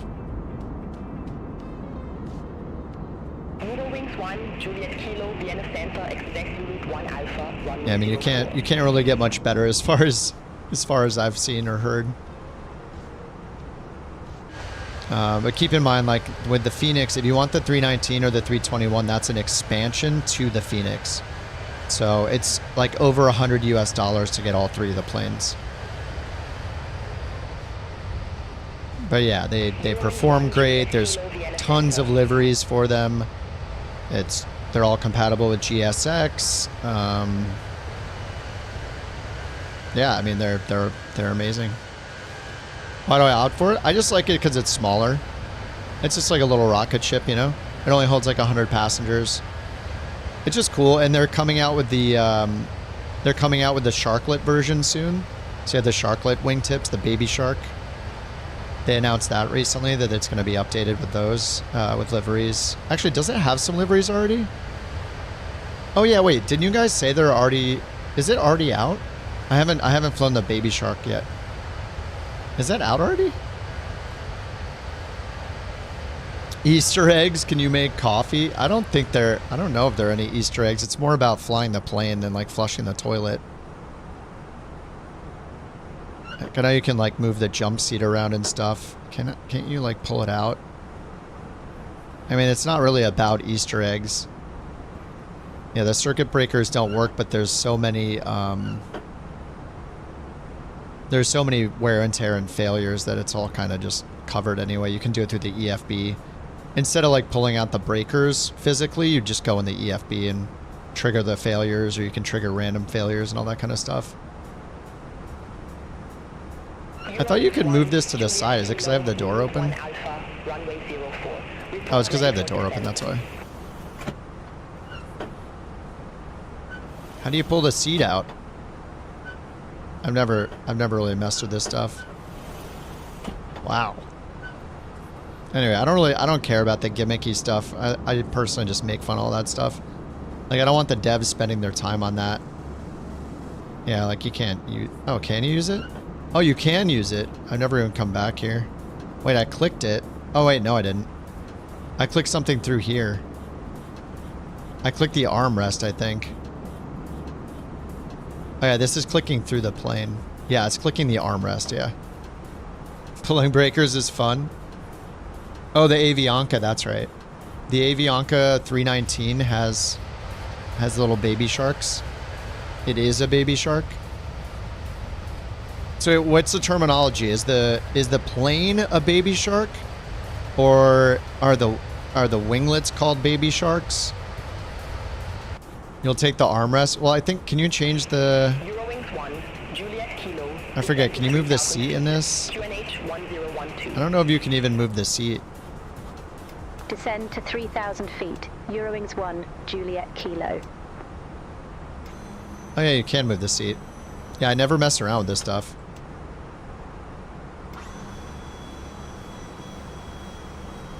I didn't even know you could do that, because I guess I don't know. What else can you do? Do you guys know? I never play around with this stuff. And we have this, we have the pedal. Unfortunately, you can't get food on this, I don't think. You can pull out like the footrests. How do you do the footrests? Thought you could pull the footrest down, maybe.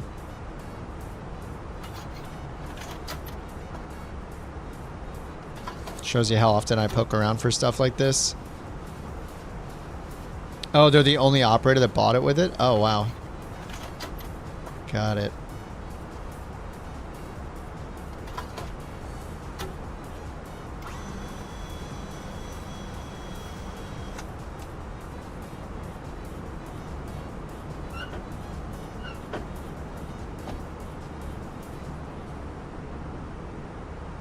Yeah, I don't know.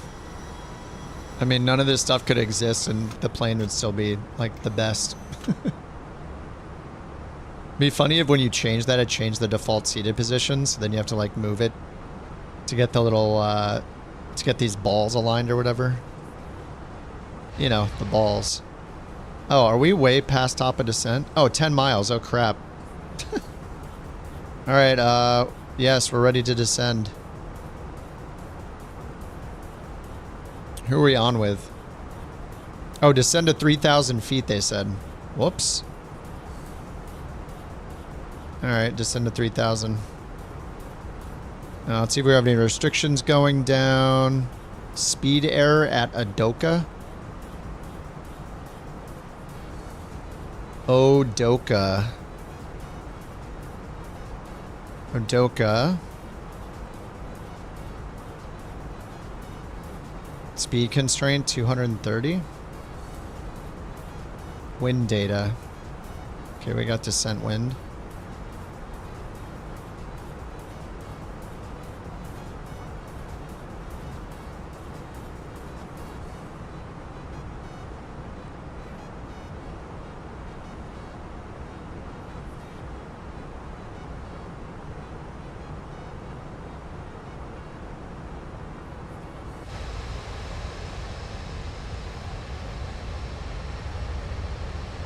They could get pinched.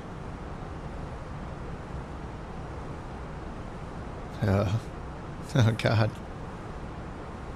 Yeah, no. Please. Please no. What's the weather? Alright, let's change a topic here. Let's go ahead and refresh this if we can. Last updated 2312. That's right now. Did they make it so that it updates this automatically now? 2312. If I go like this and this, does it update it? It's 2314 right now. What if I go here and then back? Oh, it does update it. Look. Oh, they did it.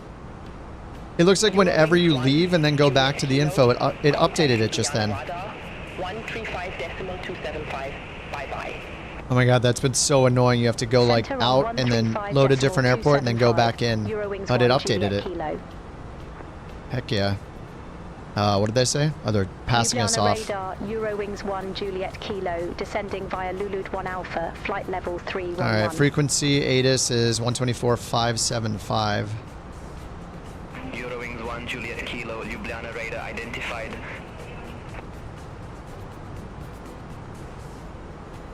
Zulu, wind 240 at 4, temperature 05, dew point 04, QNH 1012, Viva Weather conditions, landing and departing runway 04, transition level 100. Advise on initial contact, you have information Foxtrot. Foxtrot, we're ready for it. Placer Airport information Foxtrot 0545 Zulu, wind 240 at 4, temperature 05, dew point 04, QNH 1012, Viva Weather conditions, landing and departing runway 04, transition level 100. Advise on initial... Alright, runway 04, so we're set up for runway 22. So let's change it to ILS Yankee 04. The star we have is the Lulu 1 Yankee. Lulu 1 Alpha.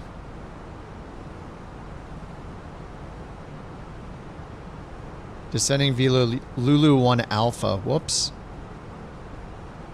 Alright, now we're descending via Lulu 1 Alpha.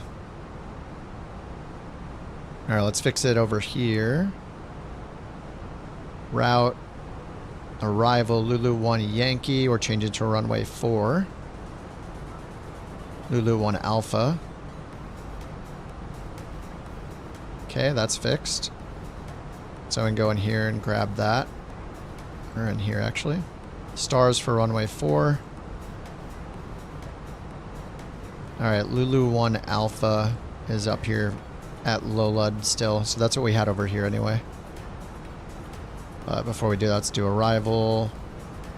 Runway 4, refresh the METAR, apply the METAR. Landing weight, fuel prediction, 113.8 plus 6.6, 120.4.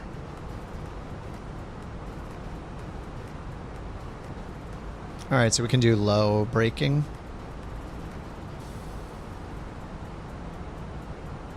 I think maybe I'll do auto thrust off on this one. Try to land it manually and see if I can get a decent landing rate finally. All my landing rates with auto thrust on are just bad. So maybe it'll still be bad with auto thrust off, but we'll find out. Okay, Navigraph, and this is the wrong one now. This is the... Oh wait, is this the right one? Can we use this? I'm not sure. Brian, thank you for 2 months, dude. Why is Stream Elements saying that? Be quiet, Stream Elements. Thanks for too much with the Couch Captains, Brian. Much appreciated, dude. I don't know how to get the bot to stop saying that. It's awkward. What do you mean sponsored? The heck?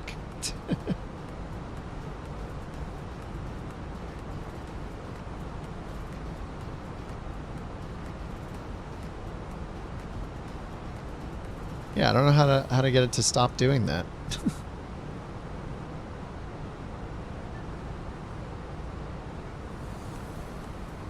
Maybe that's why I kicked it out before.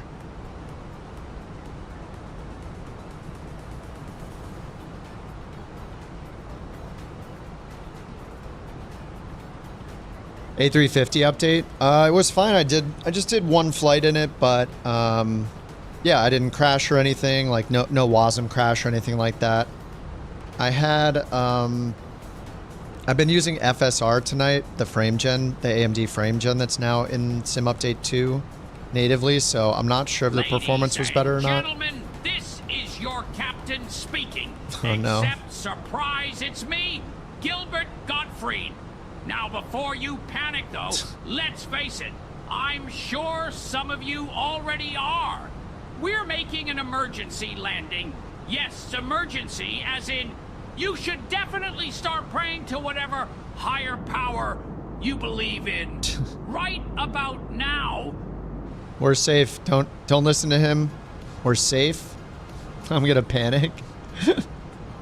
Thanks for the Gilbert. Awesome, appreciate that. Panic right now.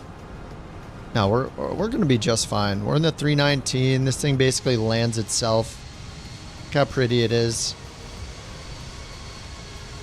I wish I had the Eurowings black livery that the A320 has because it looks really cool. It's like gold on black.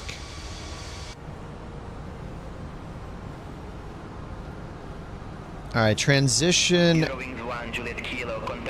That's us. No, it's not an actual auto land, but you know. We'll make it to the ground. I think. All right, so we're going to Lulud right here and then down this way. Eurowings 1, Juliet Kilo. And then airport's right up here, landing runway 4. With the numbers. 045. Eurowings 1, Juliet Kilo, Zagreb radar. Good morning, QNH 1012. Expect the ILS Yankee runway 04 with the PIS transition. QNH 1012. Expect the ILS Yankee runway 04 with the PIS transition.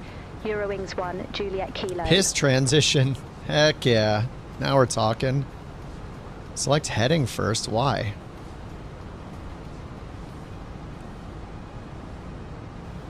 Are we going to Lulud?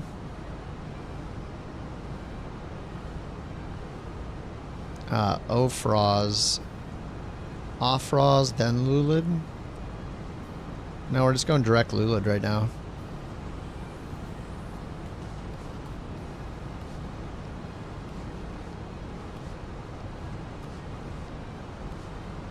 Oops. Alrighty. Updated LDZA. I don't know. I don't think I own it. I never know which airports I own, honestly. There's been so many times where I'll like buy one for one flight and then not fly there for another year and then forget if I had it or not. So I guess we'll find out when we land. I'm not sure. I honestly don't pay all that much attention to the scenery at the airports because I just fly so many random places. Like obviously I can tell if it's handcrafted or not if you see like signage and all that, but massive performance increase with Sim Update 2. Oh, did it re-enable photogrammetry? I turned it off. 60 FPS over Vancouver, something you haven't seen before. Do you have photogrammetry on still, Bird? I keep it off just because it's not just, even the other day I turned it on and I saw the mountain trees, like the rock trees everywhere or whatever. And it just looks so weird. I just keep it off. You're the same. Oh, it was a 2020 update. I'm not sure if I don't think I've seen an update for an airport in 2024. Except, wait, there was one, but I think it was in the States.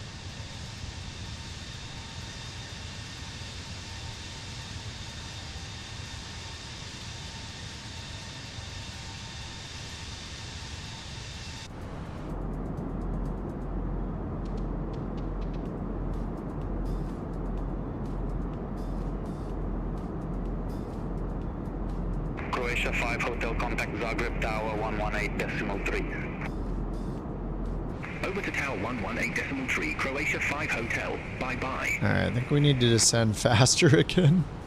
Alright, we're supposed to use auto brakes 1, or low, I mean.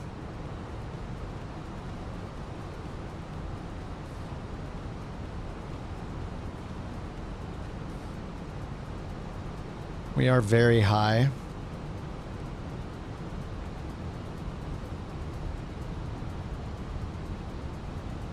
We still have to make a left, and then a right, and then a right. So we're going to go down to 4,000. They said to go down to 3,000, though. We'll just catch up to the profile if we can. We got like 20 miles this way, 26 miles or so, just to here, and then all the way back. So I think we have plenty of time. We're at 16,000, going 2,000 feet per minute. We'll be all right. From the U.S., yeah, I live in Los Angeles. Juliet Kilo cleared direct piss, cross piss at or above 3,000 feet cleared. ILS Yankee runway 04. Oh yeah, no, we're just turning and landing. Whoops, never mind, I'm wrong. Piss, cross piss at or above 3,000 feet. Cleared ILS Yankee runway 04. Eurowings. Oh yeah, I forgot we're not going. We're not doing that. We're not going around anymore. We got switched to the other runways. So we'll just bring in the approach. ILS Yankee. Minimum's 553.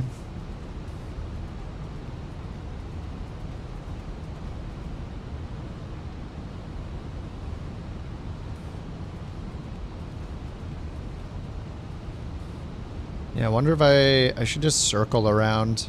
I'm just way too high. I wish I could put in a hold real fast at Piz or Piss, but I'm not sure I know how to do that. Piss hold, turn right, computed, insert. There we go. Okay, that was easy. All right, we're holding. Cool. All right, we're just gonna keep the descent going then. Open descent 3,000.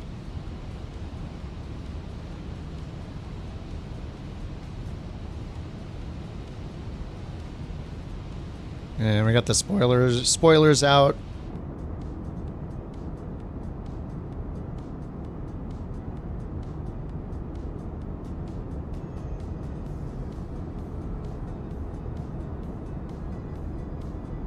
You're reluctant to go to the beta after the Sim Update 1 Ghost update?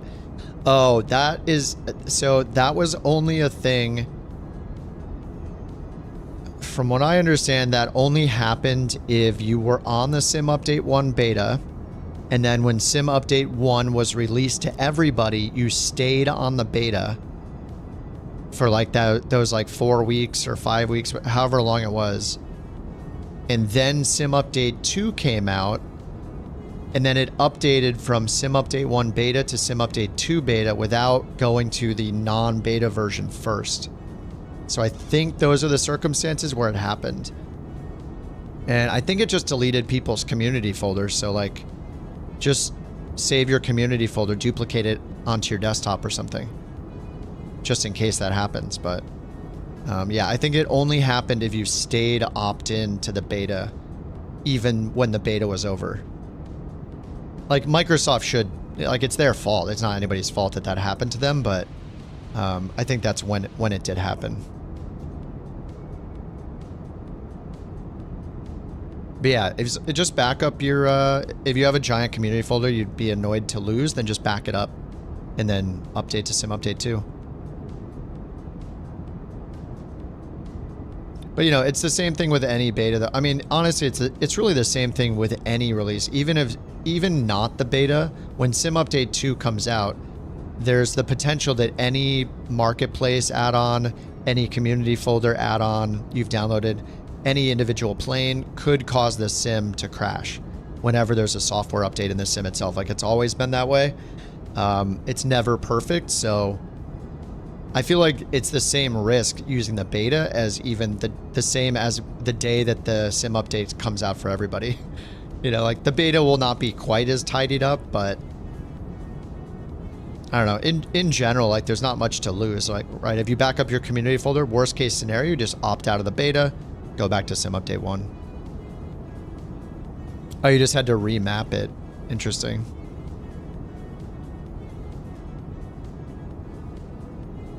Yeah, I've tried moving folders before and had problems, so I just keep everything in the default location. All right, looks like it wants us to be local altimeter, which was it 06? Nope, 2012 or 1012. 2012. All right, 1012.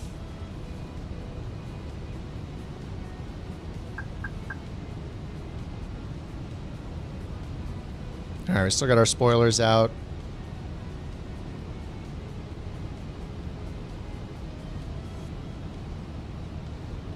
It's cool. I don't think I've even ever used the hold feature before, so.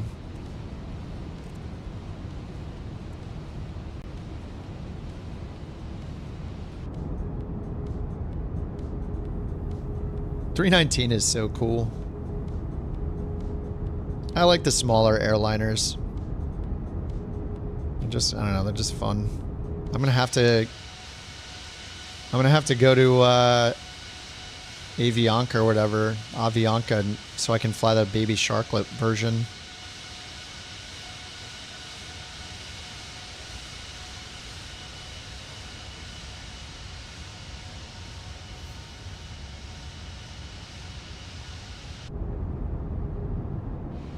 Alright, I should probably double check our approach info here. ILS Yankee runway 4. Rad nav 109.5. Yep, with DME, IZA. -3 for the slope, 3.0, and 042 for the course. Here it says 043, we'll leave 042.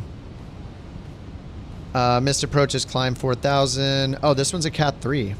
Anyway, we can see everything, so we'll do the Cat 1, 560.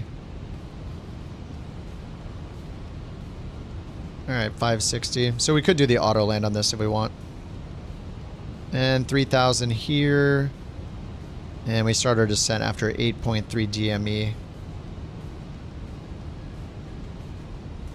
Alright, let's get landing system turned on. Alright, and it looks like we can do the exit. Immediate exit. Nice. Alright, that's easy. Alright, so we're going to make a left-hand turn, intercept the localizer, and they already told us maintain 3,000, cleared ILS Yankee 04. So we'll just let them know when we're established. We need to keep descending to 3,000 though, because the glide slope's below us. There we go.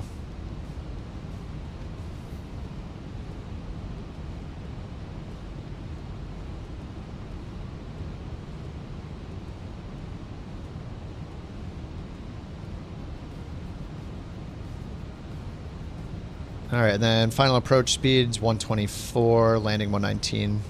124.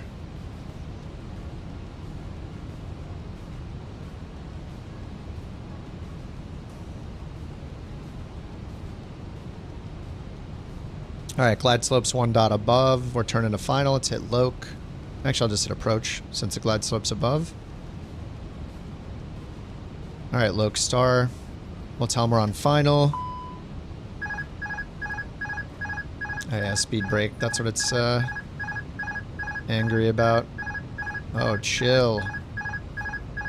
Oh, why is it pointing? Dude, stop pointing the nose straight up. What the heck? Holy crap. Dude?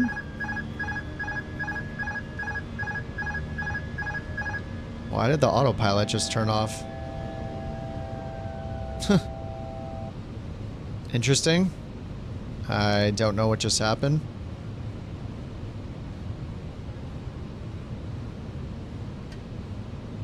Alright, we're good. I'm in danger. Alright, anyway, let's get flaps 1 down. Eurowings 1, Juliet Kilo, contact Zagreb Tower 118.3. Over to Tower 118. Alright, DME 9.1. Here comes the glide slope. Yeah, I don't know how I guess we just... Zagreb Tower, but why would it pull the nose up if we stalled? Shouldn't it push the nose down to protect us from a stall? 1, Juliet Kilo, Zagreb Tower, wind 230 at 5, runway 04, cleared to land. Alright, clear to land. Runway 04, cleared to land. Eurowings 1, Juliet Kilo.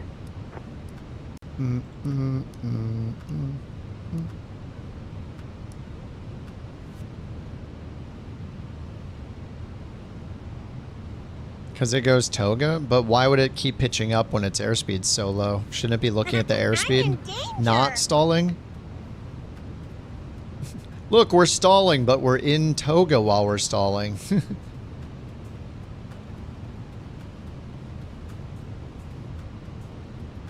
Alright, well, we're fine now. Everything's fine. Alright, I'm gonna get the auto throttle off.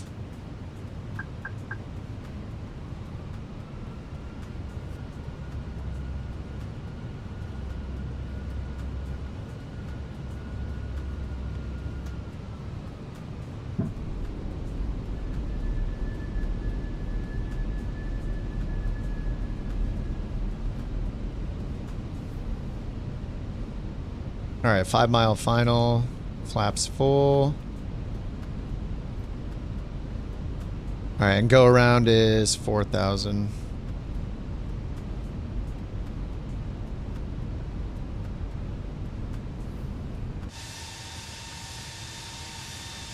Alright, gears down 3 greens. All green on the ECAM. Full flaps.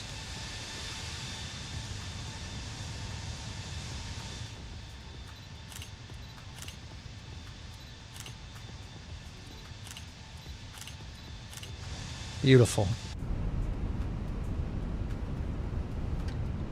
Alright, we just got a little bit of a tailwind.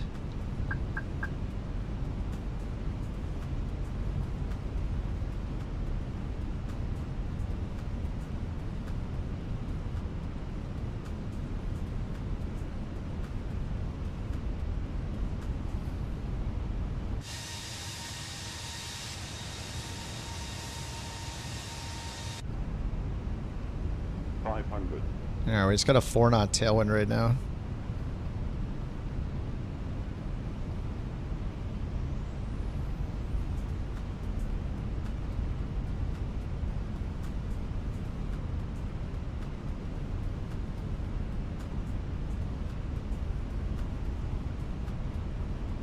Above.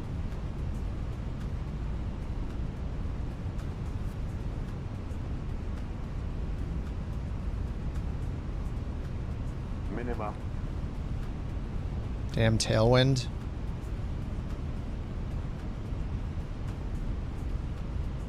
$100.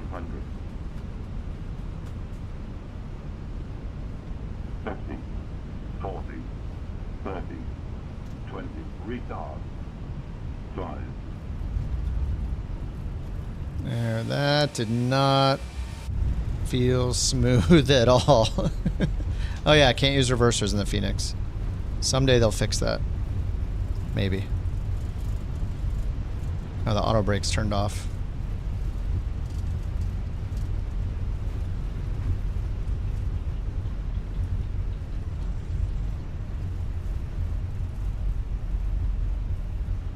Classic Beyond ATC runway assignment. Yep.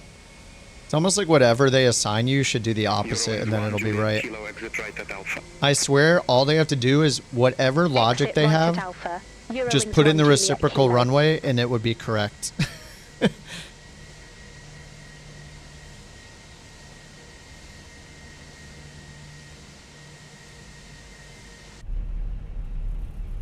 Yeah, that was not very smooth at all.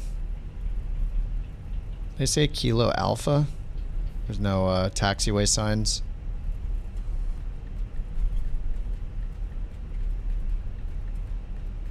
Eurowings 1, Juliet Kilo, contact ground 121.85. Bye-bye. Bye-bye. Ground 121.85, Eurowings 1, Juliet Kilo.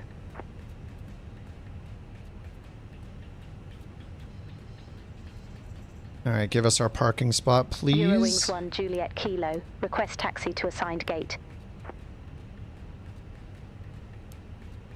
Eurowings 1, Juliet Kilo, gate Echo 6, taxi via Alpha Golf. Gate Echo 6 via Alpha Golf. Eurowings 1, Juliet Kilo. Too small?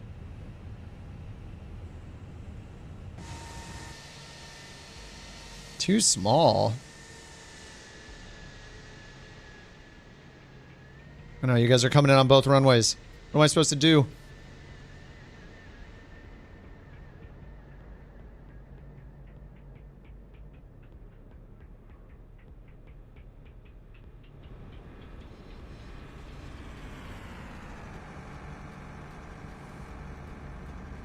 House livery. It's pretty. 321. That's the long boy? With the sharklets. Oh baby. I haven't even flown that. I haven't flown the sharklets. Not once.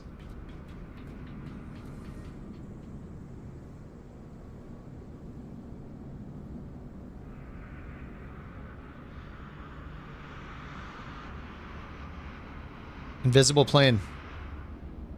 Asobo passive aircraft right there.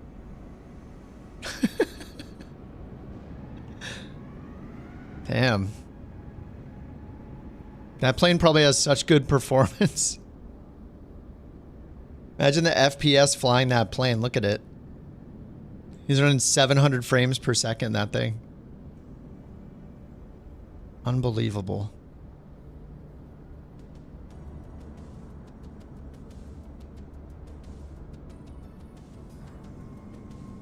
Oh, David's in the A350. Let's see if it loads any of you guys in. Mantucca PC-12. Invisible. Also invisible. What is going on? What is happening? 60 frames.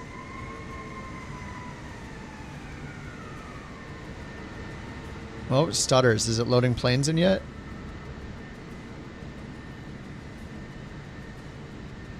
Beautiful. Oh, is David on the ground? Oh, I think he's on the ground. At the threshold. But I can't see anybody. I can see Nico. Rex is invisible. Jewel is visible, though.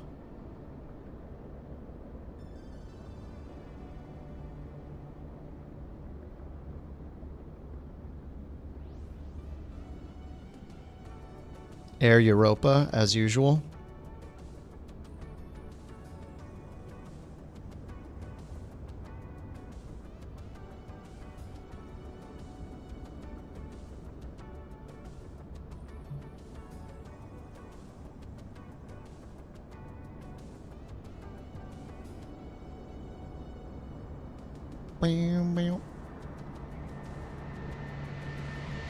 Yeah, I don't know why everybody's invisible. Whoops. Didn't mean to get out. Oh, there's the follow me car. All right, let's try this again. All right, here we go. Please lead me to my little spot. Please. Without just peeling off and leaving.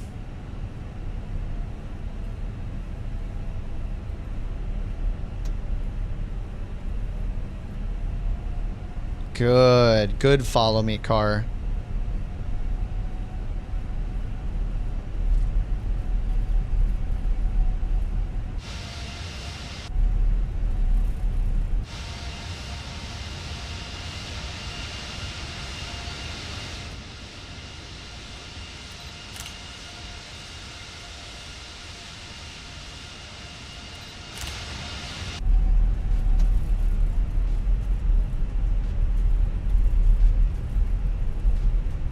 Is that a bug splatter on the windshield?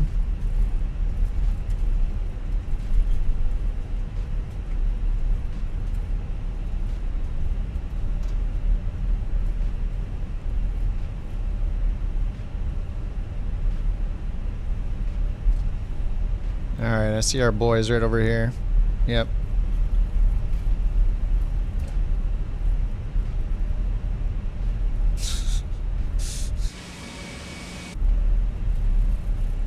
Well, that's a couch captain's taxi right there, baby. You love to see it. Just usually not up that close. Alright, we're going downhill a little bit.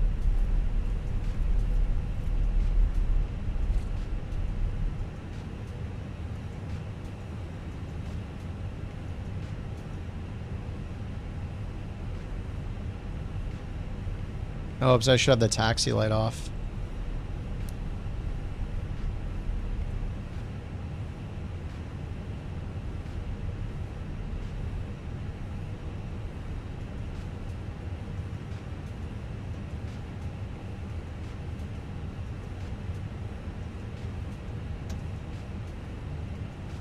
No.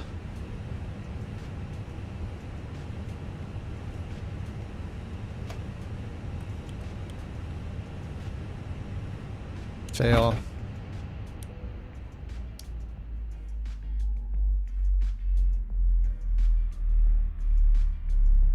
He just bowed. What's he doing? Chill, dude. What? Is he threatening me? What is he doing? Did he just make that, like, throat slit motion? What? What is he doing? I already shut the engines off. What the heck?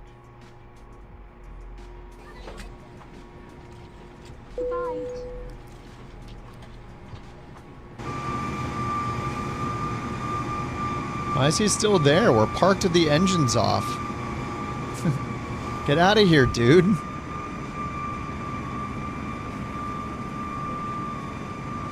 It's the cut engines motion. We already cut our engines. Now he's just like dancing or something. I can't turn it anymore, man. Take the hint.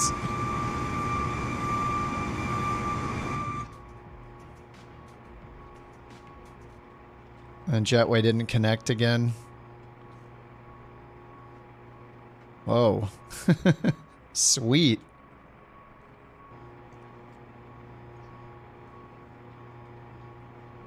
He's high on the job. He's having a good time out there. We're not going to be the ones to stop him. Wait, did I just see an avatar fly? What? Looking good. That's a nice leather jacket.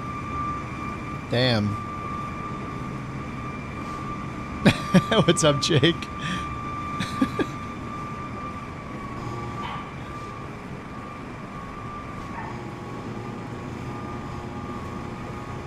Oh, did any... No, Rex didn't load in. These are some Beyond ATC planes, I think.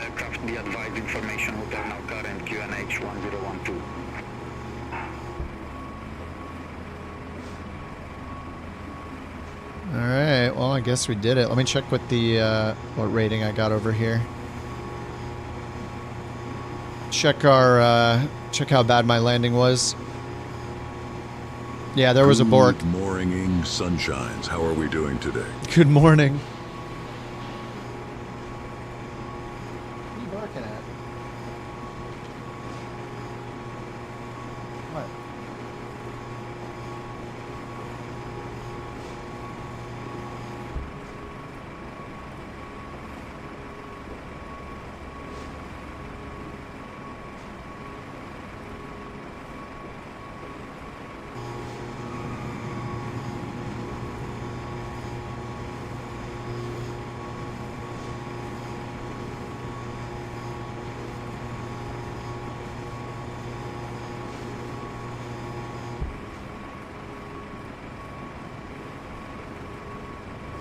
Alright, the place is clear. There are no intruders. I don't know what she's barking at. Alright, let me check the logbook.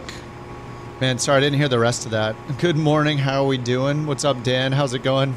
Thanks for the TTS. I think we're gonna call it a night. One more. It's almost midnight. Plus, we're gonna, I'm gonna play like all weekend. Well, not all weekend. I have a friend visiting. I'll probably go out for dinner and drinks one of the nights. Maybe tomorrow night. Do I like Simbit World better? Yeah, this is a pilot's life. It's just different. It matters what you want to do. If you just fly airliners, then if you just want to fly airliners and you want to fly real world routes and like get all over the world, then a pilot's life is great. It's simple. It just gives you a schedule. You move from one airline to another, and you're just, oh my god, I got an 84. That's my worst score in so long. Holy crap. There's an 85 down here flying the Asobo 737 Max. It says 738, but it was definitely the Max. I just didn't change it. Yeah, this was garbage. Ooh. Yeah, G-force 1.54, negative 460. Maybe I should stick with the auto throttle landings. The expansion pack, it's just like PA announcements. It's just like a cabin crew announcements thing. It just plays some audio files. I got it because it was like a few bucks, so I was like, all right. But I mean, it just plays some audio announcements in the plane. If you're flying the Phoenix and you already have built-in audio announcements down here, you can just like turn these on. I don't know which one it is, like PA or cabin. I don't know. I usually turn these three on. But there's sounds built in. But yeah, I mean, if you know, it's a couple bucks. It's up to you. But it's not anything amazing. Yeah, I've used it. I've used it a few times. I think I have it off right now, but I usually have it on. I think I turned it off because I was using Cabby, but it's just like this. It's just a PA add-on. And then there's sound files. You can put in custom sound files, but here are the ones it has. You know, it's got like a dozen or something.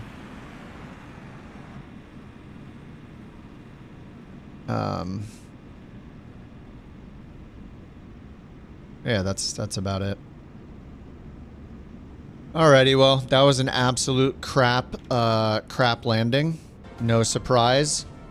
I'll call it a night, and I'll be on tomorrow. I'm gonna wake up, get coffee. I'm not sure if we're doing the bird tour tomorrow or Sunday. If I had to guess, I would guess it's probably gonna be on Sunday. Just because I'm probably going to be busy later tomorrow night, and I don't know if and I don't think Bird's around in the morning, but either way, I'll be on tomorrow. If he's around, then we can do a few, and if he's not, then we'll probably do him Sunday instead. We'll just see how it works out.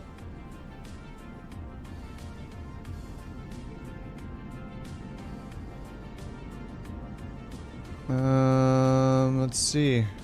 Yeah, that's it. That's all I got. GG's. Done for the day. Yeah, I think the 350, I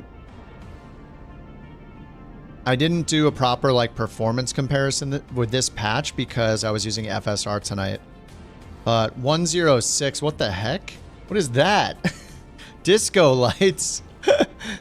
Thanks for the disco lights, Dan. Those are beautiful. Thanks for the bits. Appreciate that. Yeah, so thanks, Dan and Oss. Thanks for all the TTSs. Jewel for the hot dog. Sawyer and Jewel for the bits. Anorak for bits earlier. And for the tier 1 sub on the Twitch. Appreciate that.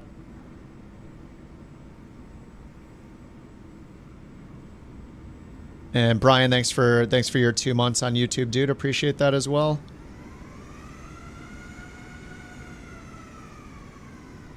We need a big air alarm.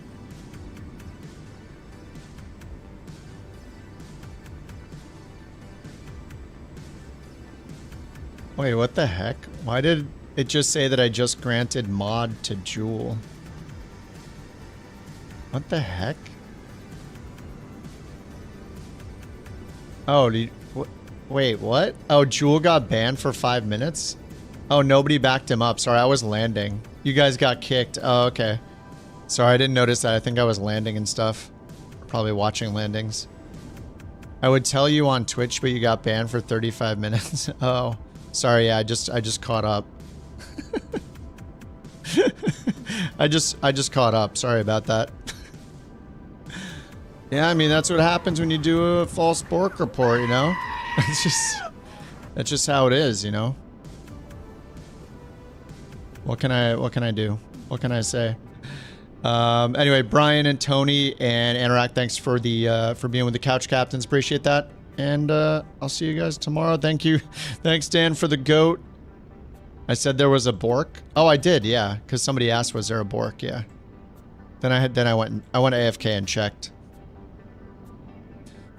All right, guys. GG's. I'll see y'all tomorrow. And I don't know what we're doing yet. We'll find out tomorrow. Oh, sorry. Wait, what did he say? Wait, Bird, what did you say about tomorrow? I didn't even read. I don't see her. Anyway, we'll figure it out in the morning, I guess. I'll be on tomorrow once I get some coffee, as usual. So I'll see you guys then. Thanks for hanging out. See you guys tomorrow. Bye-bye.